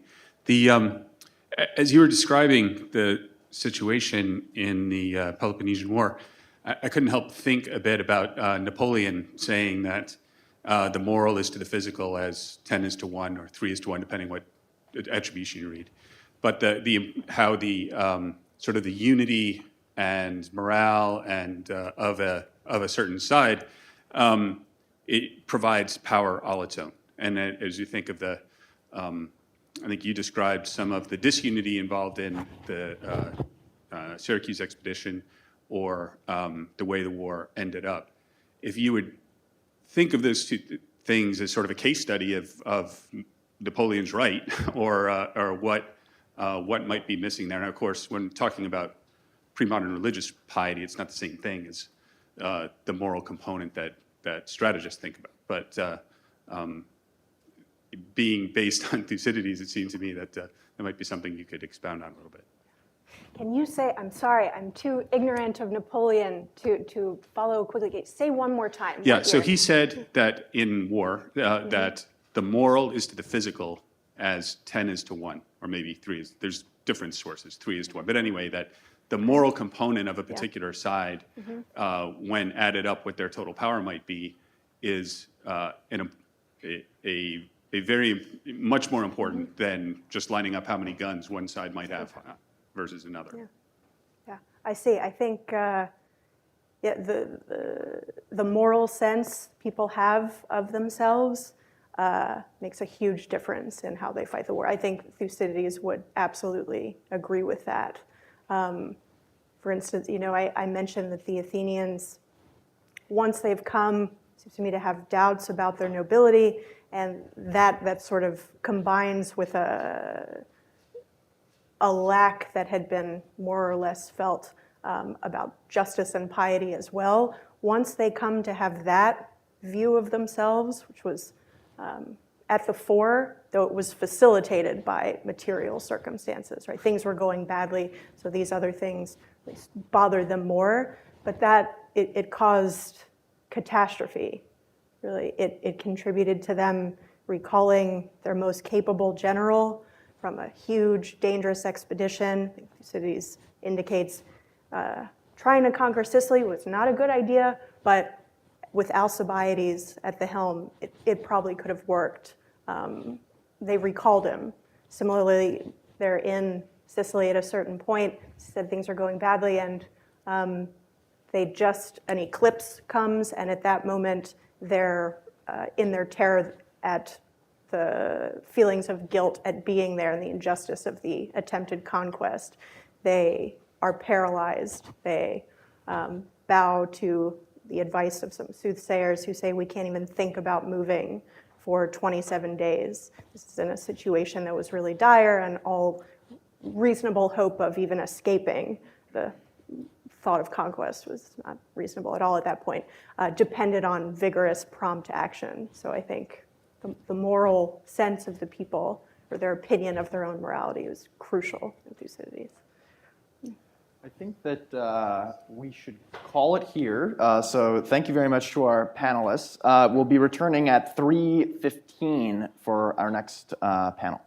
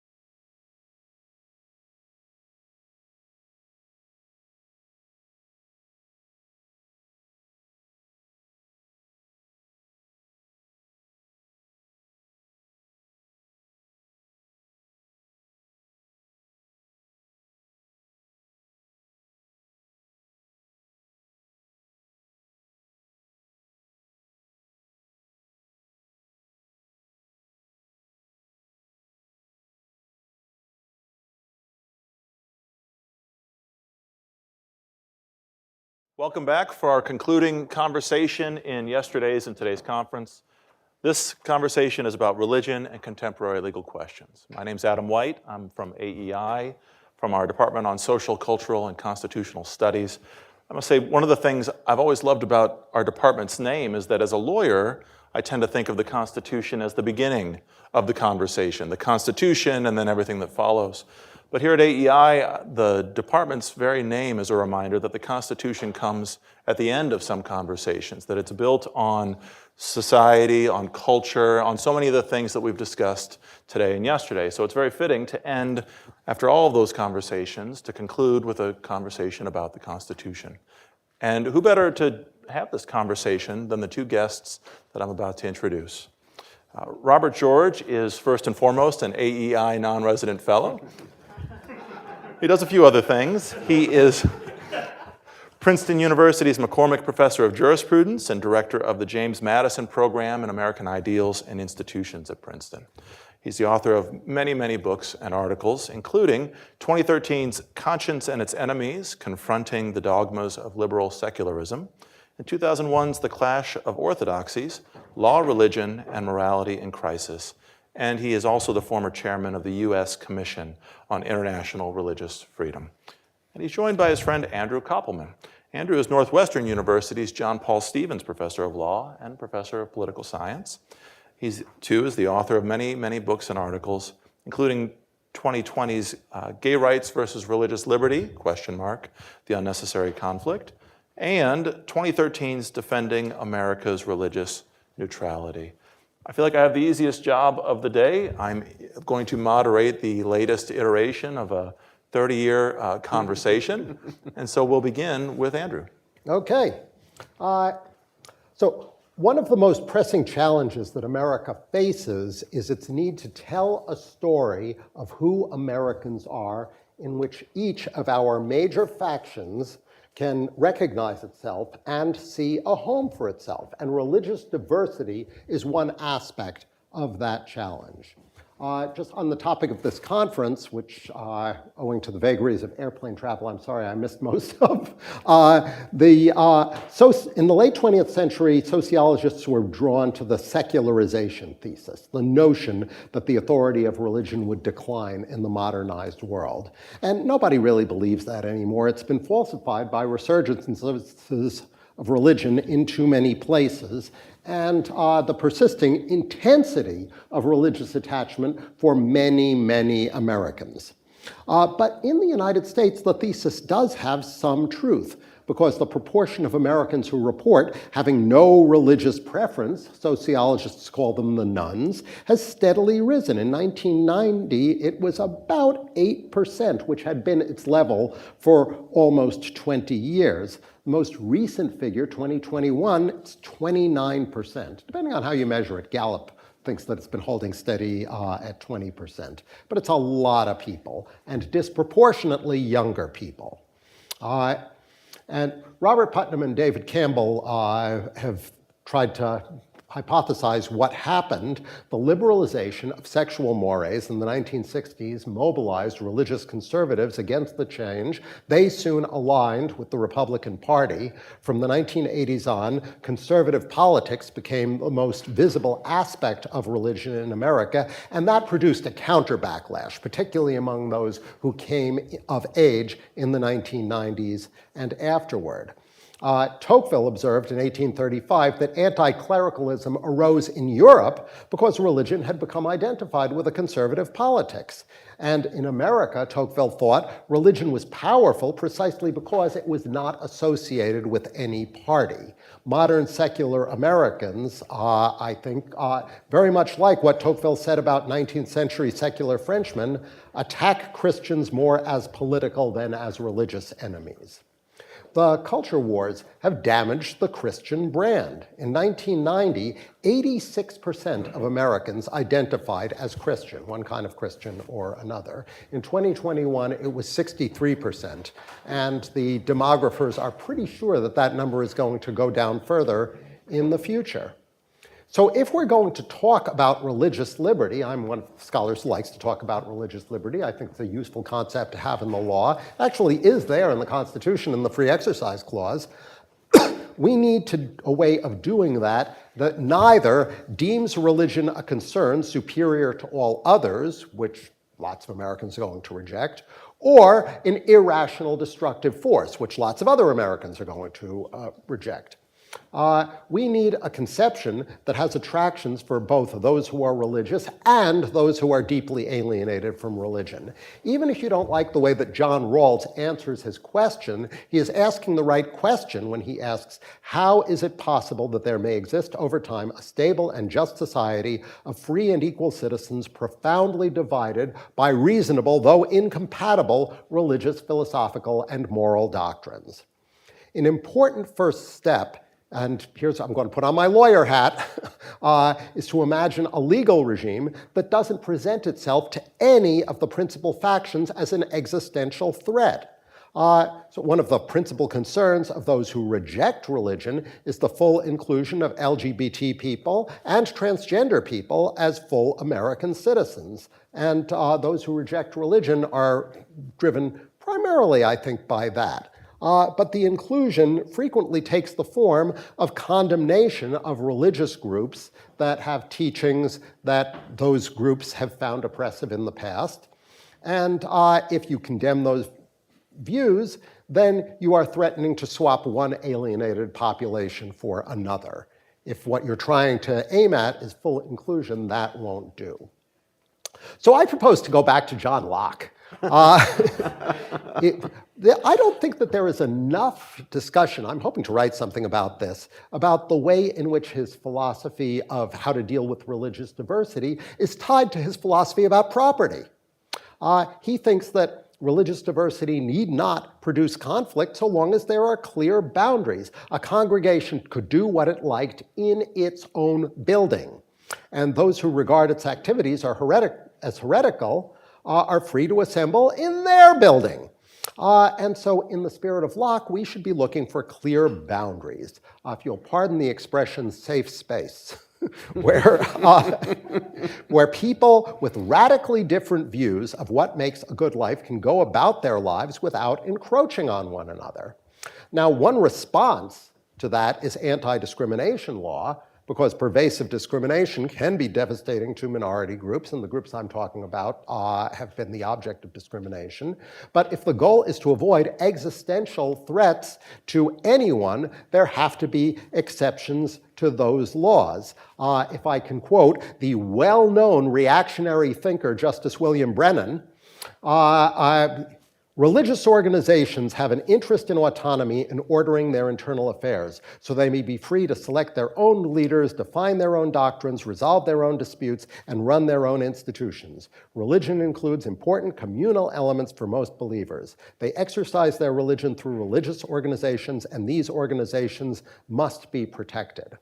The clearest case, and I write this as somebody who was zealously in favor of gay rights when Robbie hired me at Princeton 30 years ago, before I came to Northwestern. Am I an open-minded guy or what? Yeah, he really is. Private religious schools. Teachers teach by example, and a school's mission is jeopardized if the school is required to employ teachers who openly defy its teachings. So the world of private schools is a good case for Lockean, Locke-like private property rights, safe spaces, private enclaves. It's a sector of the economy that's fragmented and competitive, needs to stay that way. And similarly with married student housing in religious colleges, religious conservatives need space as much as anyone else does. And so speaking as a liberal, I think that they need to be entitled to discriminate within their own enclaves. And that's one example of the kind of liberal solution that I would offer to the kind of problem of religious diversity that we're facing in America today. Robbie, does that settle it? Oh, alas, I wish. Great effort, Andy. Great effort. First, I want to thank AEI, and I want to thank Ben and Jenna Story for inviting me to participate and for having this very important event. Second, I want to say thank you to Adam. When I was here at AEI just a few months ago, Adam and I were in the opposite roles to the ones we're in today. I was sitting there moderating, and he was one of the principal interlocutors together with Adrian Vermeule and Michael McConnell. And I do remember there was a couple of minutes when Adrian and Michael let you get a word in edgewise, and it was very impressive. I remember it differently. Welcome back. It's also so great to see so many alumni of the James Madison Program in American Ideals and Institutions at Princeton in the audience and on the program. The gospel is spreading. We're delighted to see this. And what a joy it is to be with my dear old friend, Andy Koppelman. We were at Princeton together 30 years ago. Andy just reminded me. He's gone on, of course, to such a distinguished career now at Northwestern Law School and is endowed chair named for Justice John Paul Stevens. And when he asked that wonderful question of Professors Levy and Penkoski in the previous panel, which elicited equally wonderful answers, I just thought that was a terrific exchange. It reminded me of the great conversations that Andy and I used to have when he had a newborn baby and his wife had a newborn baby, and my wife and I had a couple of toddlers, and we would take them to the playground and talk about things like piety and Augustine and the ancients. Gosh, do I miss that, but it's great to be back together with you, Andy. It was the great ambition of the mainstream of late 20th century Anglo-American political theory to devise a credible answer to the question that Andy quoted John Rawls as putting to us. How do people with very, very widely divergent views in a society, how does a society characterized by rather extreme pluralism when it comes to the basic questions, the great questions of meaning and value, the great existential questions, the great religious questions, how does a society handle that kind of pluralism? Pluralism that we can expect, Rawls tells us, and I think rightly so. Rawls was right about this. I made my own career largely as a critic of Rawls's philosophy. I'll talk a bit more about that in a moment. But I think Rawls was right on what he calls the fact of reasonable pluralism. And that's the fact that in circumstances of freedom, especially freedom of conscience, most especially religious freedom, people are not going to come to the same answers about things. People are going to arrive at different conclusions, not just about the minor, superficial, trivial things of life, but even about the big, deep, important things in life. So how do we avoid killing each other? How do we avoid the kind of conflict that tears a society apart? And Rawls's great effort, and the effort of so many associated with him, are part of the larger movement of late 20th century political theory that he was associated with, the kind of liberalism that Rawls called political liberalism, was I'm going to say this in a descriptive, not necessarily normative sense, although it has a normative component, a heroic effort. And again, I say that as someone who made his career as a critic of Rawls. It was heroic. It was trying to find a way that we could derive principles of justice, principles for a just and well-ordered society in circumstances of radical pluralism, how we could devise principles of justice, identify them, design institutions, constitutional structures, and make law and policy in a way that would respect everyone as free and equal citizens and enable us to avoid the conflicts that do tend to tear societies apart when people radically disagree. And of course, the proposal of Rawls and those in his camp was to find a way to divide the private from the public, so that there could be private spheres in which people could pursue and act on their particular conceptions of the good. And by good here, I'm speaking broadly to include their religious ideas as well as their moral and philosophical ideas, to define private spheres in which we could act on our ideas about the good, while ensuring that people do not, in designing constitutional systems, in identifying principles of justice, in legislating, making policy, and adjudicating, especially where the line between adjudication and legislation is blurry, avoid acting on controversial conceptions of the good, controversial conceptions of what makes for or detracts from a valuable and morally worthy way of life.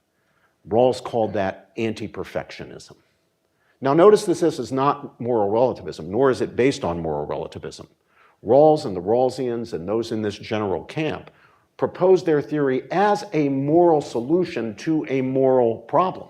Far from presupposing or claiming that there was no moral truth and that that was the ground of liberty, they were arguing that the moral truth is that we are required to, for example, avoid in legislating, in adjudicating, making decisions based on controversial conceptions of the human good.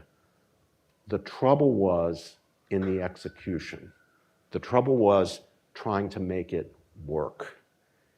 Was it possible, lay aside for a moment even whether it's desirable, if it were possible, is it even possible to prescind in the way that Rawls and the Rawlsians wanted to prescind and wanted us to prescind from ideas of the human good in identifying principles of justice, in designing constitutional structures, in legislating and adjudicating?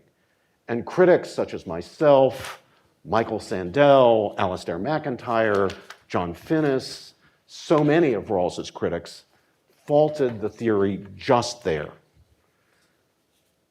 It seemed to us that Rawls was consistently, not deliberately, there's no attribution of bad faith to Rawls here. John Rawls was a great man and a good man, but nevertheless, consistently, if inadvertently, smuggling into his theory controversial ideas about the human good, about human nature, the human good, human dignity, and even human destiny.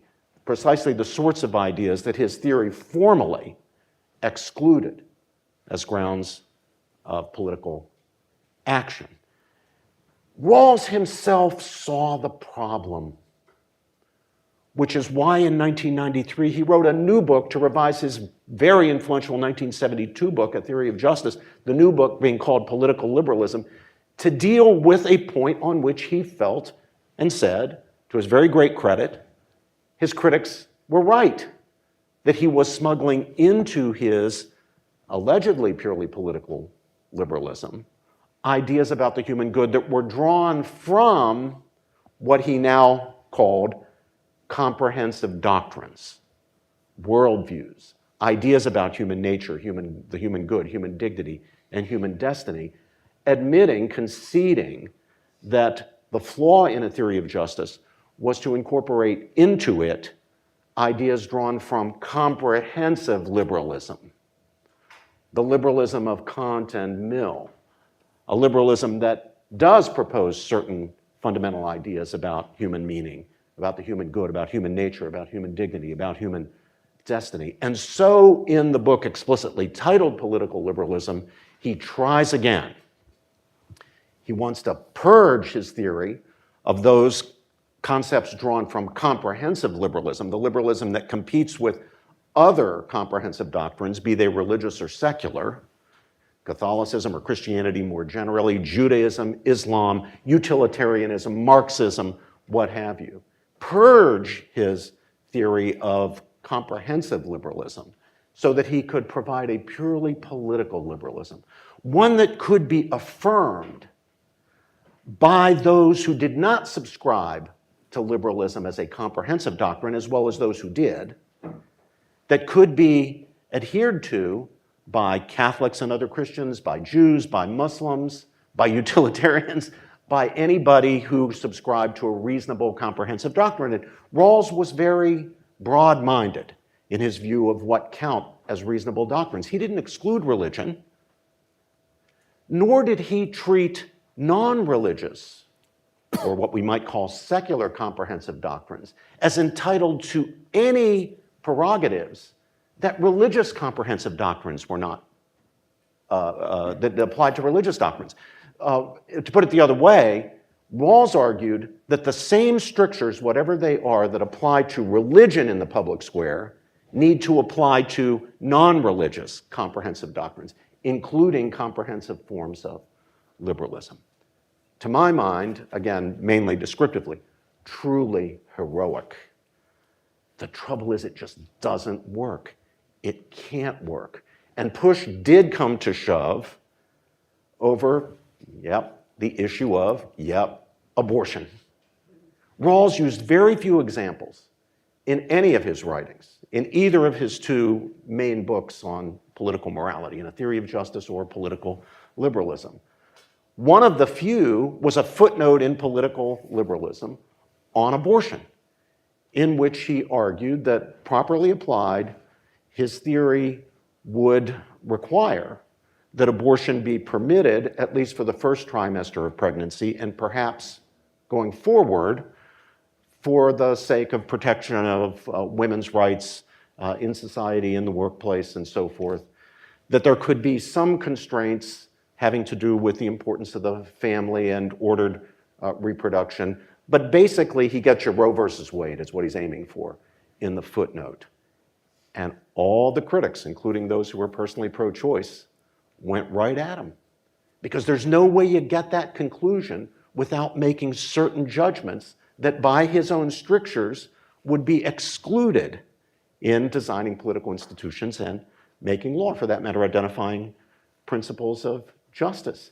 How do you decide who is a member of the community of the commonly protected without appeal to something like a comprehensive view? How do you decide newborns but not the unborn? Or toddlers but not newborns? What do you say to Professor Singer about the newborns? What about severely cognitively disabled people? What about people suffering from dementias or in minimally conscious states? What about non-human animals such as porpoises or rhesus monkeys? Are they in or are they out? Is there some way of deciding that would be consistent with the strictures of political liberalism? And the answer seems to be no. And Rawls wrestles with his critics and wrestles with his critics until his death. So he revises his view of the footnote, first in the introduction to the paperback edition of Political Liberalism 3 years after the hardcover comes out, and then again a couple of years after that in a famous article that he wrote in the University of Chicago Law Review on the concept of public reason. He's working hard, he's working heroically, he's trying to find the way, but he can't find the way. So this leads me finally back to Andy's points, and where I think the real challenge is for liberals, including Rawls's contemporary descendants, the real challenge is finding that dividing line between the public and the private, where in the private, we really are genuinely being neutral. No thumb on the scales, nothing drawn from a comprehensive view. Now, just to conclude my part, that's only a challenge for those who want to hang on to something that could legitimately be called liberalism or political liberalism. And that is increasingly not the contemporary American left. The contemporary American left has pretty quickly abandoned liberalism in our own time for a new ideology, one that is clearly a comprehensive doctrine, doesn't pretend not to be, is clearly playing the role that religion plays in the lives of religious believers. A viewpoint, a comprehensive view that has doctrines and dogmas, it has saints and sinners, it has heresies, it has holy days, it has holy months, it has demons, it has an eschatology, it's got a view about human destiny, even a view about the human end.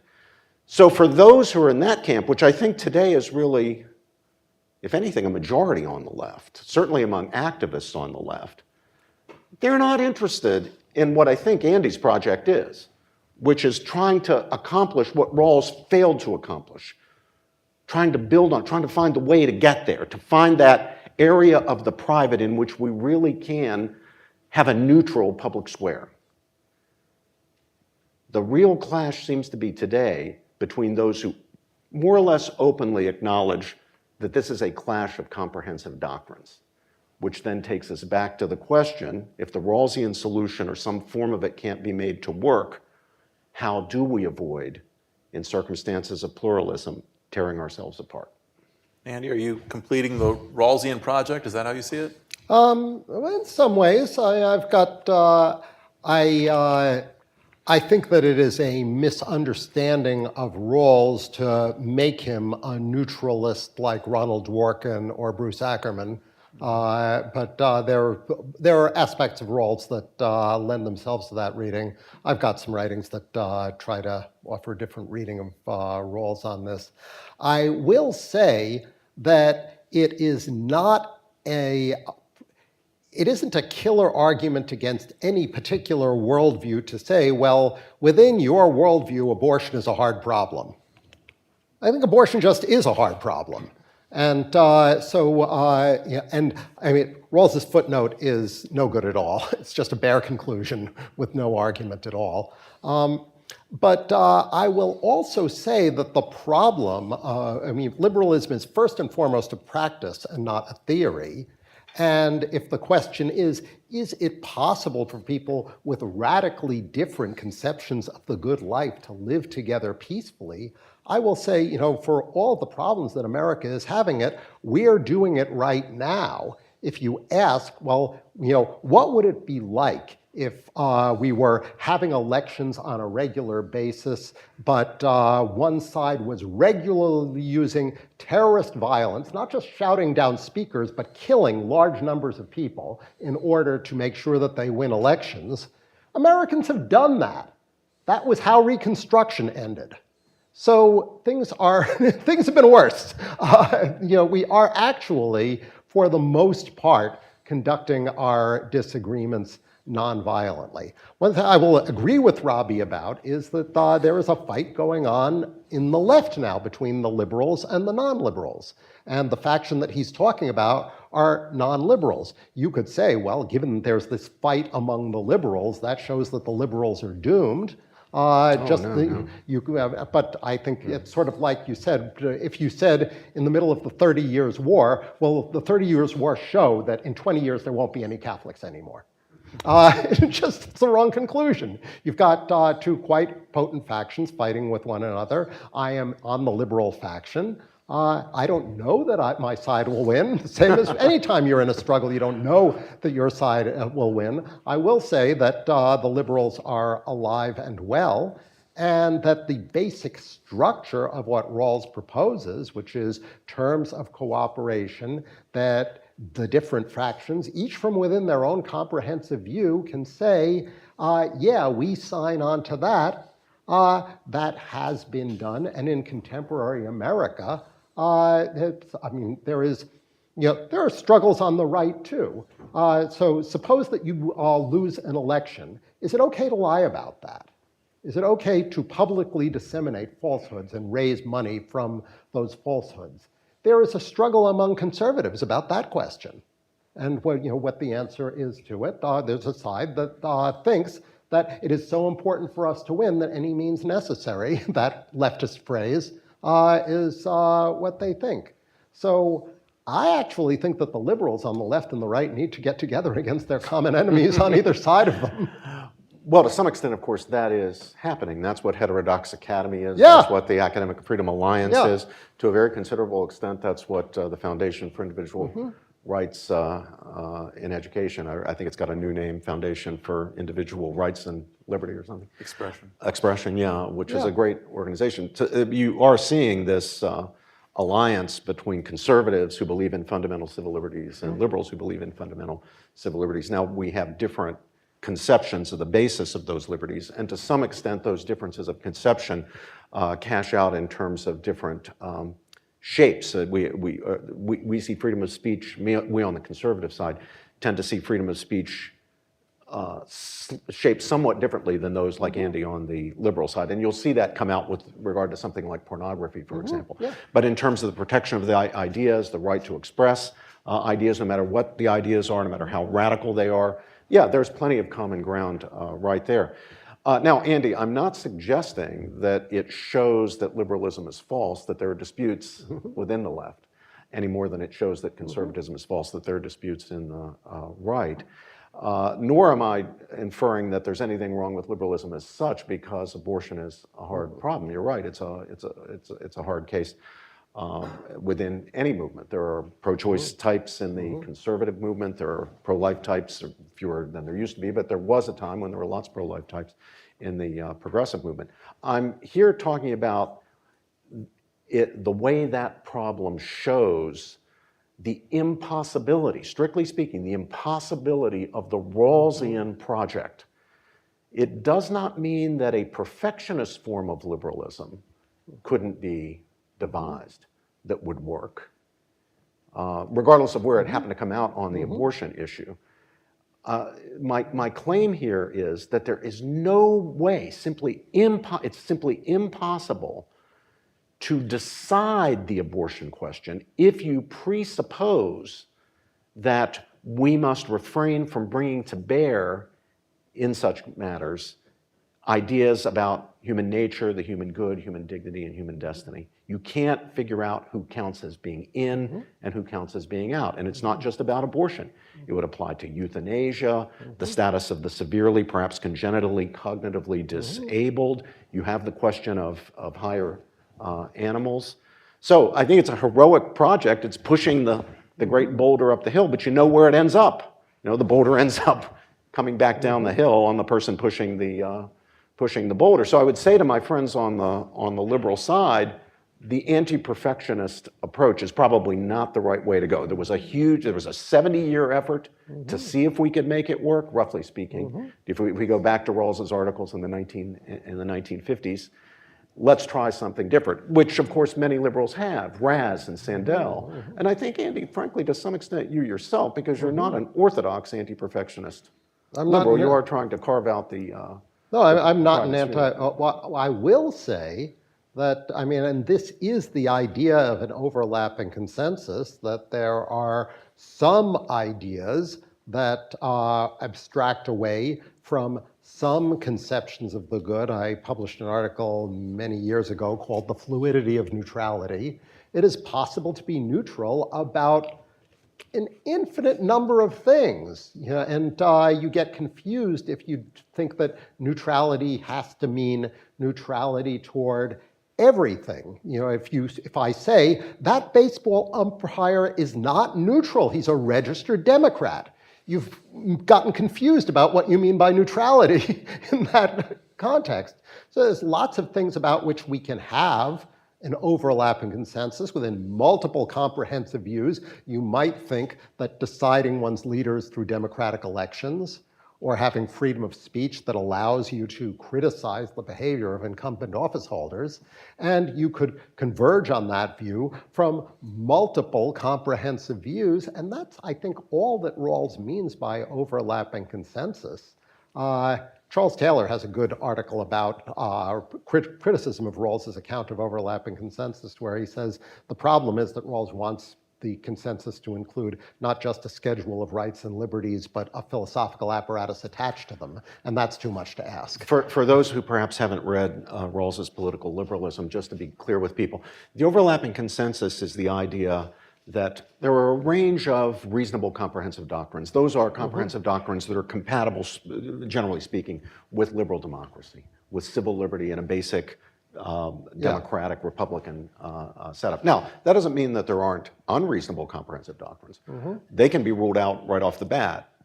Communism, fascism of the Maoist, Stalinist type, at least, fascism of the Hitler, Mussolini type, these can be eliminated. But Rawls says there are a large number of comprehensive doctrines that are reasonable precisely because they are compatible with the basic democratic civil libertarian setup. So now, how can we legislate from our perspectives within various comprehensive views in a way that could be counted as legitimate? Well, I as a Catholic, Andy, you regard yourself as a secularized Jew, secular progressive, someone else as a Muslim, someone else as a Protestant or an Orthodox Jew, could find some points on which, from our comprehensive perspectives, we all agree. We might agree for different reasons, but we all agree. And if they're in that center, if they're in that pool, then you've got a legitimate reason for, a legitimate ground for legislation. This is part of how he saves Martin Luther King. Now I say save Martin Luther King. Why would he have saved Martin Luther King? Well, according to the standard interpretation of Rawls, religion is not supposed to be a basis for legislation or for political action. That's an oversimplification, but that's the sort of standard he lent interpretation. himself to it in some form. Yeah, he walks himself into it. Now he's got to get himself out of it. And King's the problem because who more than Martin Luther King is speaking from his religious convictions? It's not just that he's speaking religious language for secular propositions. He's drawing on his religiously inspired views about justice and the human good in order to make his case for reform of the laws, for the repeal of segregation, for the repeal of Jim Crow. You don't want to be a liberal and be repudiating Martin Luther King. So you got to come to a way of getting him into the fold. And part of the way of doing that is the concept of the overlapping consensus. Given that the panel, we promised at least some discussion of contemporary legal problems, our legal questions, I do want to talk a bit about the Supreme Court. But first, I just want to take a step back. Andy, if I may, in your opening remarks, you discussed the virtue of religious liberty in the First Amendment in preventing us from encroaching upon one another. Robbie, in your opening remarks, you discussed the virtue of religious liberty in helping us to avoid the sort of really destructive conflict that we can see in society. And so it's a vision of the First Amendment as a means by which we can escape and avoid one another. But I wonder, there's also the virtue of engaging one another, right? For so many religious people in America throughout our history, the goal, one of the basic goals of religion is to engage, right? Either explicitly, but proselytizing, or just living out a life that we hope will attract others to the same religious commitments. And so how should we think about this?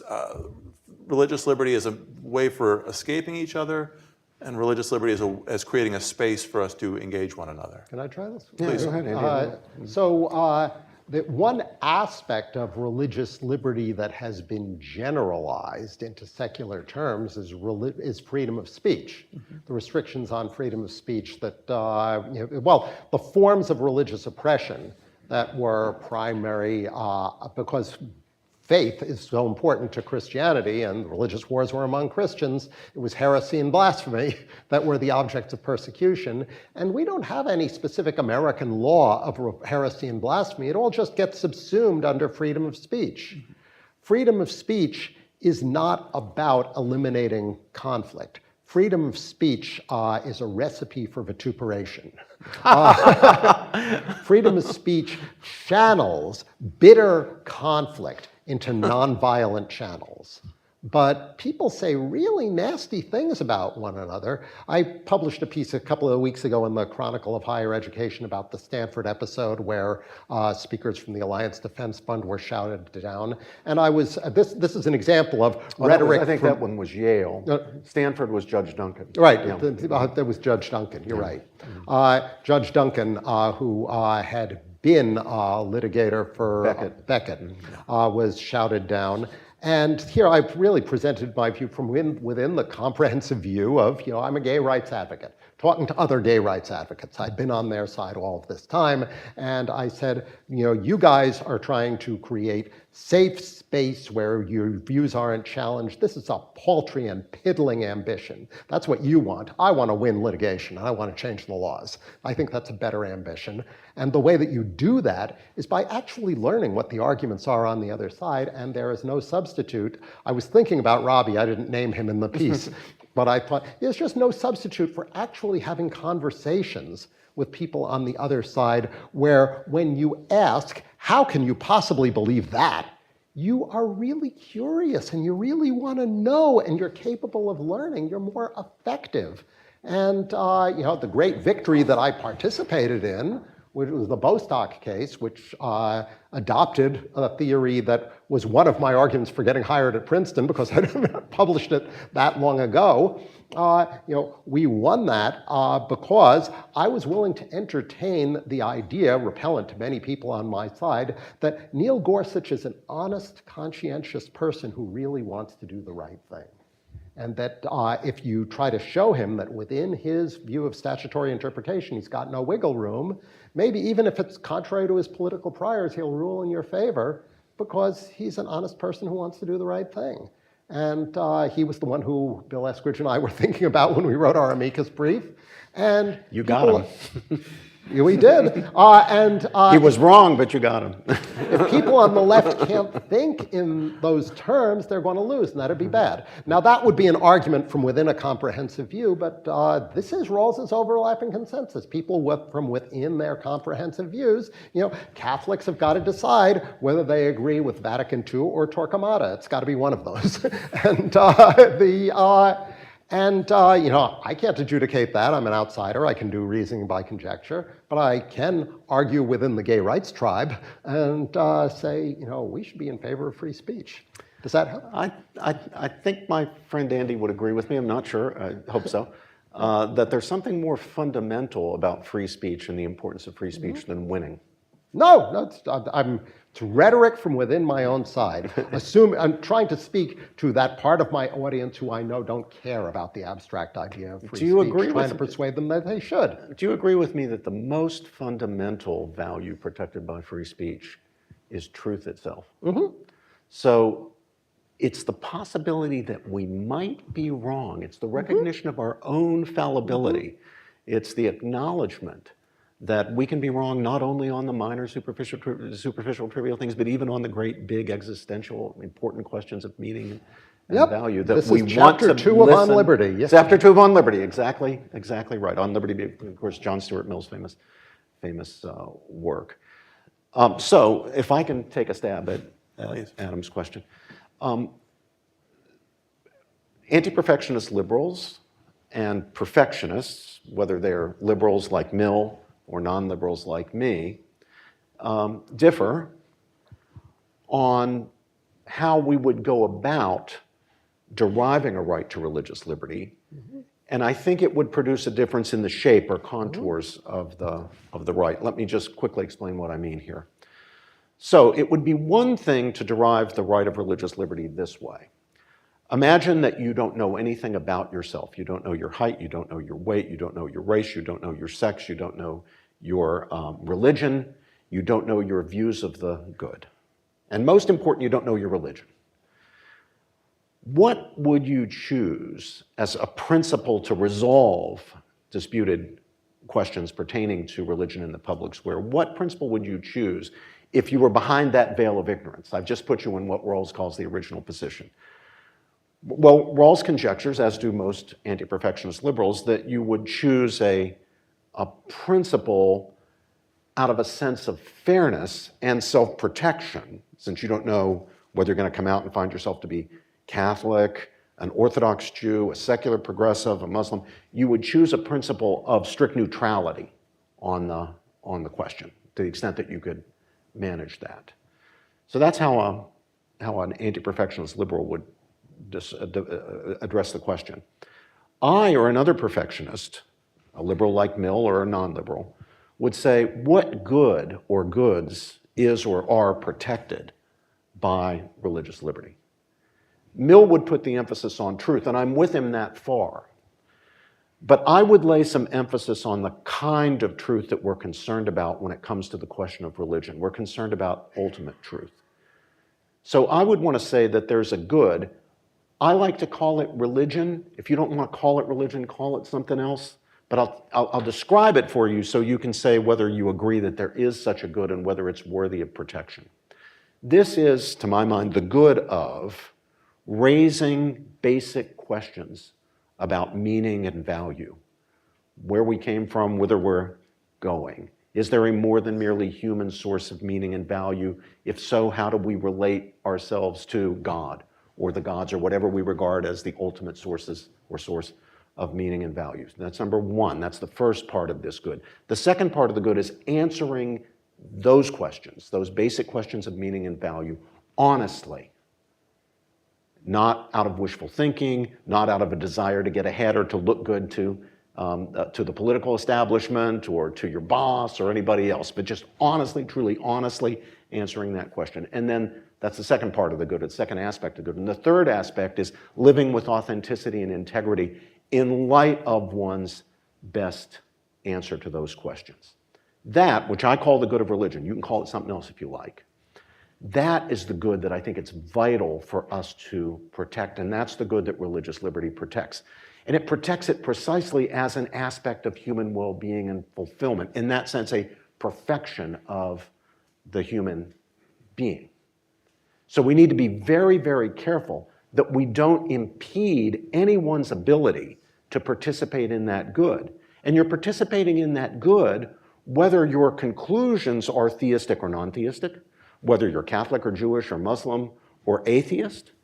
Even somebody like Camus, who does not reach, in the end, theistic conclusions, is definitely realizing, participating in that good because he's asking the right questions, those deep questions. He's doing his best to answer them honestly, sincerely. And he's doing his best to live with them with integrity and authenticity.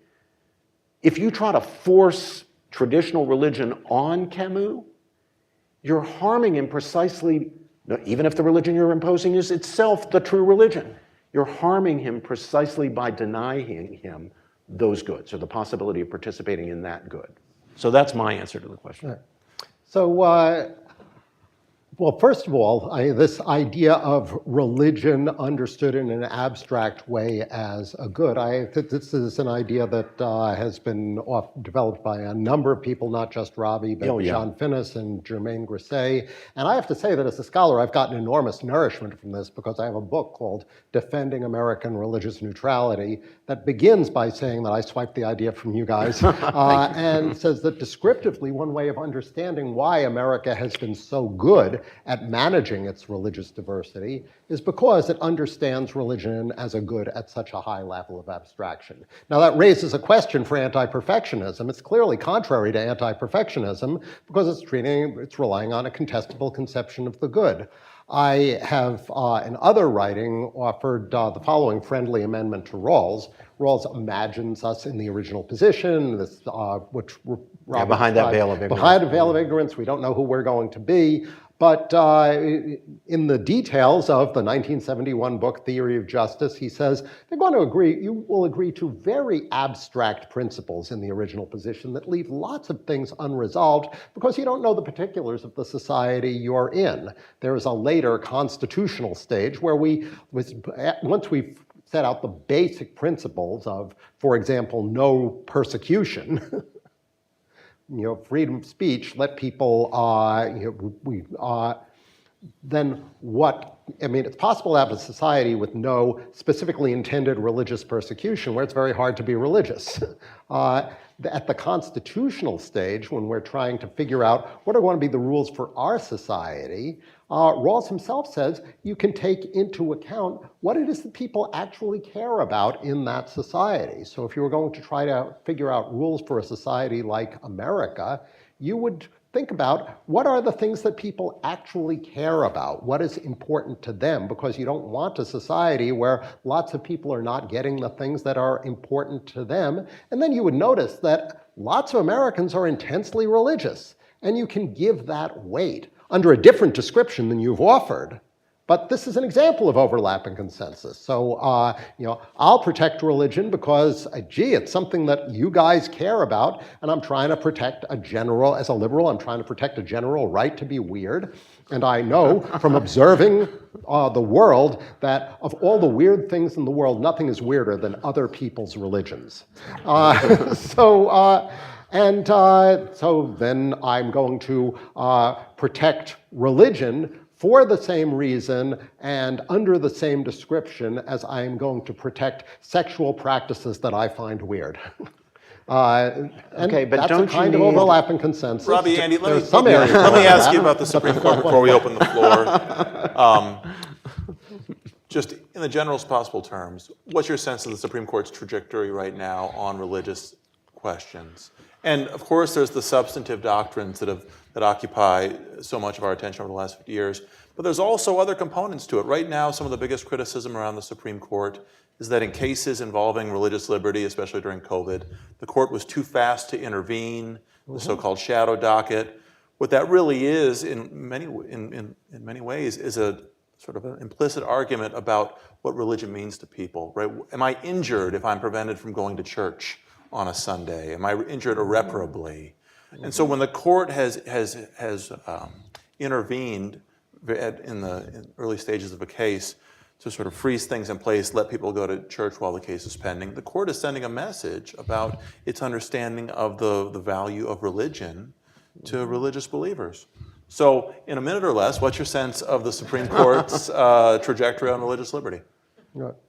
I will just say I've got a paper, you can find it on the Social Science Research Network. I think that the court is, on the most favored nation theory, I think the court is now predisposed to find discrimination against religion anytime a religious claimant doesn't get what he wants. I'm quite friendly to religious liberty. I'm defending it in the religious neutrality book, but I think the court has gone way too far. Justice Alito a couple years ago warned that he thought religious liberty is becoming a second-class right. So I gather you disagree? I'm trying to figure out in the current Supreme Court what a religious claim would look like that would lose. And I have trouble figuring out what that would look like.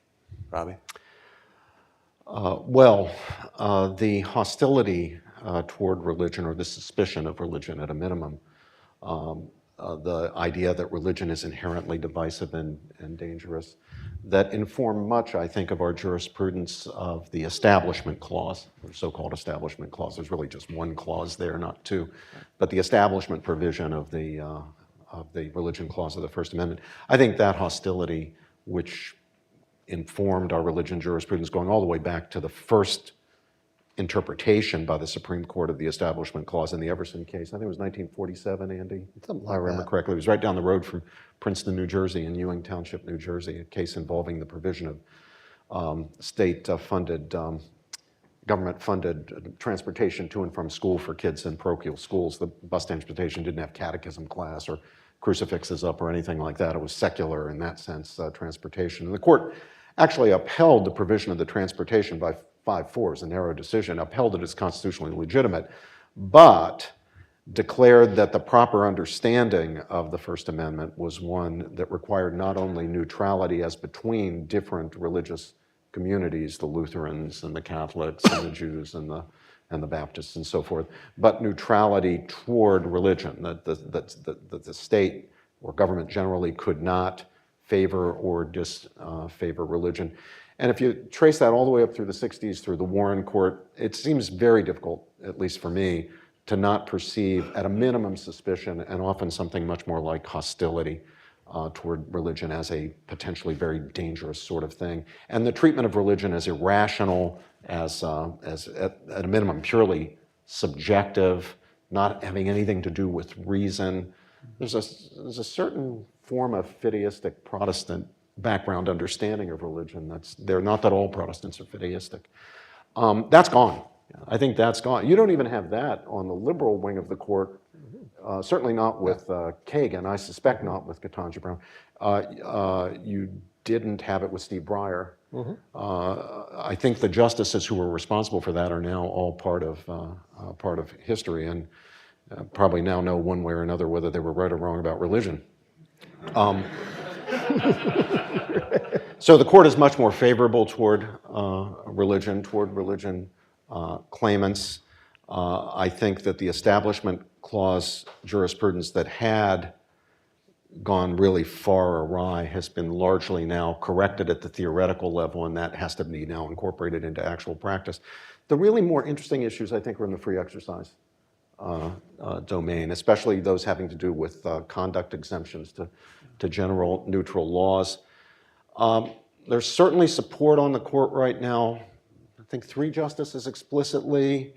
I can probably count 5 for overturning the famous Smith decision, which would restore, if it is overturned, something like the pre-Smith regime and would hold laws of, even neutral laws of general applicability, to a constitutional standard that would require the state to show that the laws are supported by a compelling state interest, a very high standard, and represent the least intrusive or least restrictive means of prosecuting that interest. The court has not. I think it came close in that Philadelphia foster care case a couple of terms ago to pulling the trigger on reversing Smith. It hasn't done so even implicitly quite yet, but I think that's probably where this is going. And I think that is why Andy thinks, probably rightly, that most religious claimants are going to win. I'll just toss one more thing in here, because I'm really curious to know if Andy agrees with me about this.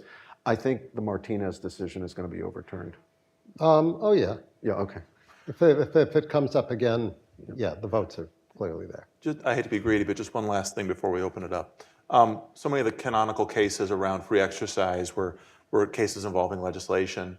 Now so many of the cases that are coming to the Supreme Court are cases challenging laws or policies that begin in a governor's office or in an administrative agency. Oh, like the COVID cases, for example. Sure, the COVID cases most famously. How should we, but also think about the case coming out of the Affordable Care Act. It's hard to think of a case right now. The Little Sisters of the Poor? Little Sisters of the Poor. Yeah, it's hard to think of a religious liberty case right now that's gotten attention that didn't start out of an agency or a governor's office rather than a law passed by a state legislature. How should we think about that difference between the current conflicts and the old ones? I don't think that for purposes of constitutional rights, it makes any difference at all. It's entirely an internal question of state law that the Supreme Court has no jurisdiction over, whether the state agency is authorized by state law to promulgate the regulation that it promulgated. That's purely a question of state law. The Supreme Court isn't even allowed to decide that. It's a question of state law. Yeah. The question is what the state as a whole has decided to do. Are they violating the free exercise rights of the claimant? I guess I just wonder if the different mode of lawmaking makes a difference for the kinds and numbers of conflicts we're seeing around religious liberty. I think if we jump up to the political theory level, I think you got a really interesting issue there. If you keep it strictly to the technical constitutional question, I think Andy has really summarized it. I mean it correctly. In the interesting way. At the political theoretical level, which gets us into really interesting questions about the nature of democracy and what democratic norms are and whether they are being respected in circumstances where administrative agencies are exercising the kind of legislative judgment that we now see at the state, but definitely at the federal level, really at both levels. They're really interesting questions there, because to the extent that those norms are rightly or wrongly being violated, it depends, rightly or wrongly, depends on your assessment of the validity of the norms.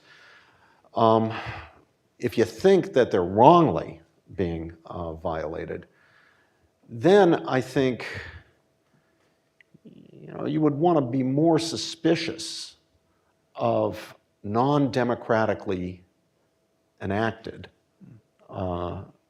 rules that seem to impinge on religious liberty or other basic civil liberties. We should add, by the way, Andy, I think you'll agree with this, that a lot of our, not all, but a high percentage of our current religious freedom cases, especially when it comes to conduct exemption cases, are as much free speech cases as they are freedom of religion Some of them, cases. I mean, the baker of the cake, the Masterpiece Cake Shop, really was as much I think, you can tell me. Yeah, no, I've got a different view about the free speech. It would take us too far afield, I think. Anyway, so the governing precedents here are not so much out of the religion provision of the First Amendment, but out of the speech provision of the First Amendment, and especially the cases like the 1943 was Barnett against West Virginia case, which really put a firm constitutional marker down against compelled speech. Yeah, but Barnett didn't say that it would have been better if it hadn't been a school board, if it had been the state legislature. No, because it's a matter of technical constitutional interpretation. You're absolutely right. It's only at the political theoretical level, I think, that the issues arise. The issue about agencies, I mean, this is the non-delegation doctrine. How much authority can you give to an agency? But that arises even in cases that don't involve individual rights. When the Supreme Court struck down the Clean Power Plan, didn't say, look, there's a fundamental right to burn coal and to warm up the atmosphere. The agency can't do it. They said it's about what power has been given by Congress and whether Congress can give power to experts to do that. And it's just a different question than the rights question. Great. Well, I'm sorry for waiting so long to open the floor. Of course, there are still microphones, so raise your hand and the microphone will find you. We'll start in the very, very back. Ma'am. My name is Nina Sadat. I work for the Tikva Fund. First, I just want to say thank you very much for coming and speaking with us this afternoon. My question is for Professor George, which is, how do you derive the good of religion, or the three-pronged goods of religion, or whatever you want to call it, that you offered earlier? And do you think there's a relationship between that conception of the good of religion and the Rawlsian problem presented in the beginning of our discussion? Thank you. Oh, thank you. Great question. All right, so strictly speaking, I'm going to follow Aristotle and his greatest commentator, the medieval philosopher Thomas Aquinas, on this. Strictly speaking, any value that is a basic value is underived. That is, it can't be derived through a middle term. It can't be proven by a deduction, like a mathematical deduction.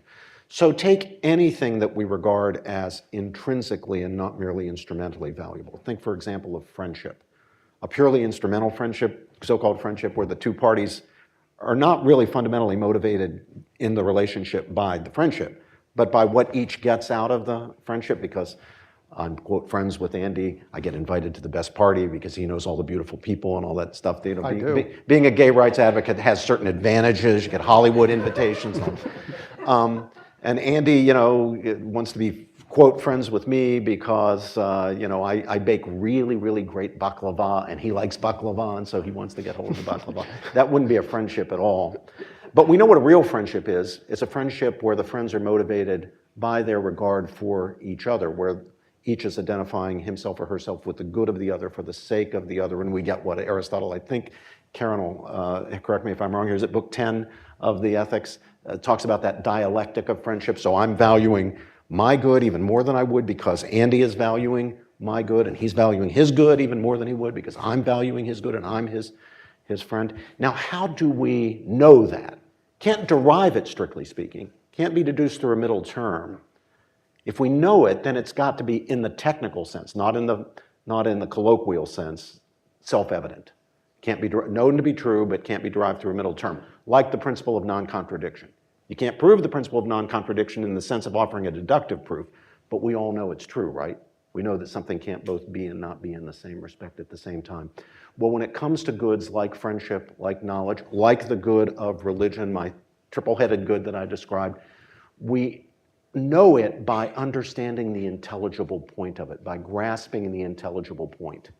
You know, that's how we understand the value of friendship, by grasping the intelligible point of friendship. That's how we understand the good of intellectual knowledge, where we're pursuing knowledge not to show off at cocktail parties with what we know, not to get a job as a professor somewhere, but simply for the sake of appreciating the knowledge, right? The enrichment that comes from the knowledge. We do it by grasping the point.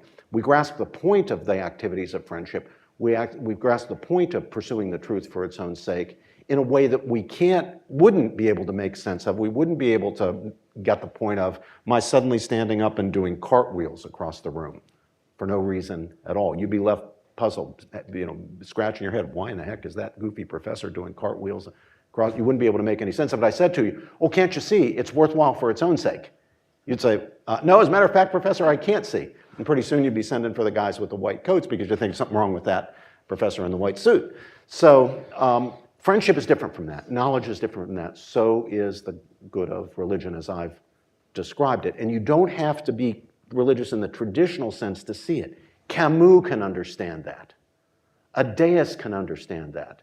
A non-theistic Buddhist can understand that. They grasp the point. Now, how does it relate to the Rawlsian problem of anti-perfectionism? It provides a perfectionist basis, that is a ground in the flourishing of human beings for the protection of the good. So on the perfectionist account, rights themselves are not foundational. Rights exist, obtain, should be recognized as protections of goods. So Rawls says the right is prior to the good. The perfectionist says you got it exactly backwards. The good is prior to the right. The whole point of the right or rights is to protect valuable aspects of human well-being and fulfillment. Next question. Yes, sir. Wait for the microphone to find you. Limited government, federalism. If the establishment clause could be, well, it can be read that Congress can make no law to change the 10 Commandments. and establishment of religion. The 10th Amendment is being more snarky and really limiting government and saying all that would have to be left to the states. So I'm just, there's a catch in there. If establishments mean scripture and they're barring Congress from making those laws, I'm just really looking for the 10th Amendment. How much more seriously does it limit government to these matters that are not to be made at the federal level? Well, the 10th Amendment doesn't tell you which powers are reserved to the states. Well, it says the powers not delegated to the national government are reserved to the states. Mm-hmm. And then the question is, are they reserved to the states after the states are constrained by the Civil War amendments? Kurt Lash has done some originalist scholarship on the meaning of the Establishment Clause as it was understood by the framers of the Reconstruction Amendments, and they thought that freedom from establishment was part of what they were enacting. So then we get into a substantive argument about whether the Establishment Clause is incorporated into the Civil War amendments, which are clearly a constraint on freedoms of self-governance that the states had before. Because before the Civil War, the states didn't have to respect anybody's rights at all. They were allowed to have slaves, and now they're not. As I mentioned earlier, I think the Supreme Court, going all the way back to the Everson decision, has just mangled Establishment Clause jurisprudence, and it has relied on the Establishment Clause to do too much. It's relied on when I say Establishment Clause, it's with the recognition that it's actually not a clause, but the so-called Establishment Clause.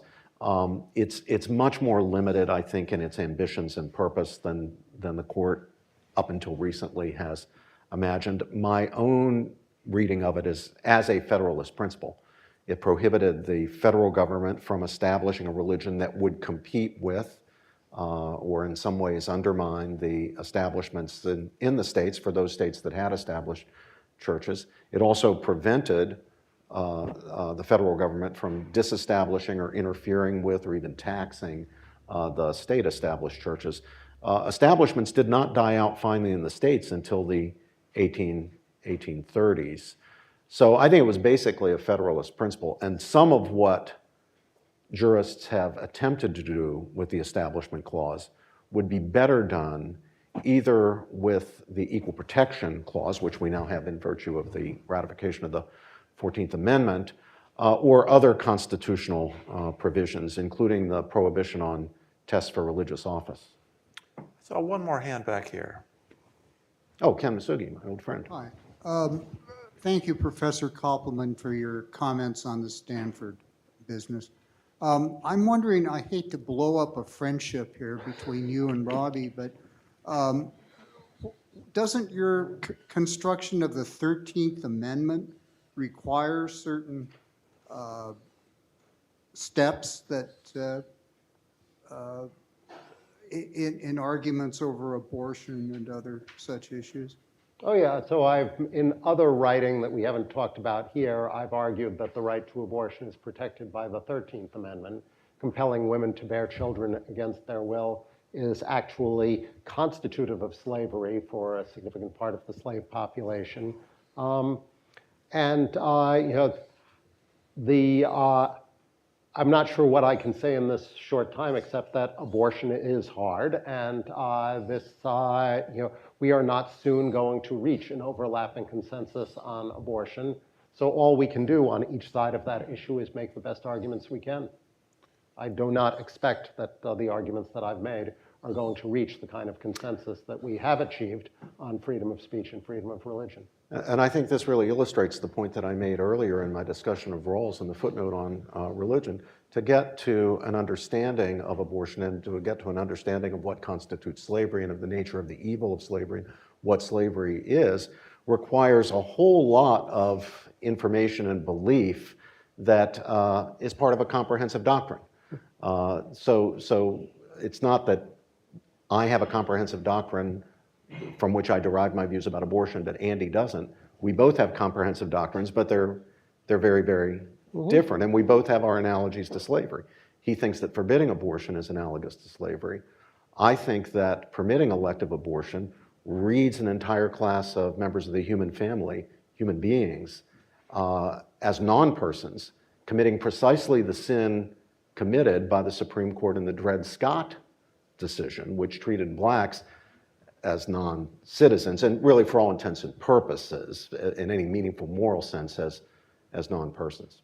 So the other thing that I'll say is that Robbie and I are in agreement on reading the 13th Amendment fairly broadly as against some, well, the same Kurt Lash has attacked my argument because he said the 13th Amendment just prohibits forcing someone to do work for somebody else. So he would oppose your view, he would oppose my view, because he would say that the 13th Amendment is narrower than you say as well. But there's a legal argument about the meaning of the 13th Amendment. Oh, when I wasn't, just to be clear though on what my position is, I'm not sure Kurt would actually reject it, because I'm not making a 13th Amendment against Roe versus Wade. Oh, okay, Yeah. others have. Yeah, okay. Yeah. I think we do have time for one last.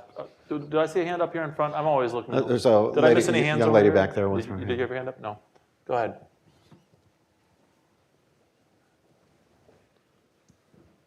Thank you so much for this discussion. David French has argued that we are living in an unprecedentedly good time for religious liberty.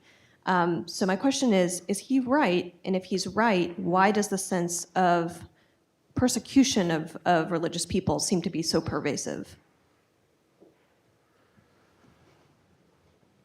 Robbie, you want Is to that go for first? me? Yeah.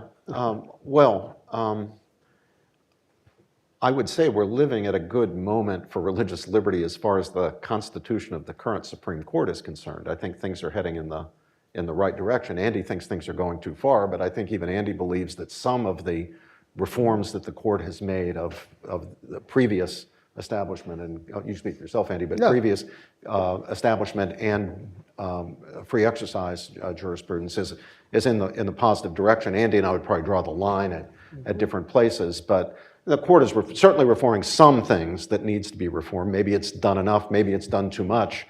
I think it still has a bit more to do, but I think there's progress there. But if we look out at the treatment of religious people and religious groups, especially in elite sectors of society, in universities, not just elite universities, but in universities generally, at least in state and private non-sectarian universities, and to some extent even in religious universities, I think it's not a favorable outlook for religious freedom. If you look at corporations, if you look at philanthropies, you look at the media, you look at the entertainment industry, would you want, if you were looking for a job, even as a cameraman in Hollywood, would you want to reveal that you were an evangelical Christian? Probably not a good idea. Do you showcase that on your Harvard application? I don't think you'd hesitate for a moment to say on your Harvard application, and I am a non-binary person. But you would hesitate, in fact, you wouldn't put down that you're an evangelical Christian, or if you do, you're rather brave evangelical Christian, because you're going to suspect that, and not without reason, that could seriously be held against you. Why do people censor? Who's doing the censoring of themselves in classrooms when it comes to the statements about their fundamental beliefs? Do you suppose it's people with woke ideologies? It's evangelical Christians, traditional Catholics, Orthodox Jews, and we all know, there's no point in deceiving ourselves, there's an enormous amount of self-censorship going on in classrooms all over the country. And it's not just in classrooms. It's in workplaces, it's in boardrooms, it's in the media, it's in the entertainment industry. So I don't think it's a good moment for religious liberty or religious pluralism generally. I think it's a pretty good moment on the Supreme Court. I'm just going to repeat what I said. As a liberal, there are illiberal tendencies on the left, and you've just enumerated some of them. Right. Well, we're going to have a final word in just a second, but please join me in thanking our speakers. Oh, thank you. Great. Adam, thank you. Please. We'll just wait a second. Thank you, Adam and Robbie and Andy, if I may, for a fascinating discussion to conclude our conference. If I might be permitted just 2 minutes to close out the conference, to reflect on what I think has become the most highly contested topic of the last 24 hours, the title. That's the title I hasten to add. I just want to return to some comments that you all made to kick off the conference when you reminded us that in the 90s, AI hosted a conference on religion and politics, which was entitled The End of the Secular Age. And you pointed out that that title expressed kind of gentle triumphalism on the part of believers, and that our title, Religion's Refusal to Die, Religion's Refusal to Die, expressed a kind of mutual frustration of believers and non-believers, the sense that on each side that neither was winning, right? That it was a lose-lose situation. And I think that's a very striking and apt observation about our cultural moment. The left and the right, progressives and conservatives, believers and non-believers, think that they're locked in a kind of unproductive struggle that's bringing about feelings of helplessness and anger and fear. But I think in the context of our conference here, Religion's Refusal to Die has led us to a kind of productive impasse, I might say. A situation which, drawing on the words of Michael Grenke earlier today, Nietzscheans and Thomists are coming together to try their very best to help each other out, to get to the bottom of things. Overlapping consensus. With the aid of Greeks and Jews and Muslims and some secular liberals. At lunch, someone said to me that they really enjoyed the last 24 hours because it's been a real conversation. And I think that was a very apt assessment of how I also experienced these last 24 hours. And I think that's because people have come together here, both as scholars who have studied different traditions and different thinkers, but also as real people who have come to different conclusions about things, and yet are willing to ask each other, as Andy Koppelman just put it a few moments ago, how could you possibly believe that? And really want to know. So thank you to everyone who's participated, of course the panelists and the moderators, but everyone in the audience who's participated in the conversations. Thank you for making this a real conversation. And I invite you all to join me in continuing that conversation over the tasty items in the reception just outside the doors. Thanks again.